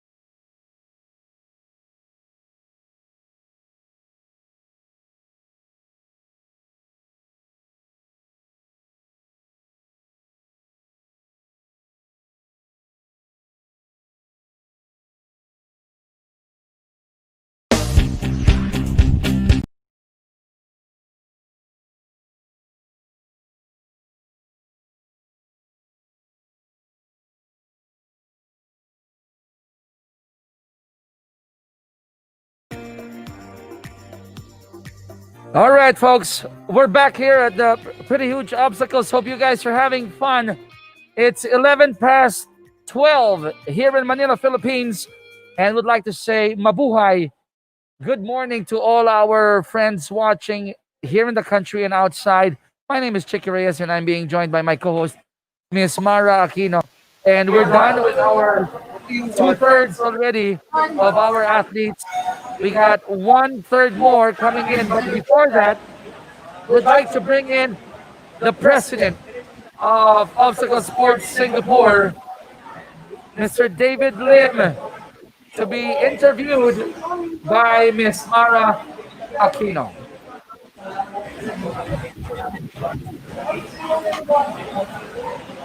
Go ahead, Mara.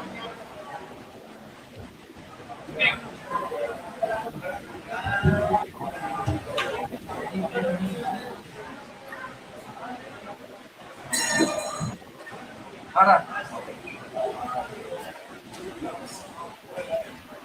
Direct ako na sa balon. Mara, ako na nagsasalot. Okay, so Mr. David Lim, I'm Chicky Reyes. I'll be interviewing you instead of Mara. We're having a slight problem with our internet connection here, with our Wi-Fi connection.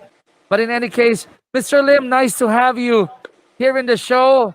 How's everything there in your part of the world?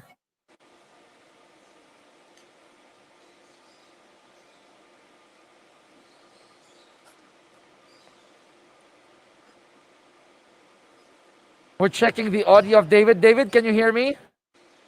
Yes, I can hear you now. Thank you. Oh, there you go. So, David, my name is Chicky. I'm the host, one of the hosts here in our Conquer the Leaderboard Ninja Race in PHO. And it's nice to have you join us this afternoon. Earlier, we had Ian Adamson as one of our guests. And it's nice to see that you're watching and you're enjoying all the way from Singapore. Before anything else, how are you doing, sir, in that part of Singapore? Thank you very much. Singapore is, as you know, still managing the COVID situation, and in this part of the world, we have I wouldn't say it's business as usual, but it's important for us in the country to get our businesses back in operation, things working properly, safely for the people, for the country, and so for the companies and for the businesses, it's a very challenging time for them. And sports at this point of time is not as big a priority in terms of resumption of sport. So we have in Singapore, there are some recreational sports going on, but still with the social distancing and restriction of numbers. And for this, we are still working with all the different partners or so to allow various sports like ninja and obstacle racing to gradually resume.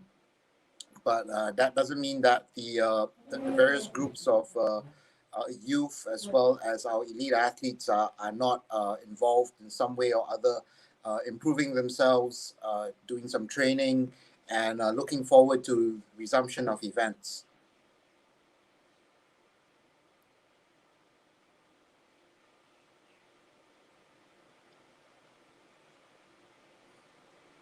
Nice to hear that things are you guys are taking things slowly, seriously, in order to have a nice, better playground, as I would put it, for everybody in your country or in your federation. But seeing what's happening right now here in PHO in Pretty Huge Obstacles, it's a beautiful sight, right? To see that we have 75 athletes competing right now and enjoying the sport of obstacle sports. Yes, absolutely. I see a lot of familiar faces there. I visited PHO and to the Sea Games in the Philippines as well. So I'm very happy to see a lot of familiar faces there and some new faces as well. So I think, and I'm very excited to see resumption of some kind of obstacle sports in some of the countries that we're looking at here. Philippines is definitely, I see a lot of social distancing and safety precautions going on, but still the ability to run this event has been a great sight to see. And I think there are a lot of people who are looking to see that an event like this can be done safely, can be done well. And from what I see this morning, I'm really happy to see all the activity, all the excitement, and everything that has been missing for the last, for most of 2020 around the world. So great job, and my compliments to the whole team, to Alagra and Raven and everyone else at Obstacle at POSF, and looking forward to watching this exciting event some more.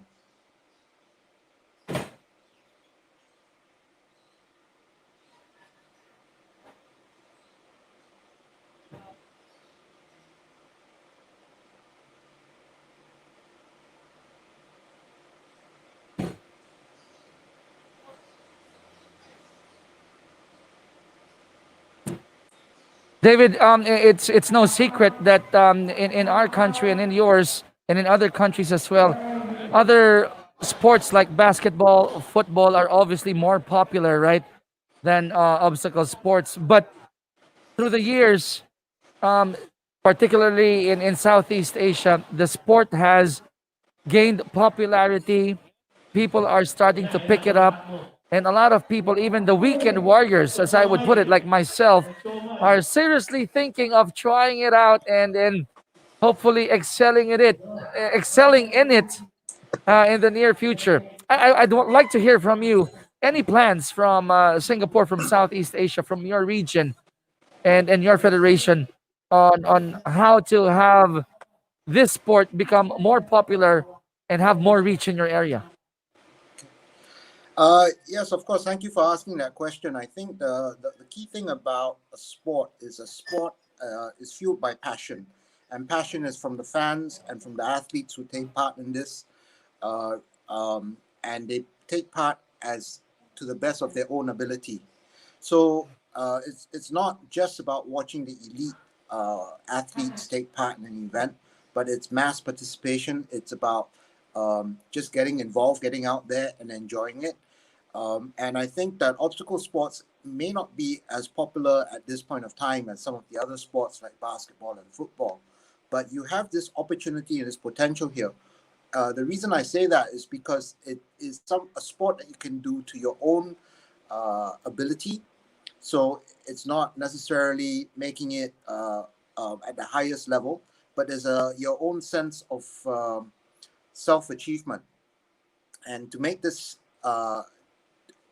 this sort of sport, it touches the heartstrings of everyone, whether you're young or old, regardless of your ability, you're able to do this. And so this is something that makes obstacle sports very powerful in terms of being a relevant part of the community.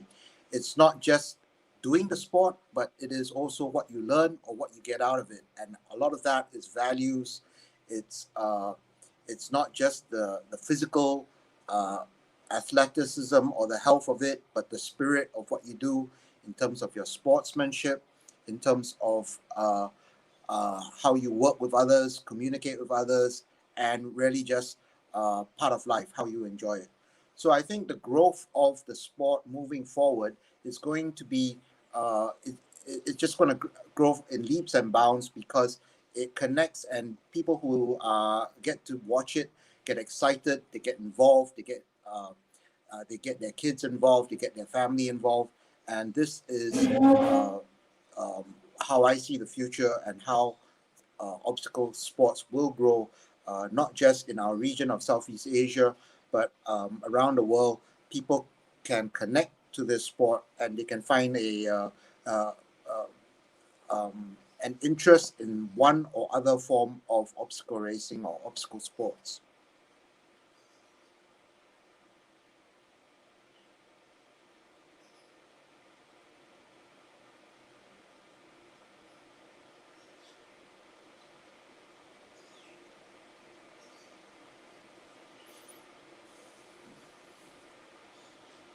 Pwede pa mag-practice.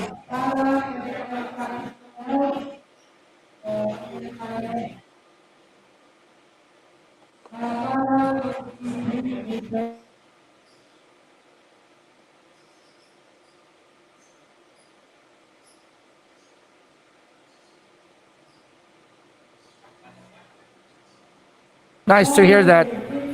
Sorry, I think we got cut there, but thank you for sharing those thoughts of yours, David. And the third round is about, or the third group rather, is about to start.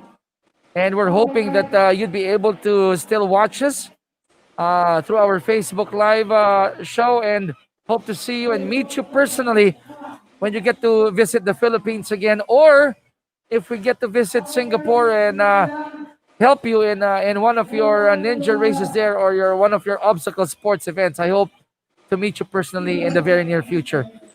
Mr. David Lim, thank you very much, the president of Obstacle Sports Southeast Asia. Sorry, can you still hear us over there? Thank you.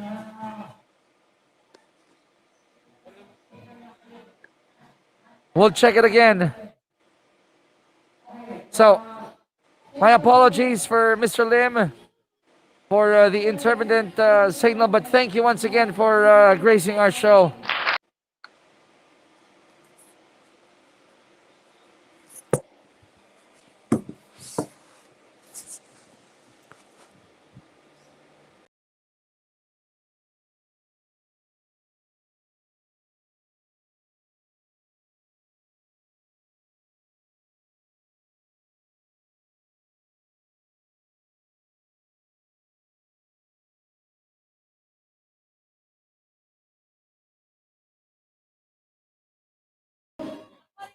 Okay, I'm back. Apologies for that, Mr. Lim.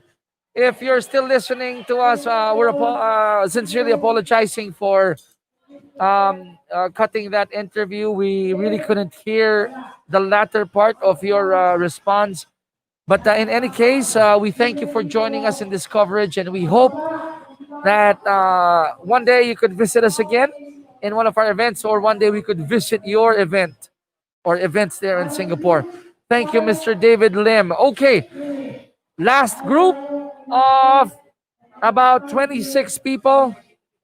Checking if Mara is back in the coverage. Oh, she's back. All right, so now we're about to go to the third group, the 12 to 2 p.m. categories. And this is where we're going to be seeing our para ninjas. So right now what we're doing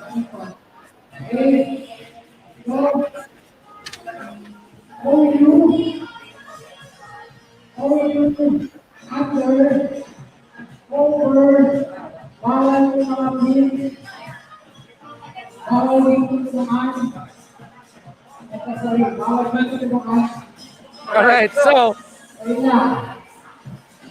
well, this is something that we really can't avoid, and we're having some connection problems, so please bear with us. But we're hoping that the third group,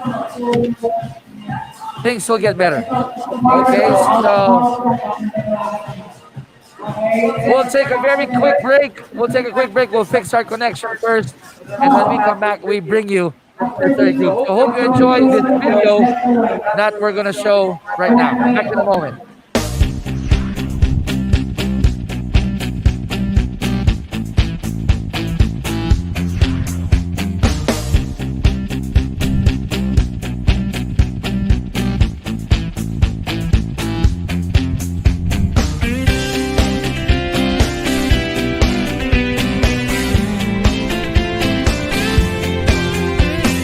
The Pilipinas Obstacle Sports Federation is the national governing body or national sports association on obstacle course racing in the Philippines. It is composed of groups consisting of athletes all over the country representing 4 sectors. The able-bodied athletes, the para-OCR or adaptive athletes, the youth and kids, and the masters or seniors.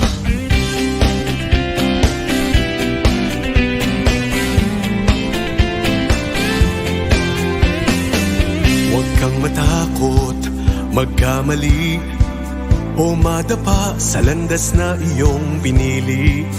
Bulong ng puso mo ay galing sa langit, nabuhay ka para ito ay makamit. OCR or obstacle course racing or obstacle sports, it is a sport of various disciplines and events. It can be run in any terrain, and the athlete or the obstacle course racer must either run or walk and conquer a lot of obstacles.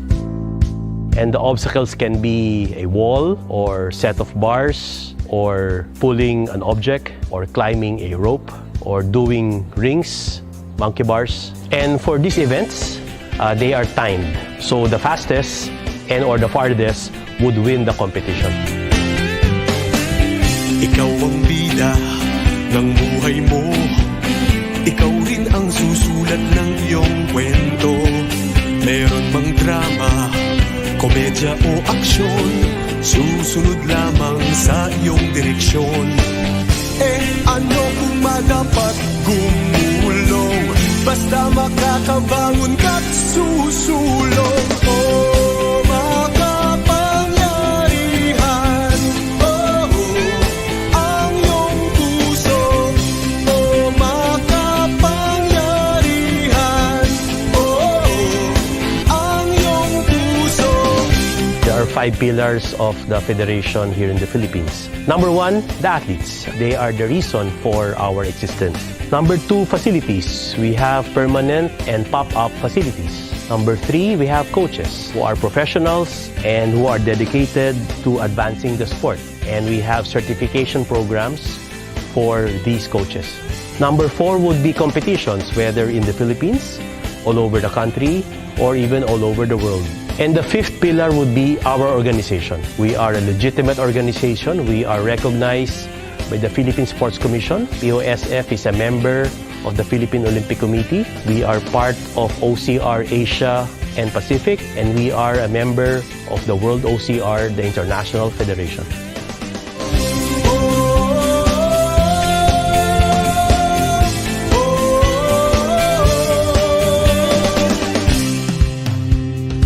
Pilipinas Obstacle Sports Federation, we subscribe to 6 values. Number 1, the mandate of the federation is to build better humans. The second value is the pursuit of excellence. The third value is innovation. The fourth value is inclusivity. We'd like to promote OCR for all. The fifth value is community. And the sixth value is respect.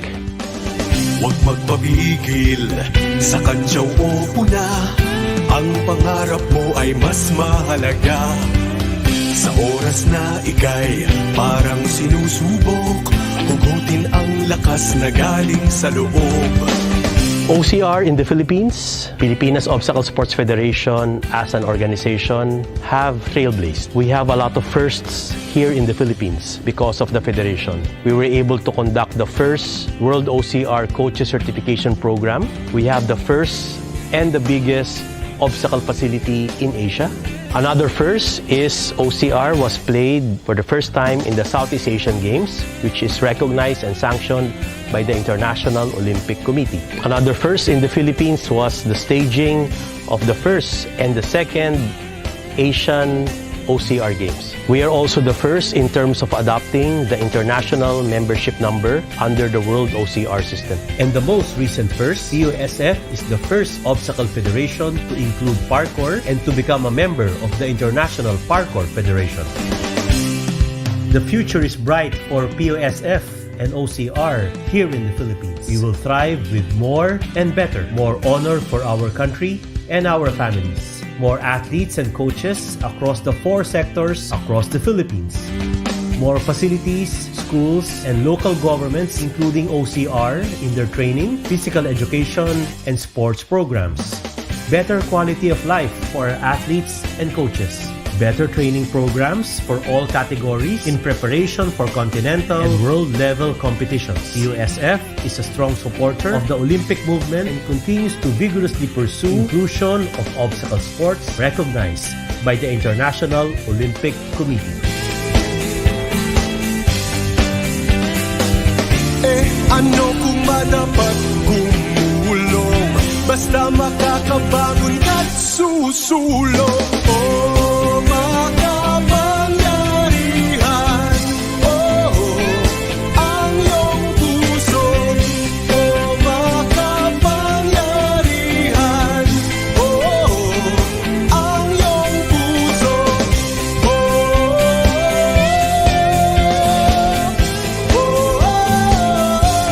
POSF is about building better humans, promoting the essence of Olympism. And therefore, we are actually training our athletes to become better humans, to be resilient in terms of conquering not only obstacles during races, but obstacles in life. Ang lahat ng nakikita sa paligid, dati ay pangarap lang.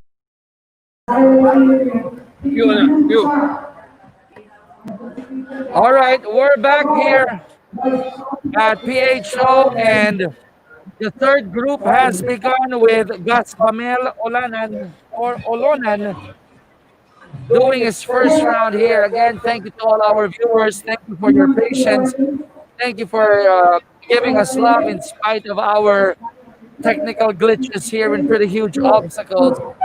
And we are in the last group. And I want to bring in Myra Aquino again. Myra, fantastic morning. We've had 50 athletes done. We have 25 more. And you know, Chicky, what I'm really excited to see also later on, I want everybody to stay tuned because we have our para ninjas competing later on. And that's really interesting and really inspiring to do. So for right now, we have our ninja, our first ninja for the third group, clocked in time of 1 minute and 19 seconds. And our second ninja now is going to the inverted wall. This is the second last obstacle. He's sweating. You can see him working it out. Using your arm. Got a good time. It's 58 seconds. 58.93. Okay, we'll try to get the times of Gus Pamel and Iman Villapando. So hang in there, guys. We'll share that with you. So there you go. Gus Pamel did 1 minute 19 in his first round, while Iman did 59 seconds in the first round.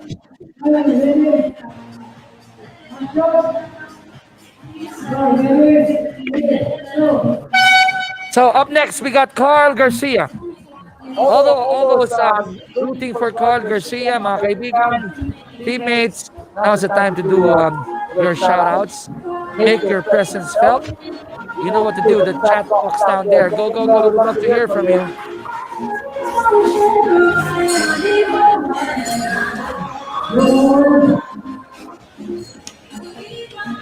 And for this third group, Chicky, they have the age group of 35 to 39 years old.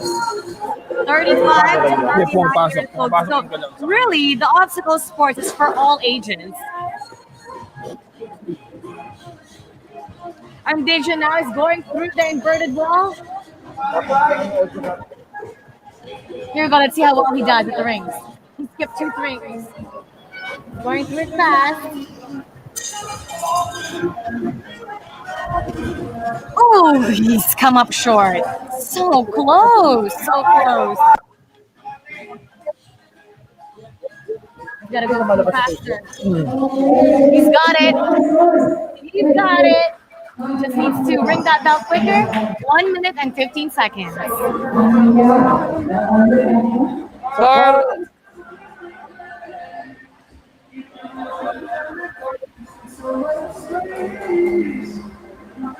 So clocks in at 1 minute 15.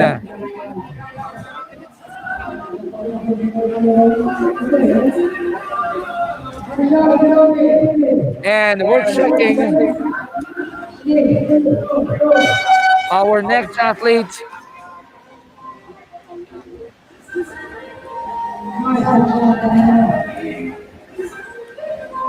Here we go, our next ninja.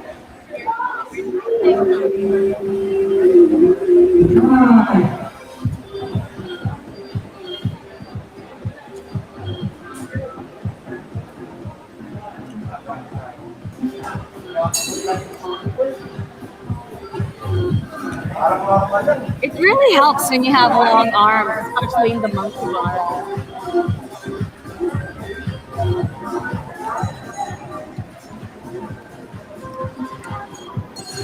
All right, she just finished the ring twister. Now she's gonna go through the seesaw.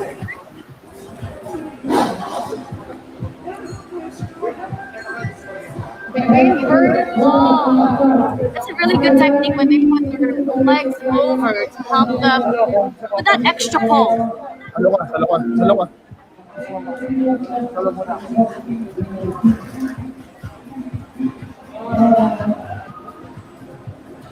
So, shout out to Ibong Gala.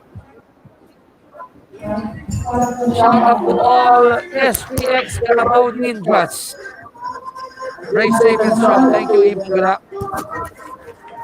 Now, Tanya, I believe that's Tanya on your screen. And you saw her flexing her muscles. Tanya's done with her first round. We'll check the time of Tanya. Meantime, we have Ronald Kamansag. Tanya's clock is 1:21.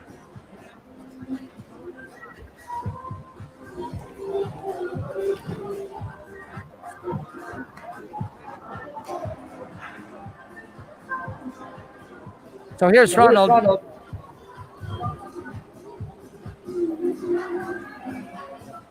Glorian Marisco, thanks for that nice message.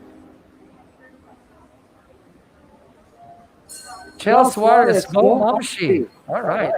So it's Ronald Camansaga, undoubtedly one of the favorite athletes here within the fan club.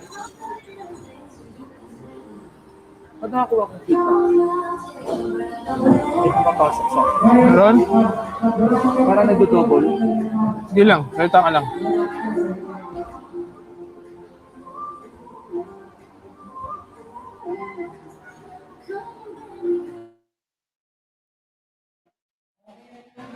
Now Ronald is on the rings already. On the warp wall. First attempt. He'll try again.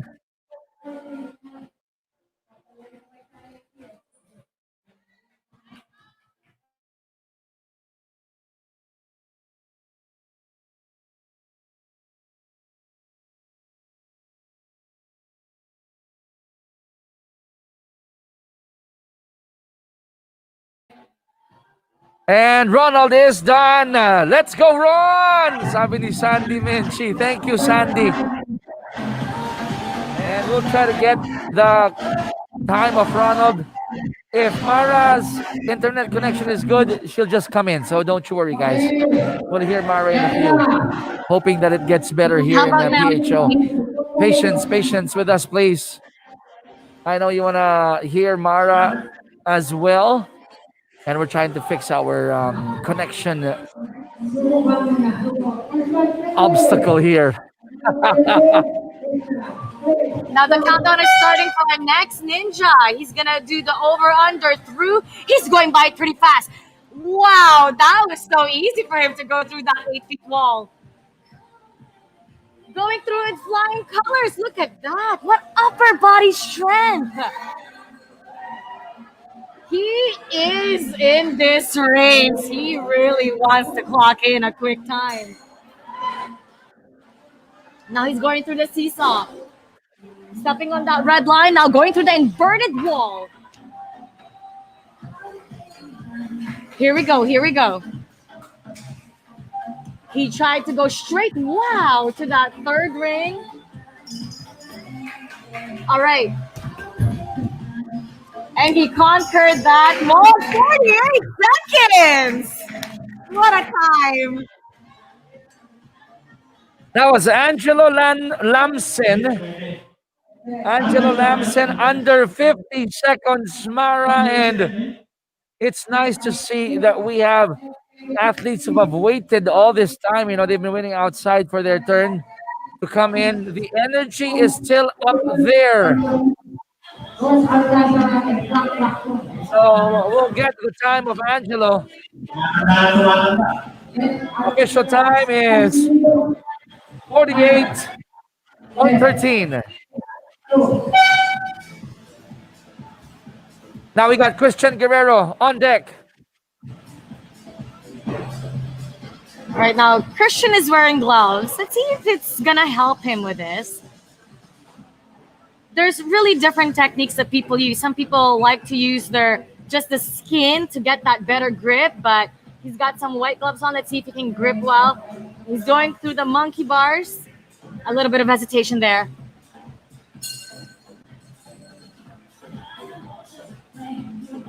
He needed to go a little bit lower on that under. That cost him a little bit of time. So, Mara, we got to correct ourselves. I mean, I got to correct myself. That time of 48.13 was for Christian Guerrero. Chel, maraming salamat for helping me with that one. Tama, Chel, ano? Yung 48.13 was Christian Guerrero. Just shoot me a message. I'd love to hear from you, Chel.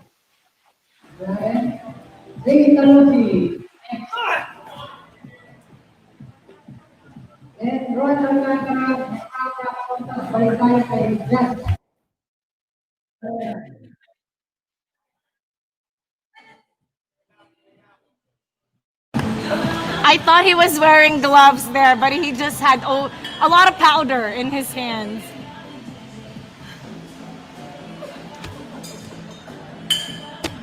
I can't blame you, Mara. I can't blame you because our vantage point here and the athletes are moving so fast. But Denz Altamira is done. We'll check the time of Denz, the final time of Denz. He had enough powder to look like it was gloves. Even the back of his hand was covered up. But yeah, the powder really helps with the grip, especially when you're going through the bars.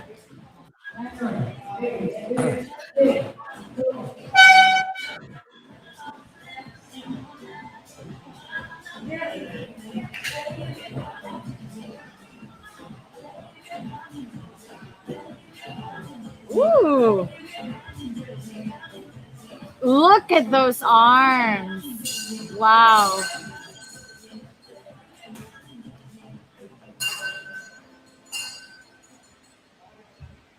Some ninjas are sliding through, scraping their knees.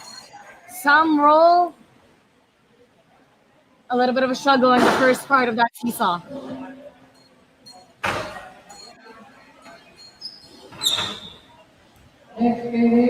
Oh, he tripped, but he did a forward roll. That's good. Now, just to jump in, Mara, the time of Denz Altamira earlier was 1:46. Meantime, 57 seconds. under a minute. That's fast. I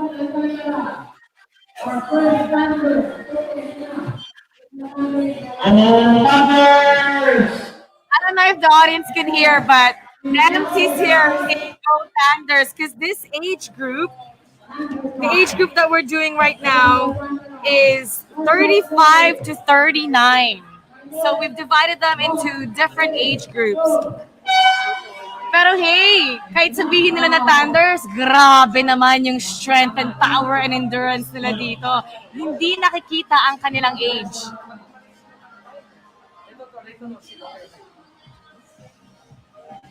Ito na ang ating next ninja.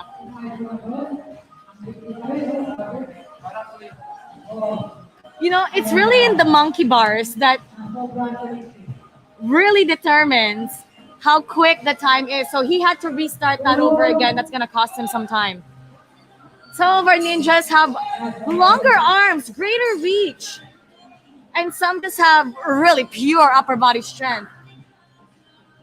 Here we go. We're going to go through the ring twister. Wow. He did that pretty quick. That was awesome. All right. It's really important in the inverted wall to be able to get that proper lift off. He jumped straight to the third ring, to the fifth, to the seventh. We're ringing it, skipping rings to save time. All right, pulling himself up.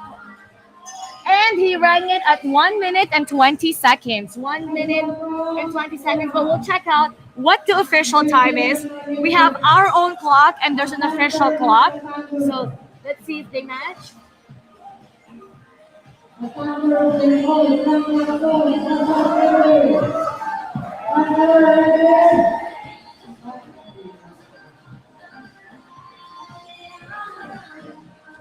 All right. So once again, in between our ninjas, we have really strict protocols. Right after they go through every obstacles, each handle, everything is being sanitized to make sure that we meet the strict protocols and everyone is safe. Now our next ninja is going through that 8 feet wall.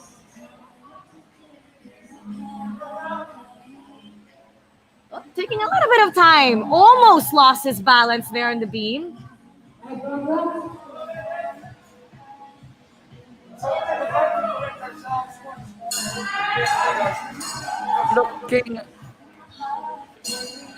We're looking at our leaderboard here, and sometimes there's this slight problem on the paper being submitted.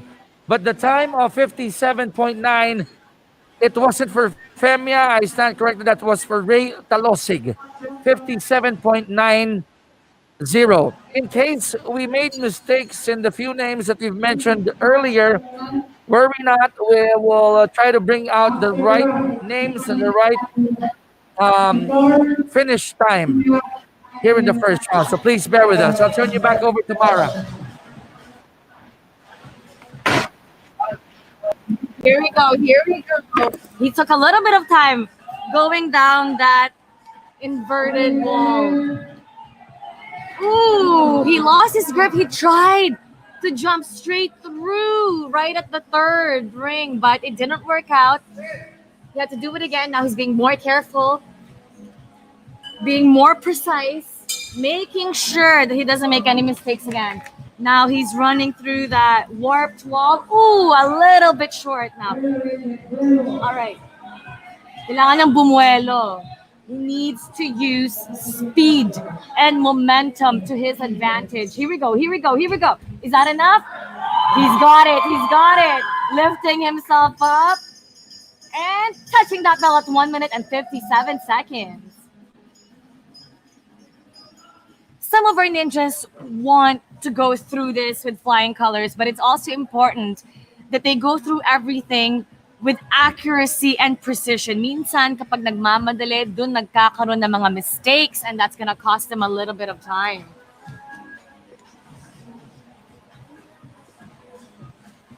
So this is just the first round. Again, we're gonna go through 2 rounds each. And the best time out of the 2 will be their official entry. So it's okay for them to make these mistakes in the first round as long as they learn from it, as long as they adjust when it comes to round number 2, because it's really crucial that they get their best time in, and that will be their official time. All right, they're preparing for our next ninja. They're making sure everything is clean right now. Everything is sanitized. All right, timer. Here we go. Over, under, and through. It's a little bit slower than we want it to be. He struggled with that 8 feet wall. He's trying it out again. Now we're going to the beam. All right. The monkey bars. There's a little bit of hesitation here. All right. Long reach. Skipping bars. He needs to go through this a lot faster to clock in a better time.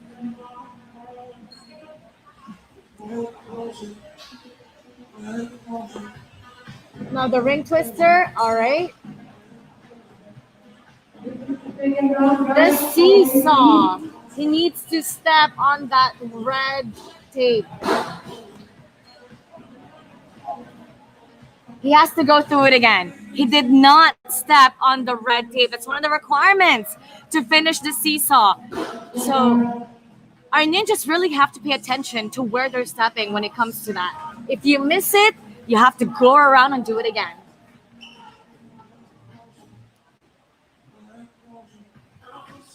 This is the ninth obstacle. Ninth obstacle. Again, he's doing that technique where he's going through alternating rings. He's got it. Touching the edge, using his legs, and he rang it at 1 minute and 36 seconds. What really cost him the time was not being able to step off at the red tape at the seesaw. Okay, so this is the start of the second round of the third group. That was Gus Bamel Olonan. First round, he did 1 minute 19. Second round, he did 1:37. Okay, and Bill sent us a nice message here. I think the competitors will appreciate you getting their names right. I know, Bill. We're just having some problems here in the third round because, as mentioned, we have a long list of athletes, but some of them did not show up right now. So just a slight problem with our marshals at the start line, getting a little bit confused with the names. But don't worry, we'll get it right moving forward. So right now you're seeing Iman Villapando. Iman Villapando clocked in at 59 seconds in the first round. Let's see if he can do better here in the second round. If you notice, for the third group, we only had 9 people or 10 people competing in the third group. This is the second round before we go to our para OCR group. Okay, so Iman, under a minute, can he make it? Oops. He goes over a minute with 1:02.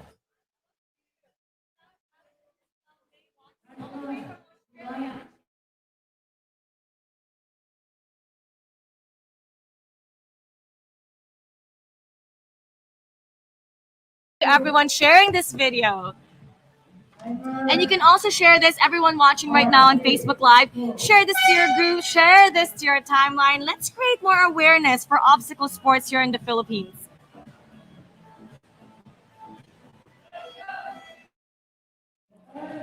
Up next, we got on deck, we got Carl Garcia. And while watching Carl, I'd like to read what Larry Aguilion mentioned. He said, congratulations, Ebi Cuevas, and for the whole team under coach Gus Bamel, Ledesma Olonan. You got 57.72 seconds. Amazing. You did your best for the whole team. Waiting for the awarding ceremony. Larry, it might happen tomorrow. We'll just post it. Worth it yung training effort at yung pagod mo. God bless you more for sure. Proud na proud sa'yo yung spiritual leader mo, si Engineer JC Valdez. Larry, thank you for that message. He lost his grip and he fell. Now he's got to do it again. But don't give up. Don't give up. You know, sometimes it's not always about what happened before, the mistakes you've made, but really what's right in front of you. And he's got to conquer what's right in front of him right now, regardless if he fell earlier. He just cannot give up.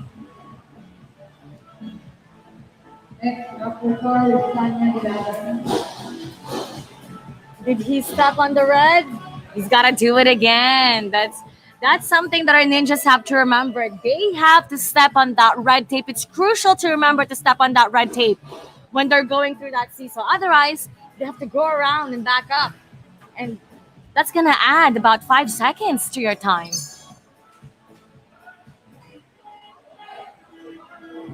He's no longer running. He skipped right to the second. Again, he lost the grip. I think he needs to add in, he needs to put powder in his hand. He slipped right up. The same thing happened when he did that ring twister. It's happening again here at the ring. He's being more careful now. All right, nice.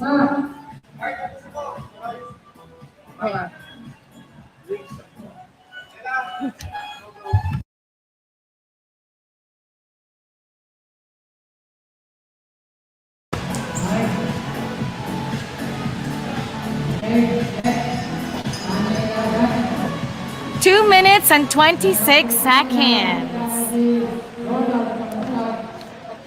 2:26 for Carl's second round.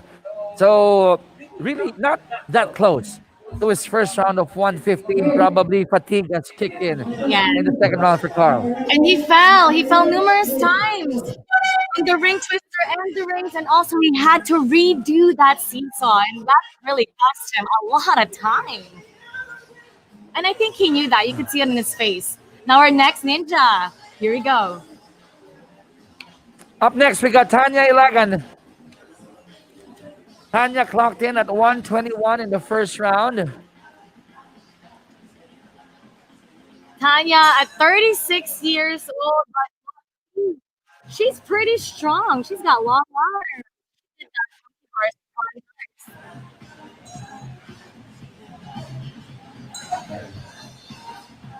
Wow. Nice. Direct, hindi mo pag yung Rick nasa backstage.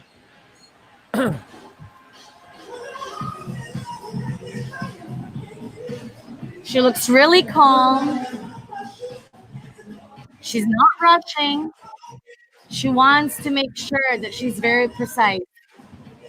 Look at those arms, long reach. Really long reach. And she's rang it at 1 minute and 15 seconds.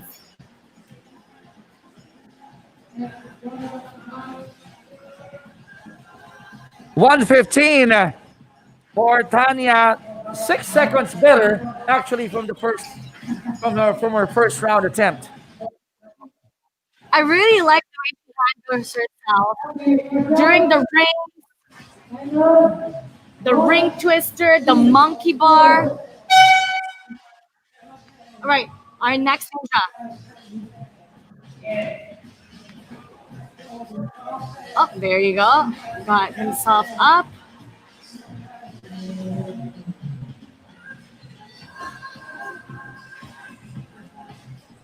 So this is Ronald Kamansag.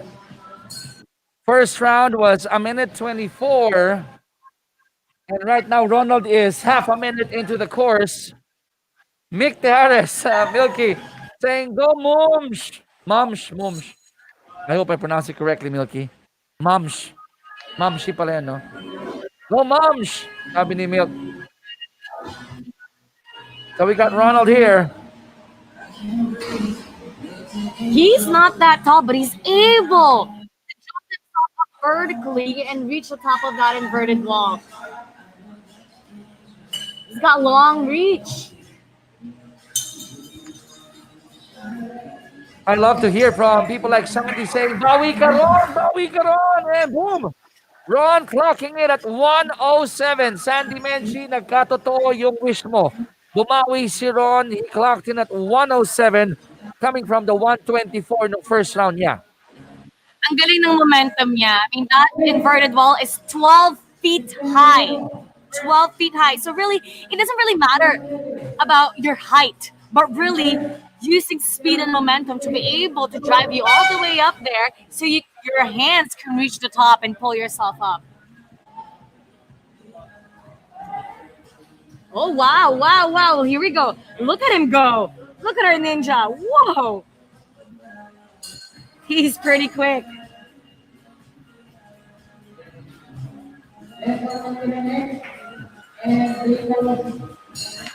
Now on deck is Christian Guerrero. First round of Christian was at 48.13. He needs to finish this in 10 seconds to be able to beat his time at least. Oh no, he struggled with that ring. Gonna affect his final time here. Let's see, And let's see. he missed it. He swung his hand, but it didn't reach the belt. So we're now at 49 seconds. But I think if he didn't miss that and he didn't struggle with that ring, it probably would have been 46, 47 seconds there. You know what I liked about that attempt of Christian was at the end, Mara, he had a light moment with our marshal up there, as if to say, how could I have missed that bell? Yeah. Sometimes when you're so tired, when you're so gassed up, you just lift your hand and try to reach it. But you got to really have your eyes right there on the bell. Eyes on the prize, eyes on the prize. So your aim is accurate. So up next, we got Dens Altamira. And Sandy, I love it when I hear from you. Thank you for enjoying our live coverage here. We hope to do more of it. Now, you're watching Dens Altamira clocked in at 146 in his first round. Let's see if he'll be able to beat that.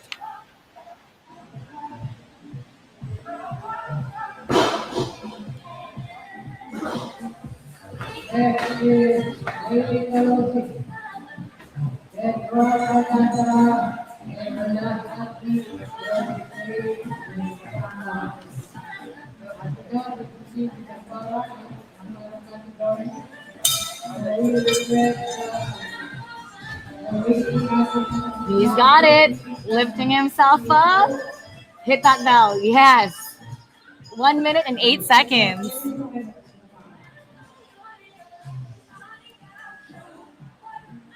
So that was a better round, I believe, for Dens. Did 146, cut it down to 108 here in the second round. Now we're jumping in to Ray Talosig. Okay, Ray Talosig did 57 in the first round. Let's see if he'll do better here in the second. He's pretty tall. He's got his height to his advantage going up that 8 feet wall. Oh, he had to redo it again. Shook his head there. He was pretty disappointed at that mistake. Wow, wow. Look at that. Look at that.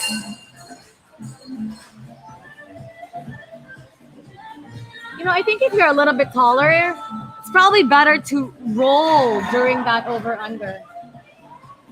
Oh, man. He's got to do that ring twister once again. Oh, he lost his grip. He's trying it again. He's got to run a lot faster if he wants to make a better time here. He did not get to step again on that red tape. It's really crucial that they pay attention to that. Now he's losing his balance. I think fatigue is starting to kick in. Now I'd like to point out, Mara, what Bill Man Clark has been pointing out from the get-go. You know, those little mistakes are the worst because put them all together, it will cost you seconds and sometimes even the leaderboard. So it's what we're witnessing right now with Ray Talosig. And if you make the mistake, you cannot slow down. That means you got to double time. You got to do the next obstacles a lot faster. And he clocked in the time at 1 minute and 41 seconds. So Ray Talosig at 141 after clocking in at 57 in his first attempt. And we got two more before we close the third round and prepare the course for our Para OCR. Up next, we got Ronald Alcantara. Chiki, I'm noticing a lot of our ninjas, when they make a mistake, they kind of slow down a little bit. And that cannot happen if you're trying to reach your best time. If you make a mistake, that means you have to go extra hard. Do not slow down and keep on going. Now our next ninja is going through the monkey bars. Here we go. He's doing the rolling technique, all right?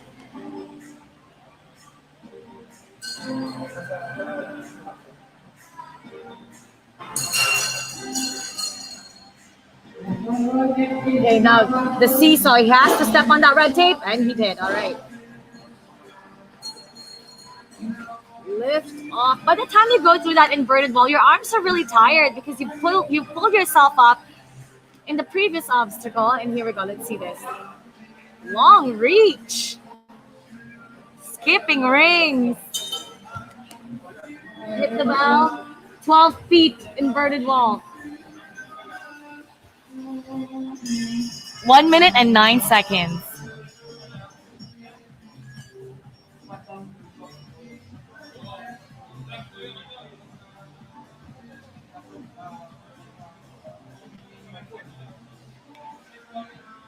Okay. Good. Congratulations for Igor, third grade. Yes. And I believe this is our last ninja for this category. So Ronald Alcantara did 120 in the first round and then 109 in the second round. Now we have here Frank Lacson. Okay, he's a legend in the multi-sport world. Clocked in at 158 in the first round. Let's see if Frank, the legend, will be able to do better here in the second round. I would see Frank Mara in a lot of triathlon races, the Ironman races, the long open water swims. And check this out. Frank Claxon doing the ninja race. So age is indeed just a number for Frank the legend. He missed that bar there.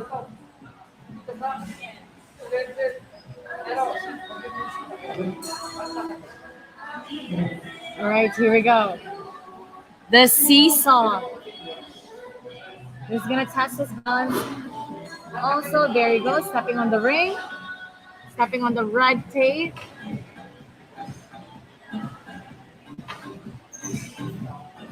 Right now, we're at 1 minute and 16 seconds. Let's see if he can clock in a better time. This ninja has gained a lot of respect from a lot of athletes. He's proved himself in the sports industry. And now he's gonna conquer that wall. It's time to conquer the wall. He's got it, pulling himself up. 1 minute and 44 seconds. Wow. So the legend Frank Laxon, after clocking 158 mile in the first round, drops a 144. And if you're wondering what age he is in right now, he'll tell you age is just a number. But Frank won't be shy to tell you that age of his. Okay, so that ends our third group, the second round. Our marshals will be fixing the course because they'll be removing some of the courses, or some of the obstacles rather. Before we bring in the para OCR. In the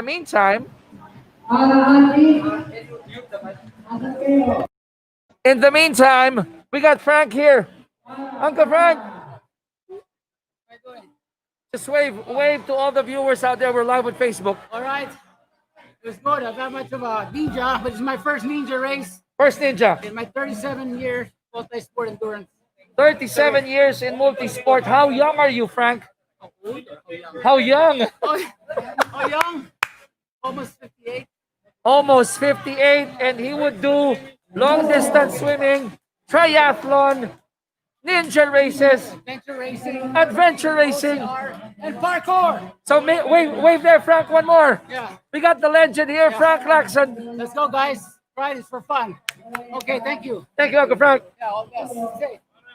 Chicky, that is so Okay, impressive. He's almost 58 years old. I cannot believe it.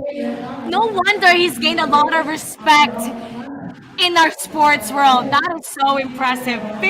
Almost 58 years old. I am so impressed. He doesn't look like it either. Okay, tama ka, Sandy. Idol natin lahat si Sir Frank. Okay, so guys, while we're fixing our course, I'd like to bring in quickly a friend of mine. He is a motivational speaker, a facilitator, an MC for transformation, as chief inspirer and hype man. He coined the name Warrior from the largest obstacle course race series in Africa called the Warrior Race. And I'll be interviewing him in this segment. He earned his Bachelor of Arts degree in International Relations from Stanford University and has been living in South Africa for over 20 years with his wife, 4 children, and 2 grandchildren. Ladies and gentlemen, all the way from South Africa, a good friend of mine, one of the best race announcers I have ever met, the energetic Warrior Rick. Woohoo! How you doing? How you doing, Warrior Rick? Yeah. Love the energy. You know what? When you woke me up this morning, I said there is no way I am going to miss this opportunity to be in the Philippines with my soldier brother and my new sister soldier. All right. I see you, girl. I see you. What a blessing. So, Warrior Rick, before I dive into my questions, I'd like to ask first, how are things there in South Africa? How's the obstacle sports scenery after what has happened to the whole world? Are you guys out in the sun, under the sun, playing already? Well, obviously the training grounds, yes. So we've got our training grounds that are up and running throughout the country: Durban, Cape Town, Johannesburg. They've been busy and they've been back for at least 4 months now, back on the training grounds, full bore. But as you know, Chike, unfortunately, the last event, official event, and certainly the last Warrior Race was the 14th of March, before we have the state of disaster and the lockdown measures to protect us against the global pandemic. The good news is we have done well up to this point from a numbers perspective in terms of trying to curb the spread of the virus. Unfortunately, Cape Town, Western Cape, and Eastern Cape provinces there have begun to spike again. So it's just one of those things, my brother. There's not much we can do about it except to just continue to be diligent and hope for the best. But as it stands now, we're, like you, preparing for 2021 optimistically, diligently, and making sure that we do the best we can to bring OCR back into the stream of things.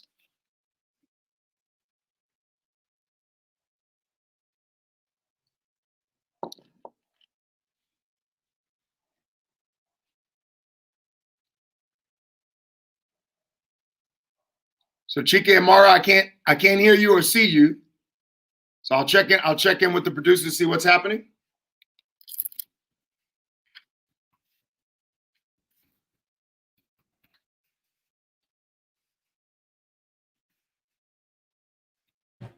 Well, I'm not so sure, Warrior Rick, how much now. you've caught with our ninja race here in our Conquer the Leaderboard, and I'd like to invite you to continue watching on the Facebook page of World Obstacle or Facebook page of Pilipinas Obstacle Sports Federation. But you've seen a number of our athletes, right, in our previous coverages of some of the... Okay, let me say that again. Can you hear me now, Warrior Rick? I can hear you. Perfect. Perfect.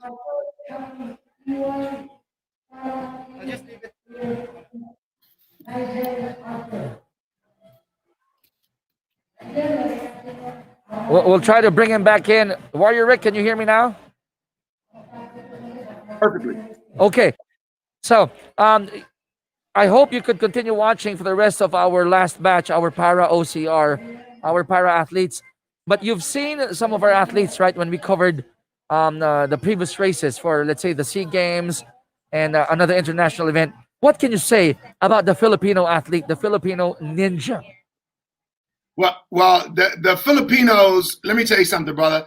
I love to do it in Spanish, but I know it's not quite there. But son la gente más increíble del mundo, que tiene una parte de mi corazón ahí en las Filipinas.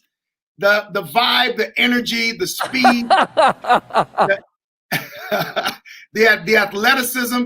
I mean, brother, you just spoke to Frank, a NASCAR racer who's 58 years old and holding it down like a 20-year-old.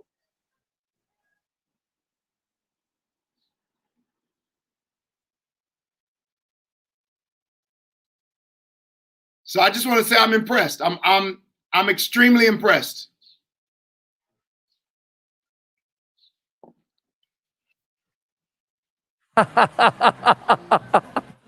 Okay. People are surprised. You know, they're saying, "Oh, I like Rick's attitude." Some of them are saying, "How did you meet Rick?" Incidentally,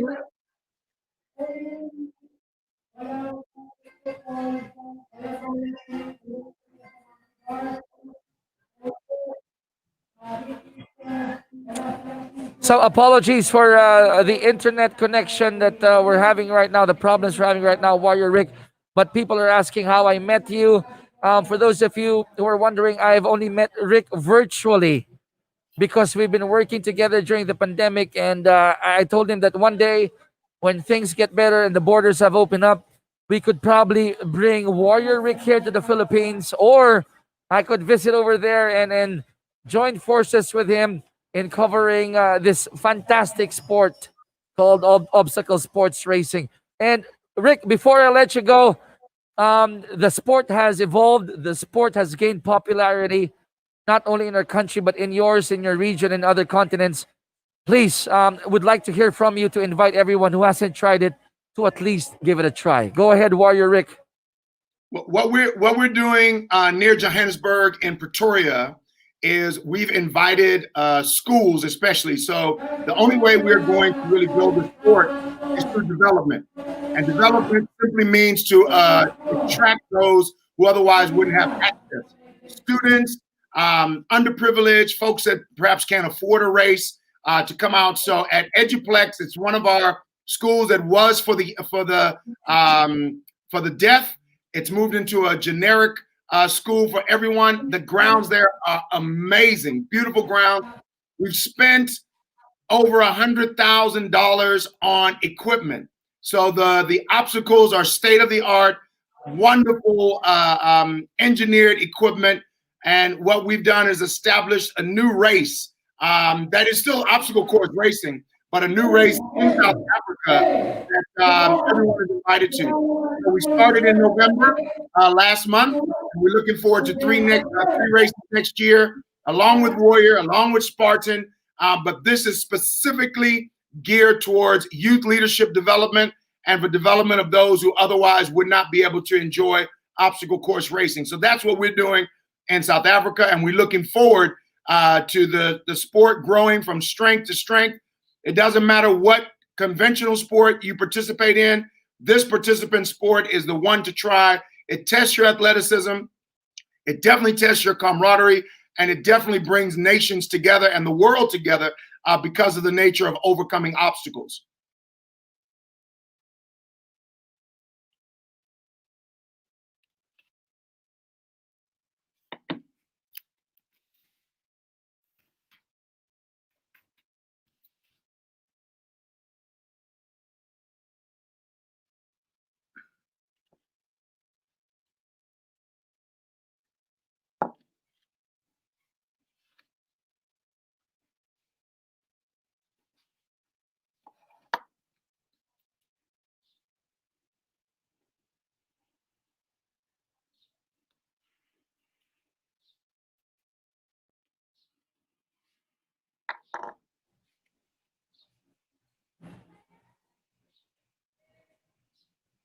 All right, not sure if it's my internet or your internet, Warrior Rick. Oh, there you go. I see you. Warrior Rick, again, my invitation extends up to our last group, our para OCR. I hope you could still watch from South Africa through Facebook. And please, if you could make your presence felt through the comment section, we'd still love to hear from Warrior Rick. So, all the way from the Philippines, I'd like to say thank you for dropping by and for sharing with us what's happening there in South Africa. And I really, really hope to meet you soon personally and share covering a race with you together with Mara over here. So, Warrior Rick, have a pleasant morning and hope to see you soon. Merry Christmas. Merry Christmas. God bless you guys. Keep doing what you do. We love you.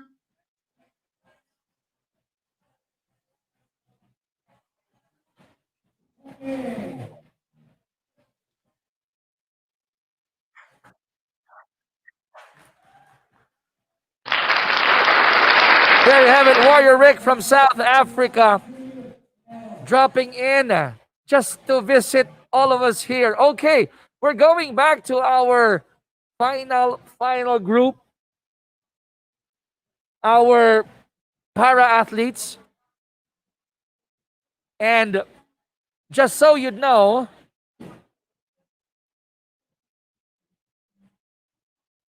okay, so we'll verify what we have removed for our para athletes. In the meantime, please enjoy what you're watching right now, and I'll get back to you on the details of our para athletes.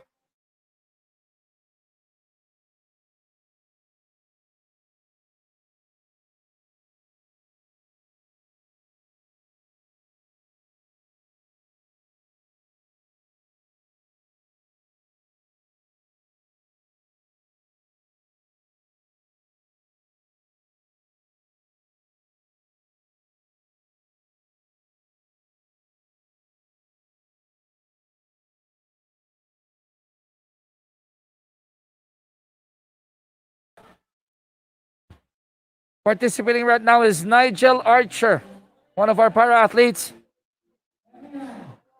And this is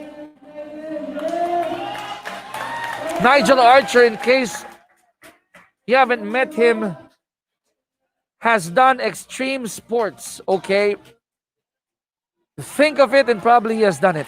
From parasailing, paragliding, triathlon, long distance swimming, obstacle racing, and he has gotten into so many injuries already. But in spite of that, he's still at it. So Nigel Archer in the background.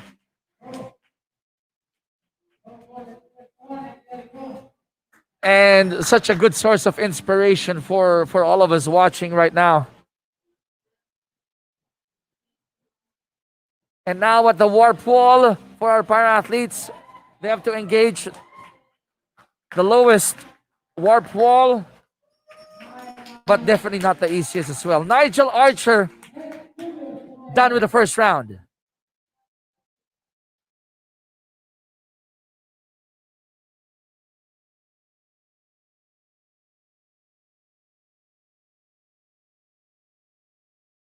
And we'll check the final time of Nigel.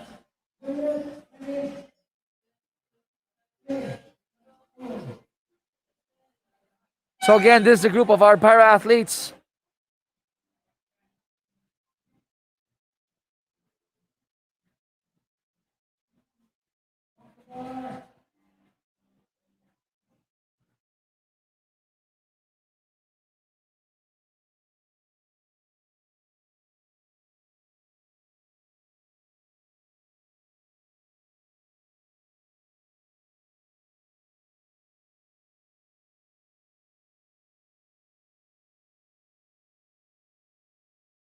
Fixer feed, as mentioned, having some connection problems, but we'll try to fix our feed. But Nigel's time was 4 minutes 40 in the first round. On deck right now is Julius June Obero. And Julius is currently behind me at the rings obstacle already, right behind me. That's Julius there. And look at him go. And finally at the warp wall now.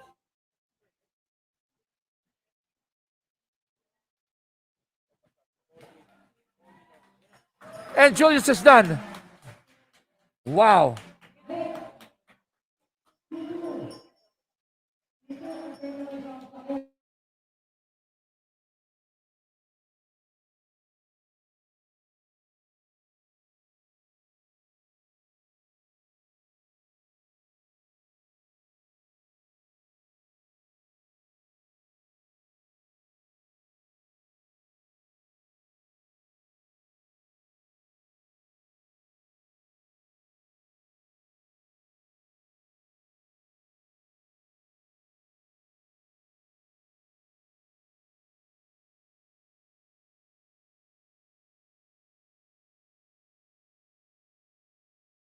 Okay, so we got our feedback again. We'll show you what's happening on the course right now. And I'll check with our organizers on what obstacles were removed. But right now on deck is Ariel Zinampan.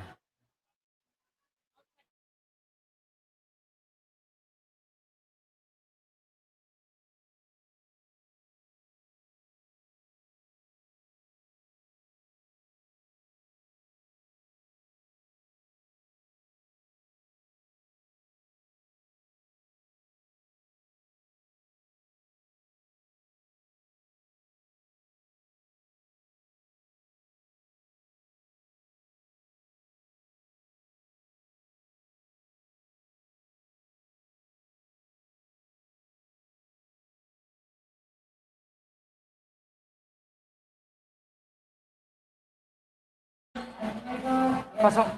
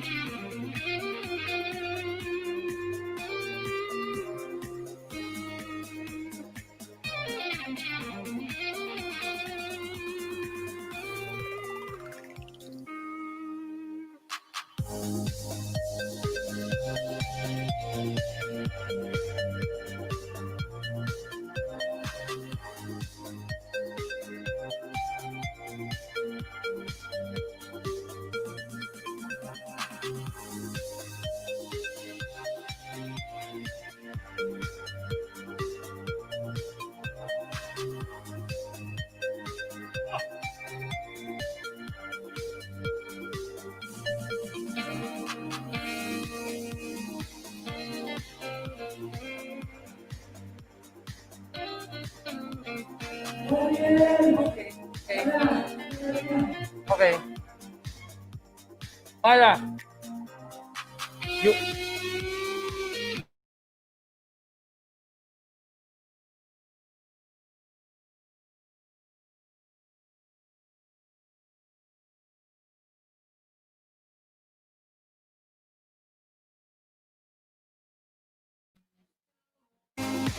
Okay, so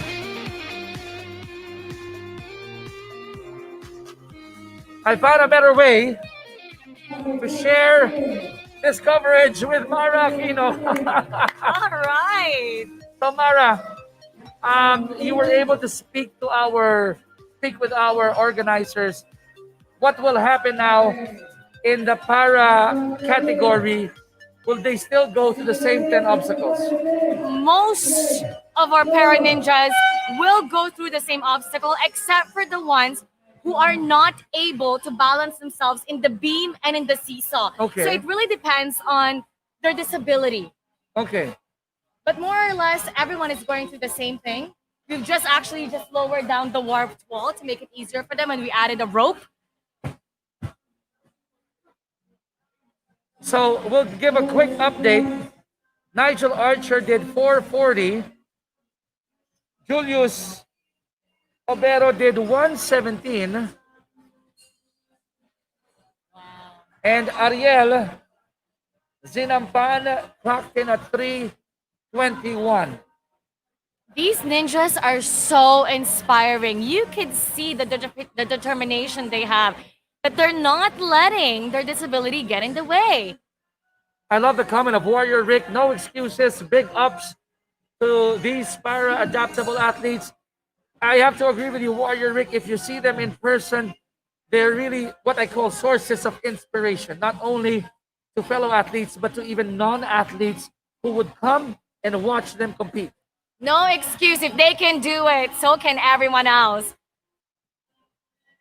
So imagine that. Myra mentioned that if the disability is you can't maintain your balance, then we take out the balance beam and we take out the seesaw. That's Otherwise, everything else remains the same.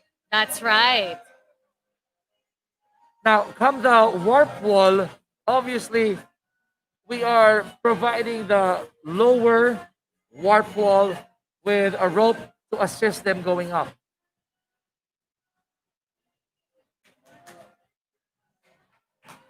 But look at him go through this. So he can carry himself better than I can. Nice. 2 minutes and 1 second. So that's Jefferson Biteng, if I'm not mistaken. Jefferson Biteng with a time of 2:01 in the first try.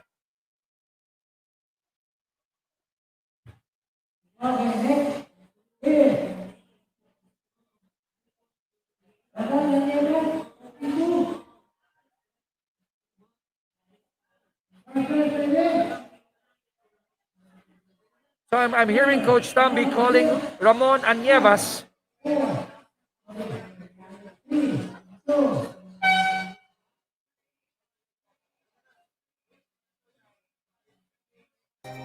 Oh, wow. Look at that. Look at that. Oh, he's got pretty good balance. Okay, now this is all upper body. Going through the monkey bars. Oh, he's skipping. He's skipping bars, Mara. Pretty strong. Very strong. Now, they skip the beam. No beams there.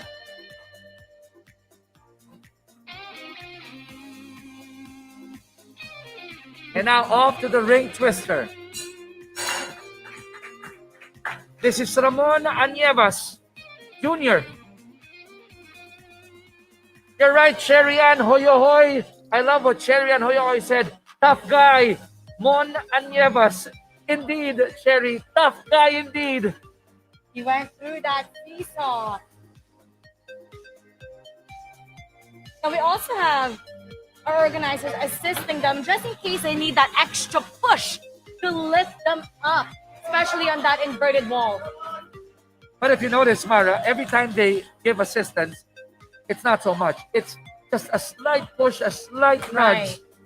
Just to help them. And look at Ramon. Oh, wow. And off he goes to the warp wall. Anyevas is done.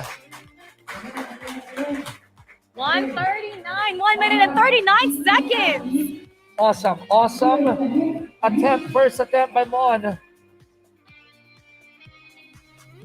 Mon, I want you to wave. I want you to wave to everyone. Direct, pwede ba tayo baton? Thank you. Wave ka lang muna rito. And he's happy. He knows how well he did. He's really happy. He's enjoying himself. And that's just really important. Pushing yourselves beyond your limits. Getting to know yourselves a little bit more with these challenges. Nice one. And I think we have our last para-athlete, Amir Ahid. Oh, wow. Look at that upper body strength.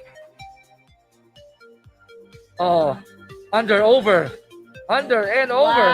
Wow. Then going straight to our Ring Woo! twister. Oh, and he's flying there. Oh, he's He flying. makes that look so easy. And check this out. He even went on the seesaw. Oh, yes. Oh, He yes. did the beams. He did the seesaw. And now with the inverted wall, I think he's going to be fast here. He's going to be fast here. Oh, skipped right to the third ring. Wow, look at that. And after the warp wall. Oh, yes. Oh, yes, indeed. 1 minute and 21 seconds. 1:21. He's got really great upper body strength. And the timing, right? And the timing. And Bill Clark couldn't even believe it. Yes, Bill. That's 1:21. And I think the only obstacle that we removed that he didn't do was the beam, right? He did the beams. He did the beams. He as did well. the beams. He did the seesaw. Oh, wow. Did everything. You gotta tip your hat off, right? To our para athletes. I mean, coming here to play and enjoy and inspire people that in spite of their limitations, it's not stopping them from being one of the best ninjas. So just one of the guys here. That's right. Being differently abled doesn't mean you cannot do certain obstacles. I mean, if you look at it the first time, it almost seems like it's impossible. But no, they're proving that this can be done. Now he's going up that 8 feet wall. All right, here we go.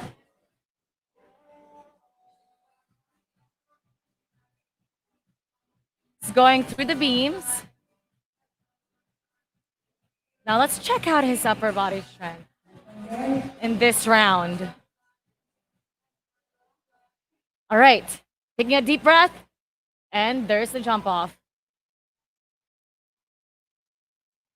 Swinging, he's swinging to make it easier to use the momentum.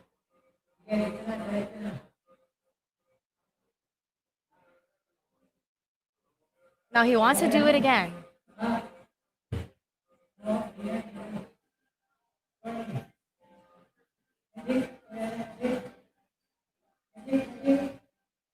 And I think he's giving the signal. His shoulder, his right shoulder, he's feeling it on his right shoulder. Is he going to move on?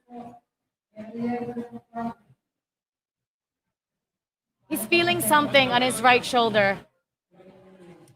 Okay, Mara, I just went to our marshals there. So right now, we're seeing on deck is Ariel Zinampan. But to your point, I think something happened to Ariel. Nothing that serious. Okay, our medics are there already. But only Ariel, Jefferson Biteng, Mon Anievas, and Amir will be doing the second round. For Nigel and Julius Obero, they're just doing it for one round. Just for one round. Okay. So we'll try to check if Ariel is okay. I don't think he'll be able to continue in the second round. So we'll check on him because up next is Jefferson Biteng. It's really important to know when you can go on and when to stop. We want you to go on, but if there's some sort of injury and you know there's something wrong with your joint, it's better to stop to prevent further injury. And that's exactly what he needed to do. Over, under, and through. Going up that 8 feet wall. Pushing himself up. Coming down. Now going through the beam. No, I love to see them just go at it with like full throttle. You know, not. I don't say it's reckless abandon, but it's calculated risk for our para athletes. And you have to admire the upper body strength, Mara. The upper body strength of our para athletes. He's almost got it. He was almost there. He lost his grip. Here you go. He's not giving up. He's going through it again, second time. And he's rang the bell. Great job. Great job. The first attempt, I think he wanted to ring the bell right without away. securing that last grip. So that's where he got in trouble. But right now, Jefferson is done with the under and over thing. Off to the ring twister.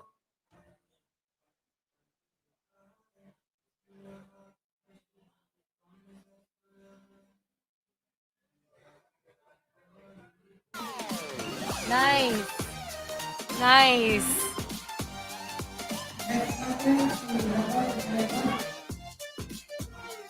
So now he's going with the seesaw.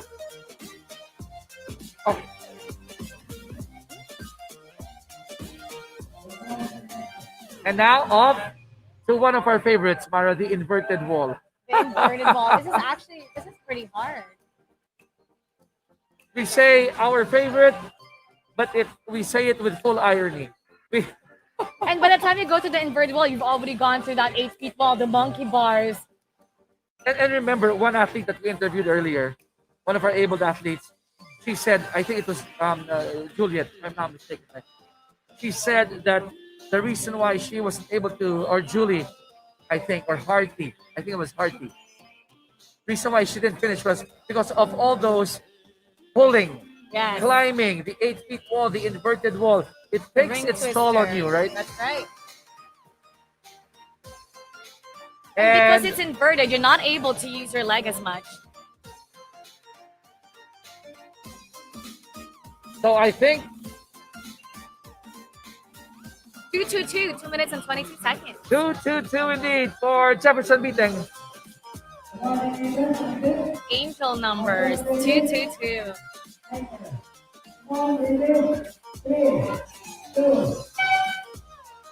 Up next, we got Mon Nieves. Now, earlier, Ramon clocked in at 1:39. Let's see if Ramon will be able to beat that time here in the second round.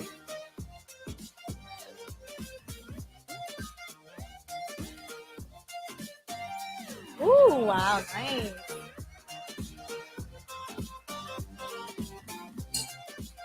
Very focused is Ramon. He did that rolling technique. I think it's really faster. You drop to your knees, your side, roll it, gain momentum, push yourself up, go up the obstacle, and proceed on to the next. And it gives your body a little bit of rest when you roll off because you're not using as much quads, you're not using as much of your muscles. You're basically just using your momentum and your weight to roll off. And then when everything else is done, that's when you feel the fatigue kicking in, your muscles getting tired. But you know what athletes would say? Work tomorrow. For now, you simply do all these obstacles. Mon Nieves already at the inverted wall. Right.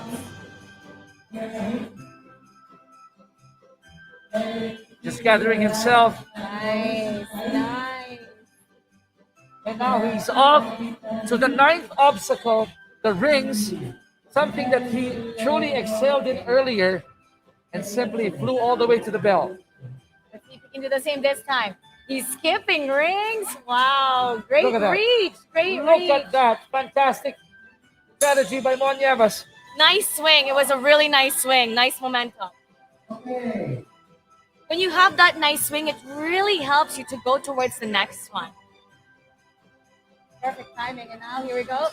2 minutes and 6 seconds. And he's done. Oh, look at his smiling face. I love it. Tired but Enjoyed smiling. it. Yes. Tired but smiling. Actually, even on the first round, he was smiling as soon as he got off. He's just really happy to finish it. And he did it really well. Great job. Our last participant for the Para OCR, Amir Ahid, did 1:21 in the first round.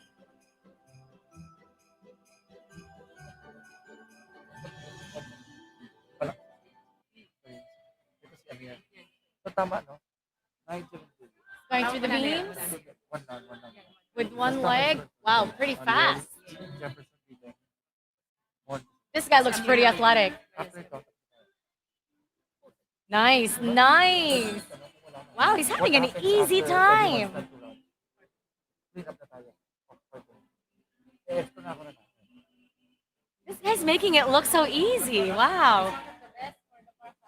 One of the best. Oh, wow. And we got to thank Iris for providing us with all these information on this category for the para athletes. And Mara, for those of our viewers who just tuned in, This is what we call the Conquer the Leaderboard Ninja Race here at Pretty Huge Obstacles in SM Ora in BGC. This is not really um, a, a race, but more of a structured workout where we would like to showcase the Ninja Pinoys, the talents of the Ninja Pinoys, showing the whole world that whether you're an able athlete That's or right. a para athlete, the playing field is pretty much the same. That's right. Amir is done. 1 minute, 27.48. And these para athletes, they're really proving that sometimes it's not just about your past. Yeah. It's about what's in front of you. And they're focused on what's right in front of them. And that's what I like about them. So we'll try to post in a few the results. But having said that, Mara, the official results will be coming out hopefully tonight, if not tomorrow, on the official Facebook page of Pilipinas Obstacle Sports Federation. So make sure that you check it out for tonight or tomorrow, okay? But we'll still try to flash it later on. Now, tracing back. Oh, we got the ladies. We still have the ladies para OCR, and we'll check the participants there in a few. And for everybody watching, make sure to follow the page, follow and like and share this video. Let's create more awareness for obstacle sports here in the Philippines. It's creating a lot of traction, creating a lot of curiosity, and we have a really great facility here, pretty huge obstacles here at SM Ora. It's a perfect place to be right after the obstacle. They can come eat out. It's right by the mall. It's perfect location. And I heard from our organizers, we have our female para athletes as well. We'll just check the number, how many will be participating. But having said that, 148, Mara, the whole PHO, Pretty Huge Obstacles, will be taking a 1 hour break. But our broadcast will end as soon as we have the list out.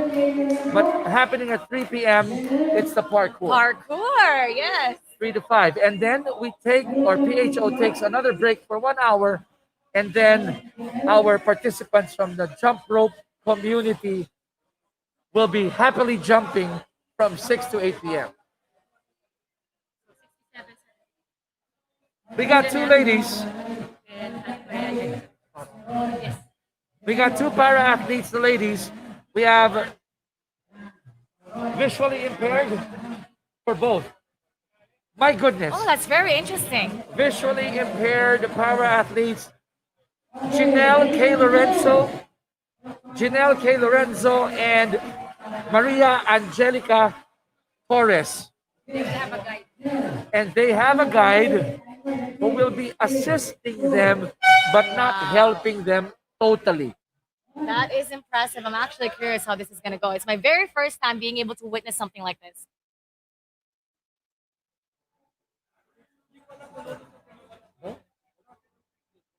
So both are, I just confirmed, I mean totally blind as per Iris here. So they're listening to their coaches, the voices, and if you check this out, Janelle is actually feeling the obstacles as she goes through it. Viewers out there, if you're still watching this, bring those shout outs, please, of support. This is something that you should let your other family members see and witness. I have never seen anything like this before. This is pretty impressive. Janelle K. Lorenzo already at the monkey bars. It's pretty challenging. The monkey bar is pretty challenging because right when you swing and you're trying to grab on, you're basically trying to use muscle memory from your previous training to be able to grab onto that bar. She did not train at all. We got Iris here providing us with Wow. information. Coach Iris, thank you very much. No training at all. But, you know, with the help of our coaches here, he's going through each and every obstacle. Rich D. Paz says, now that is admirable determination to conquer.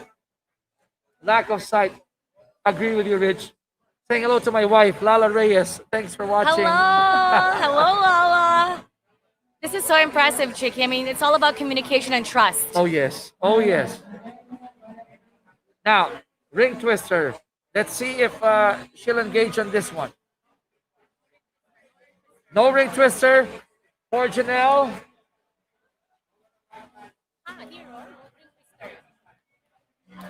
And if you notice, she is following the sound of the clap of the coach. And they're leading, the coach is leading her to the start of the seesaw obstacle.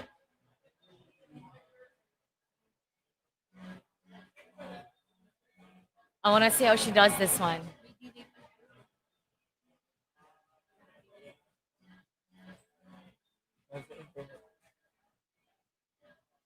So there she is, Janelle. Is she going to, there you go, there you go. Using both hands and feet. But she has to be careful because that seesaw is going to drop on the other end. She's beyond it. She's beyond it. She's going down. She's on her feet. And she has touched that red tape. Done with the seesaw. Nicely done. Now, she's gonna get a slight lift probably. We'll see. No assistance on the lift. She's gonna feel her way through the inverted wall. She is going up. Our coaches are there behind her in case she needs an extra push. Wow. You know, to be able to do these obstacles without sight, you really have to believe in yourself. Oh, yes. And conquer that fear, right? Of falling down or missing a step or missing a bar that you're supposed to hold. She's got her hands, both hands, right at the top. Now, she just needs to put her leg over. She needs to put, she needs to pull herself up. She's trying to get her leg over. Great. Oh, yes. Oh, nice, yes. Nice.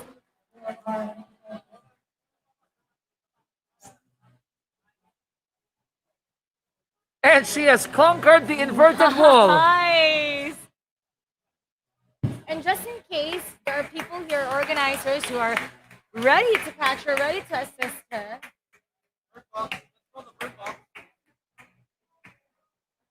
And if you notice, no one else is clapping except the coach, so as not to mislead Janelle.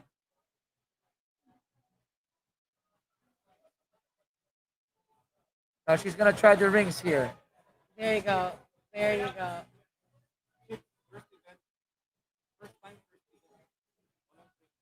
It's her first time, her first event. And no training whatsoever. at all. She has a lot of confidence. Now, did you notice that they allowed her to try the rings, and when she fell, that's fine.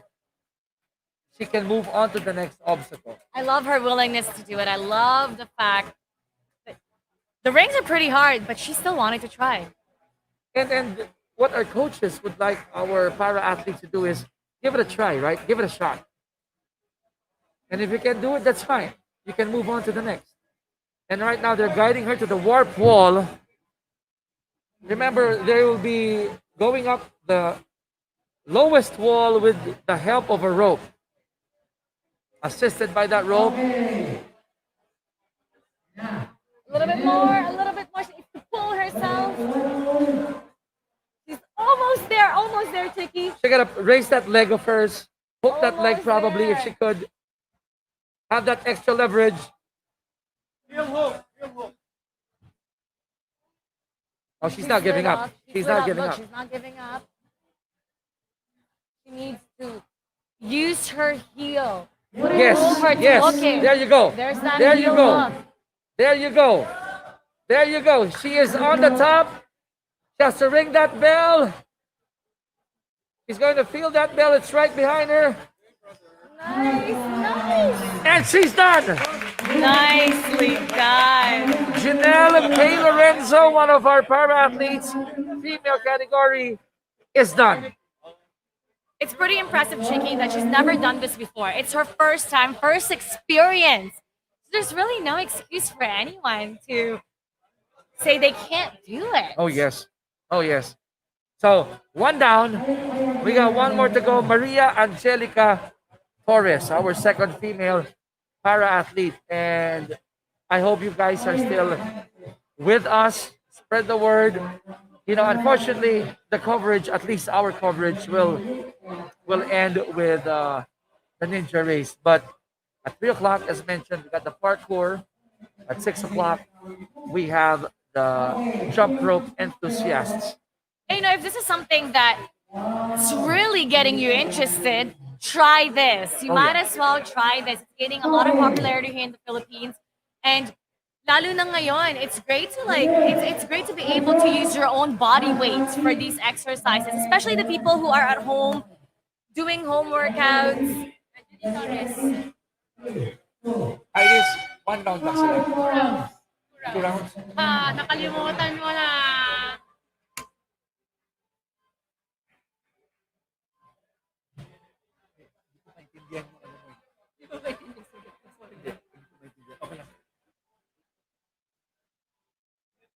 So for our viewers out there, you know, you can try doing this. Come right here at SM Aura. Pretty huge obstacles. Get a taste of it.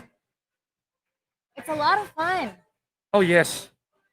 We've been sitting here calling out names and over 70 participants from 8 a.m. until 2 p.m. And right now it's Maria Angelica Torres. She's done with the beam. And she's following again the clap of the coach. Nice. Nice. Been a fixture, I believe, in other races as well. So Look people at are her familiar go. with her. Look at her go. You could see in the way she moves, Mara. She's used to that style. Listening to the coach, listening to the clap, trusting her steps, where the sound is coming from. And you pointed it out. It takes a lot of courage, a lot of confidence, a lot of trust to do this. And now she's at the seesaw. She's gonna do this standing up. She's gonna do this standing up. She's gonna do this with both her feet. Oh, And wow. look at Asik Jonid. Asik Jonid Wow. saying it's amazing to see Maria Angelica Torres. I know, Asik, if you're inspired, and so are we. I hope you guys are here at PHO to witness this live. Wow, she did that standing up. She has great balance. This is a test of her equilibrium, her balance. You know, I was with her in, I think, the Asian OCR.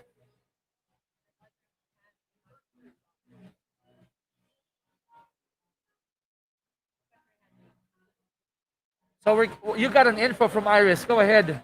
She can actually only use one hand. She cannot hook with her right hand.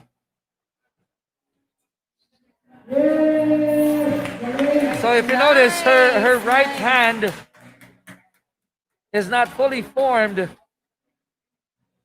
So that's an additional.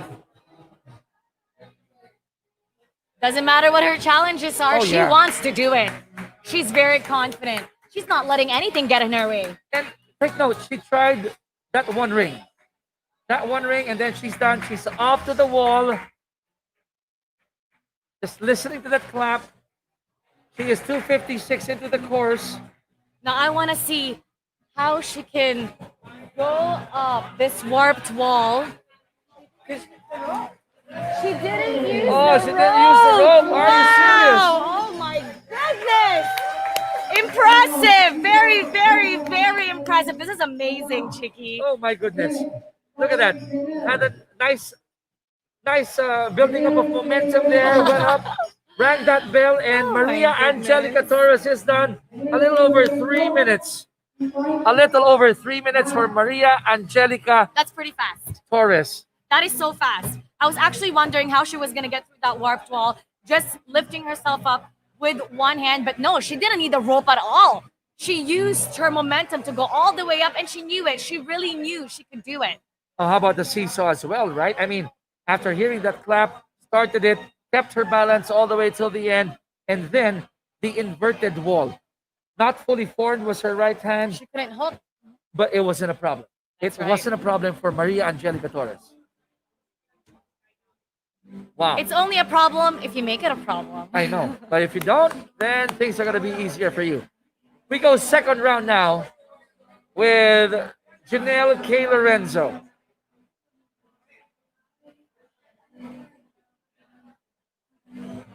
So she's trying to compose herself, get that balance. And for sure, she'd like to beat her first clock in.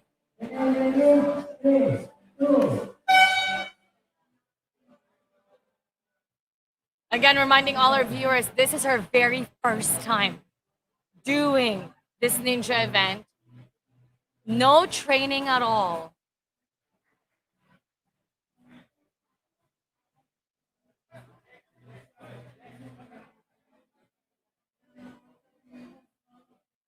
Off to the beam.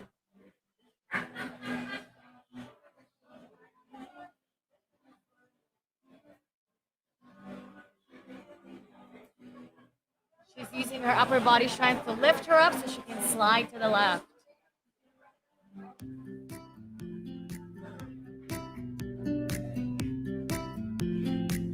Once again, folks, hope you guys are having fun. This is the Conquer the Leaderboard Ninja Race at Pretty Huge Obstacles. Our first of 3 events for this day. 75 participants plus. Chicky Reyes here with Mara Aquino, broadcasting live on the Facebook pages of Pilipinas Obstacle Sports Federation and World Obstacle. And you're witnessing, what you're watching right now are our para-athletes female category. On board or on deck is Janelle K. Lorenzo. Second round already. Now going under and over.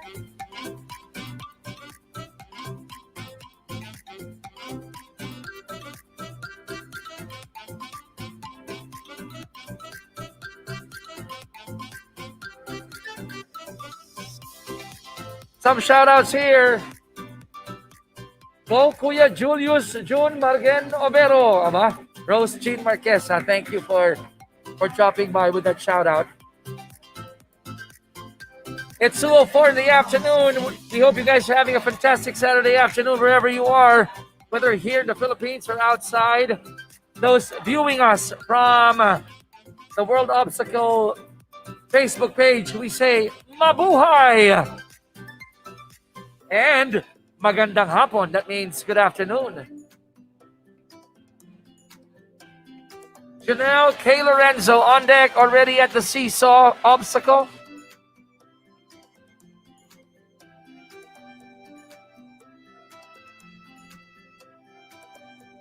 And you better try this, Mara, the next time I invite you. Oh my goodness. I have no excuse. No excuse. You better try at least half, right?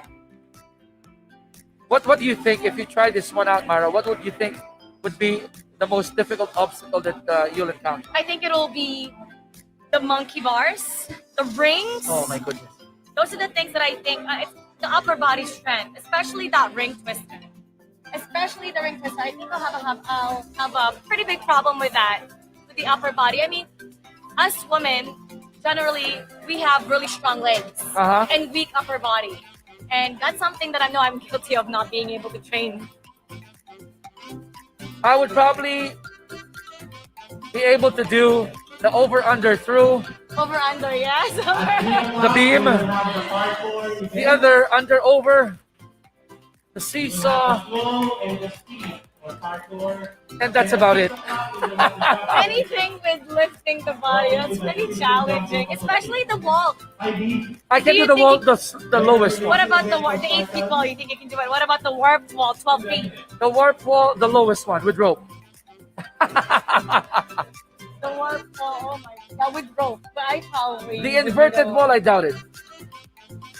But with the training and the coaching of Coach Mark Rodelas, then probably I will be able to do it. Oh, check this out. Chicky, look at this. Janelle. That was pretty good. She was able to get on that first ring and swing to the second ring. And you gotta tip your hat off to the coach as well. Thank you to our competition manager. It's your window Under. to the future. Mega Idol Sandy. Wait, head to head. On court. On court. Chanel at the warp wall. There, she's got a grip on that rope, pulling herself up. It's a heel hook. And right behind you. There you go. 4 minutes and 58 seconds. Thank you, Janelle. Chanel K. Lorenzo doing 4:58 in the second round. And then we'll have the last round, the second round of Maria Angelica Torres. I wonder if her family's watching right now. They must be so proud of her. And while we're ready for Maria Angelica, Mara, I'd like to say thank you to Sea Oil, to Milo, of course, to Pilipinas Obstacle Sports Federation for inviting us to do this for them, Facebook Live, not just for the Philippines, but also outside the country. That's right. We have people watching from Australia, from Canada, London. from London. Nice to have you guys here, and we hope that when we do this again, you'll be joining me and Mara and the rest of our crew, our team, when we bring you another event in the future. Meantime, get inspired by Maria Angelica Torres.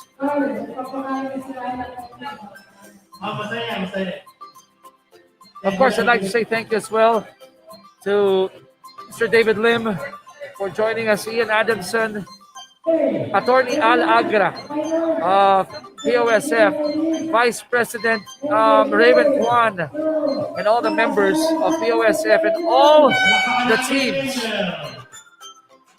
part of the POSF family. And look at Maria Angelica Torres go! Going through the beams. Slow and speed. By the way, your federation. Thank you, Bill. We hope to see you again virtually when we do this again. Pitman Clark, awesome viewer that we have here, stayed with us from the start till this point. Thank you, Bill. Oh, that's right. It's around 1 in the morning where Bill is at right now. 1 in the morning. He stuck around for 6 hours. He was here from the very beginning. Thank you, Bill Clark. How about shout out to your family and friends in Canada? They might be watching us. Oh, yes. And shout out to Team Good Vibes. I saw them here earlier. For 3 o'clock, parkour. Some of our ninja athletes will join the parkour event. So, some of our ninja athletes, Mara, who participated earlier today, will also participate in the parkour event at 3 o'clock. And even the crowd favorite, si JR De Castro, Would be joining it, will right? be there for the parkour. And Coach J. Mark Rodelas, the athlete who did 37.3, will be doing the parkour as well. Sayang, hindi natin makakover yun. That's gonna be pretty interesting. By the way, announcement, hindi ko pa ito nasasabi sa Team Phoenix. May pag-asa na masama ang para-obstacles sa Vietnam Southeast Asian Games. Oh wow, did you hear that, Chicky? What did the attorney say? There is a chance to include para-obstacles course in Vietnam for the SEA Games. We love that. Hope that happens. We'd love that. We'd love to see our athletes there.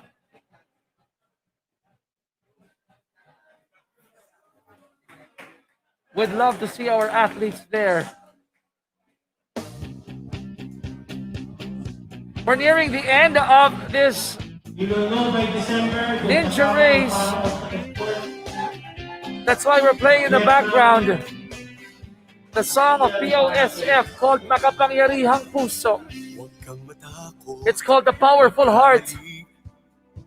And if you're watching this right now, this is a perfect example of a powerful heart, the powerful heart of a Pinoy. Again, she did not use the rope. Very nice. Nicely done. 2 minutes and 54 seconds. And that's the last bell for a ninja.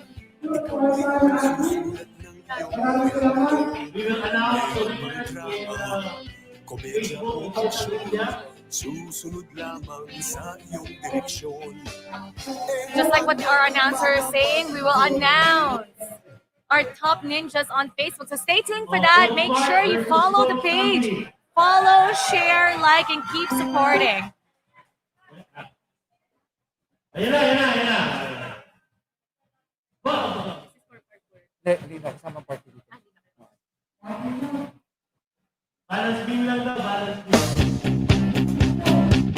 So,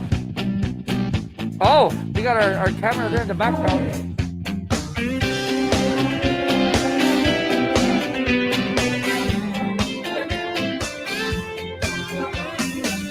Huwag kang matakot, magkamali. So we're done. Amazing stuff here, Tricky. I'm pretty impressed with the things that I've seen today. I've shown that they've proved that one, age does not matter. Oh, yes. We saw somebody that's almost 58 years old conquering this obstacle. We saw a lot of differently abled athletes conquering the wall, conquering everything that we see here. So really, the limit is what you put yourself. That's really it. And there's no excuse why you can't do it. I'm really impressed with the amount of talent, grit, determination, the motivation that we've seen all day today. So it was a 6.5 hours full of action-packed obstacles. I'm impressed with you. Now, my key takeaway here is, us abled people, it's good that we put effort in taking care of our health, right? Watch what we eat, but at the same time, also exercise. And if you're looking at this event right now as an inspiration, you saw towards the end our para-athletes. I mean, in spite of their disabilities, they were able to show that they can do it. So if they can do it, we can do it. So can you. That's exactly right. There's no excuses. There's a lot of people in the pandemic right now making a lot. I'm one of them. Yeah. Why I can't work out. And I use the pandemic as an excuse why I can't go to the gym. But really, you can use your upper body. Look at this. It's basically equipment that you can have at home. You can do your push-ups. You can do your balances. You can have a beam and try to lift yourself up. There's so many things that you can do. And hopefully we don't use this as an excuse, this whole pandemic, as an excuse why we have to stop taking care of our health. You can start now. And right now, pretty huge obstacles. They're taking in people. They're very strict with the protocols. It's something that you can start on. Something simple, something very doable. And you've witnessed that today. So this is how we end our coverage here from PHO. We'd like to say thank you to Sea Oil. We'd like to say thank you to Milo, to Pilipinas Obstacle Sports Federation, to World Obstacle Sports led by Ian Adamson, to all the other federations all over the country or all over the world. Thank you very much for tuning in to this fantastic show. And to all the athletes out there, thank you, thank you, thank you. We will post our leaderboard later on tonight or early tomorrow morning on the official Facebook page of POSF. So please look for it there. But at 3 o'clock, different show. Perhaps later on, it will be the parkour. At 6 o'clock, it's jump rope. So on behalf of POSF, Pilipinas Obstacle Sports Federation, led by Attorney Al Agra and the rest of the POSF members, our friends in Pretty Huge Obstacles, my friends here, YouTube sensation, Bernard, Mac, Direct Nick Earnshaw, my partner here, Mara Aquino. My name is Chicky Reyes, saying thank you for joining Conquer the Leaderboard here in PHO. And please, always have that powerful heart, ang makapangyarihang puso ng Pinoy. We say goodbye from PHO and we bid you all Merry Christmas. Merry Christmas. Stay safe and hope to see you soon again. Bye-bye, guys. Bye, everyone.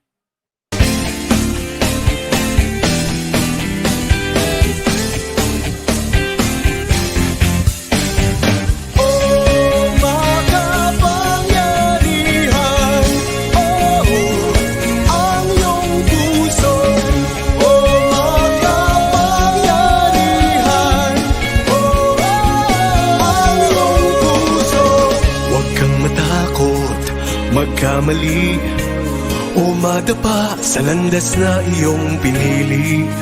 Bulong ng puso mo ay galing sa langit, nabuhay ka para ito ay makamit. Pilipinas!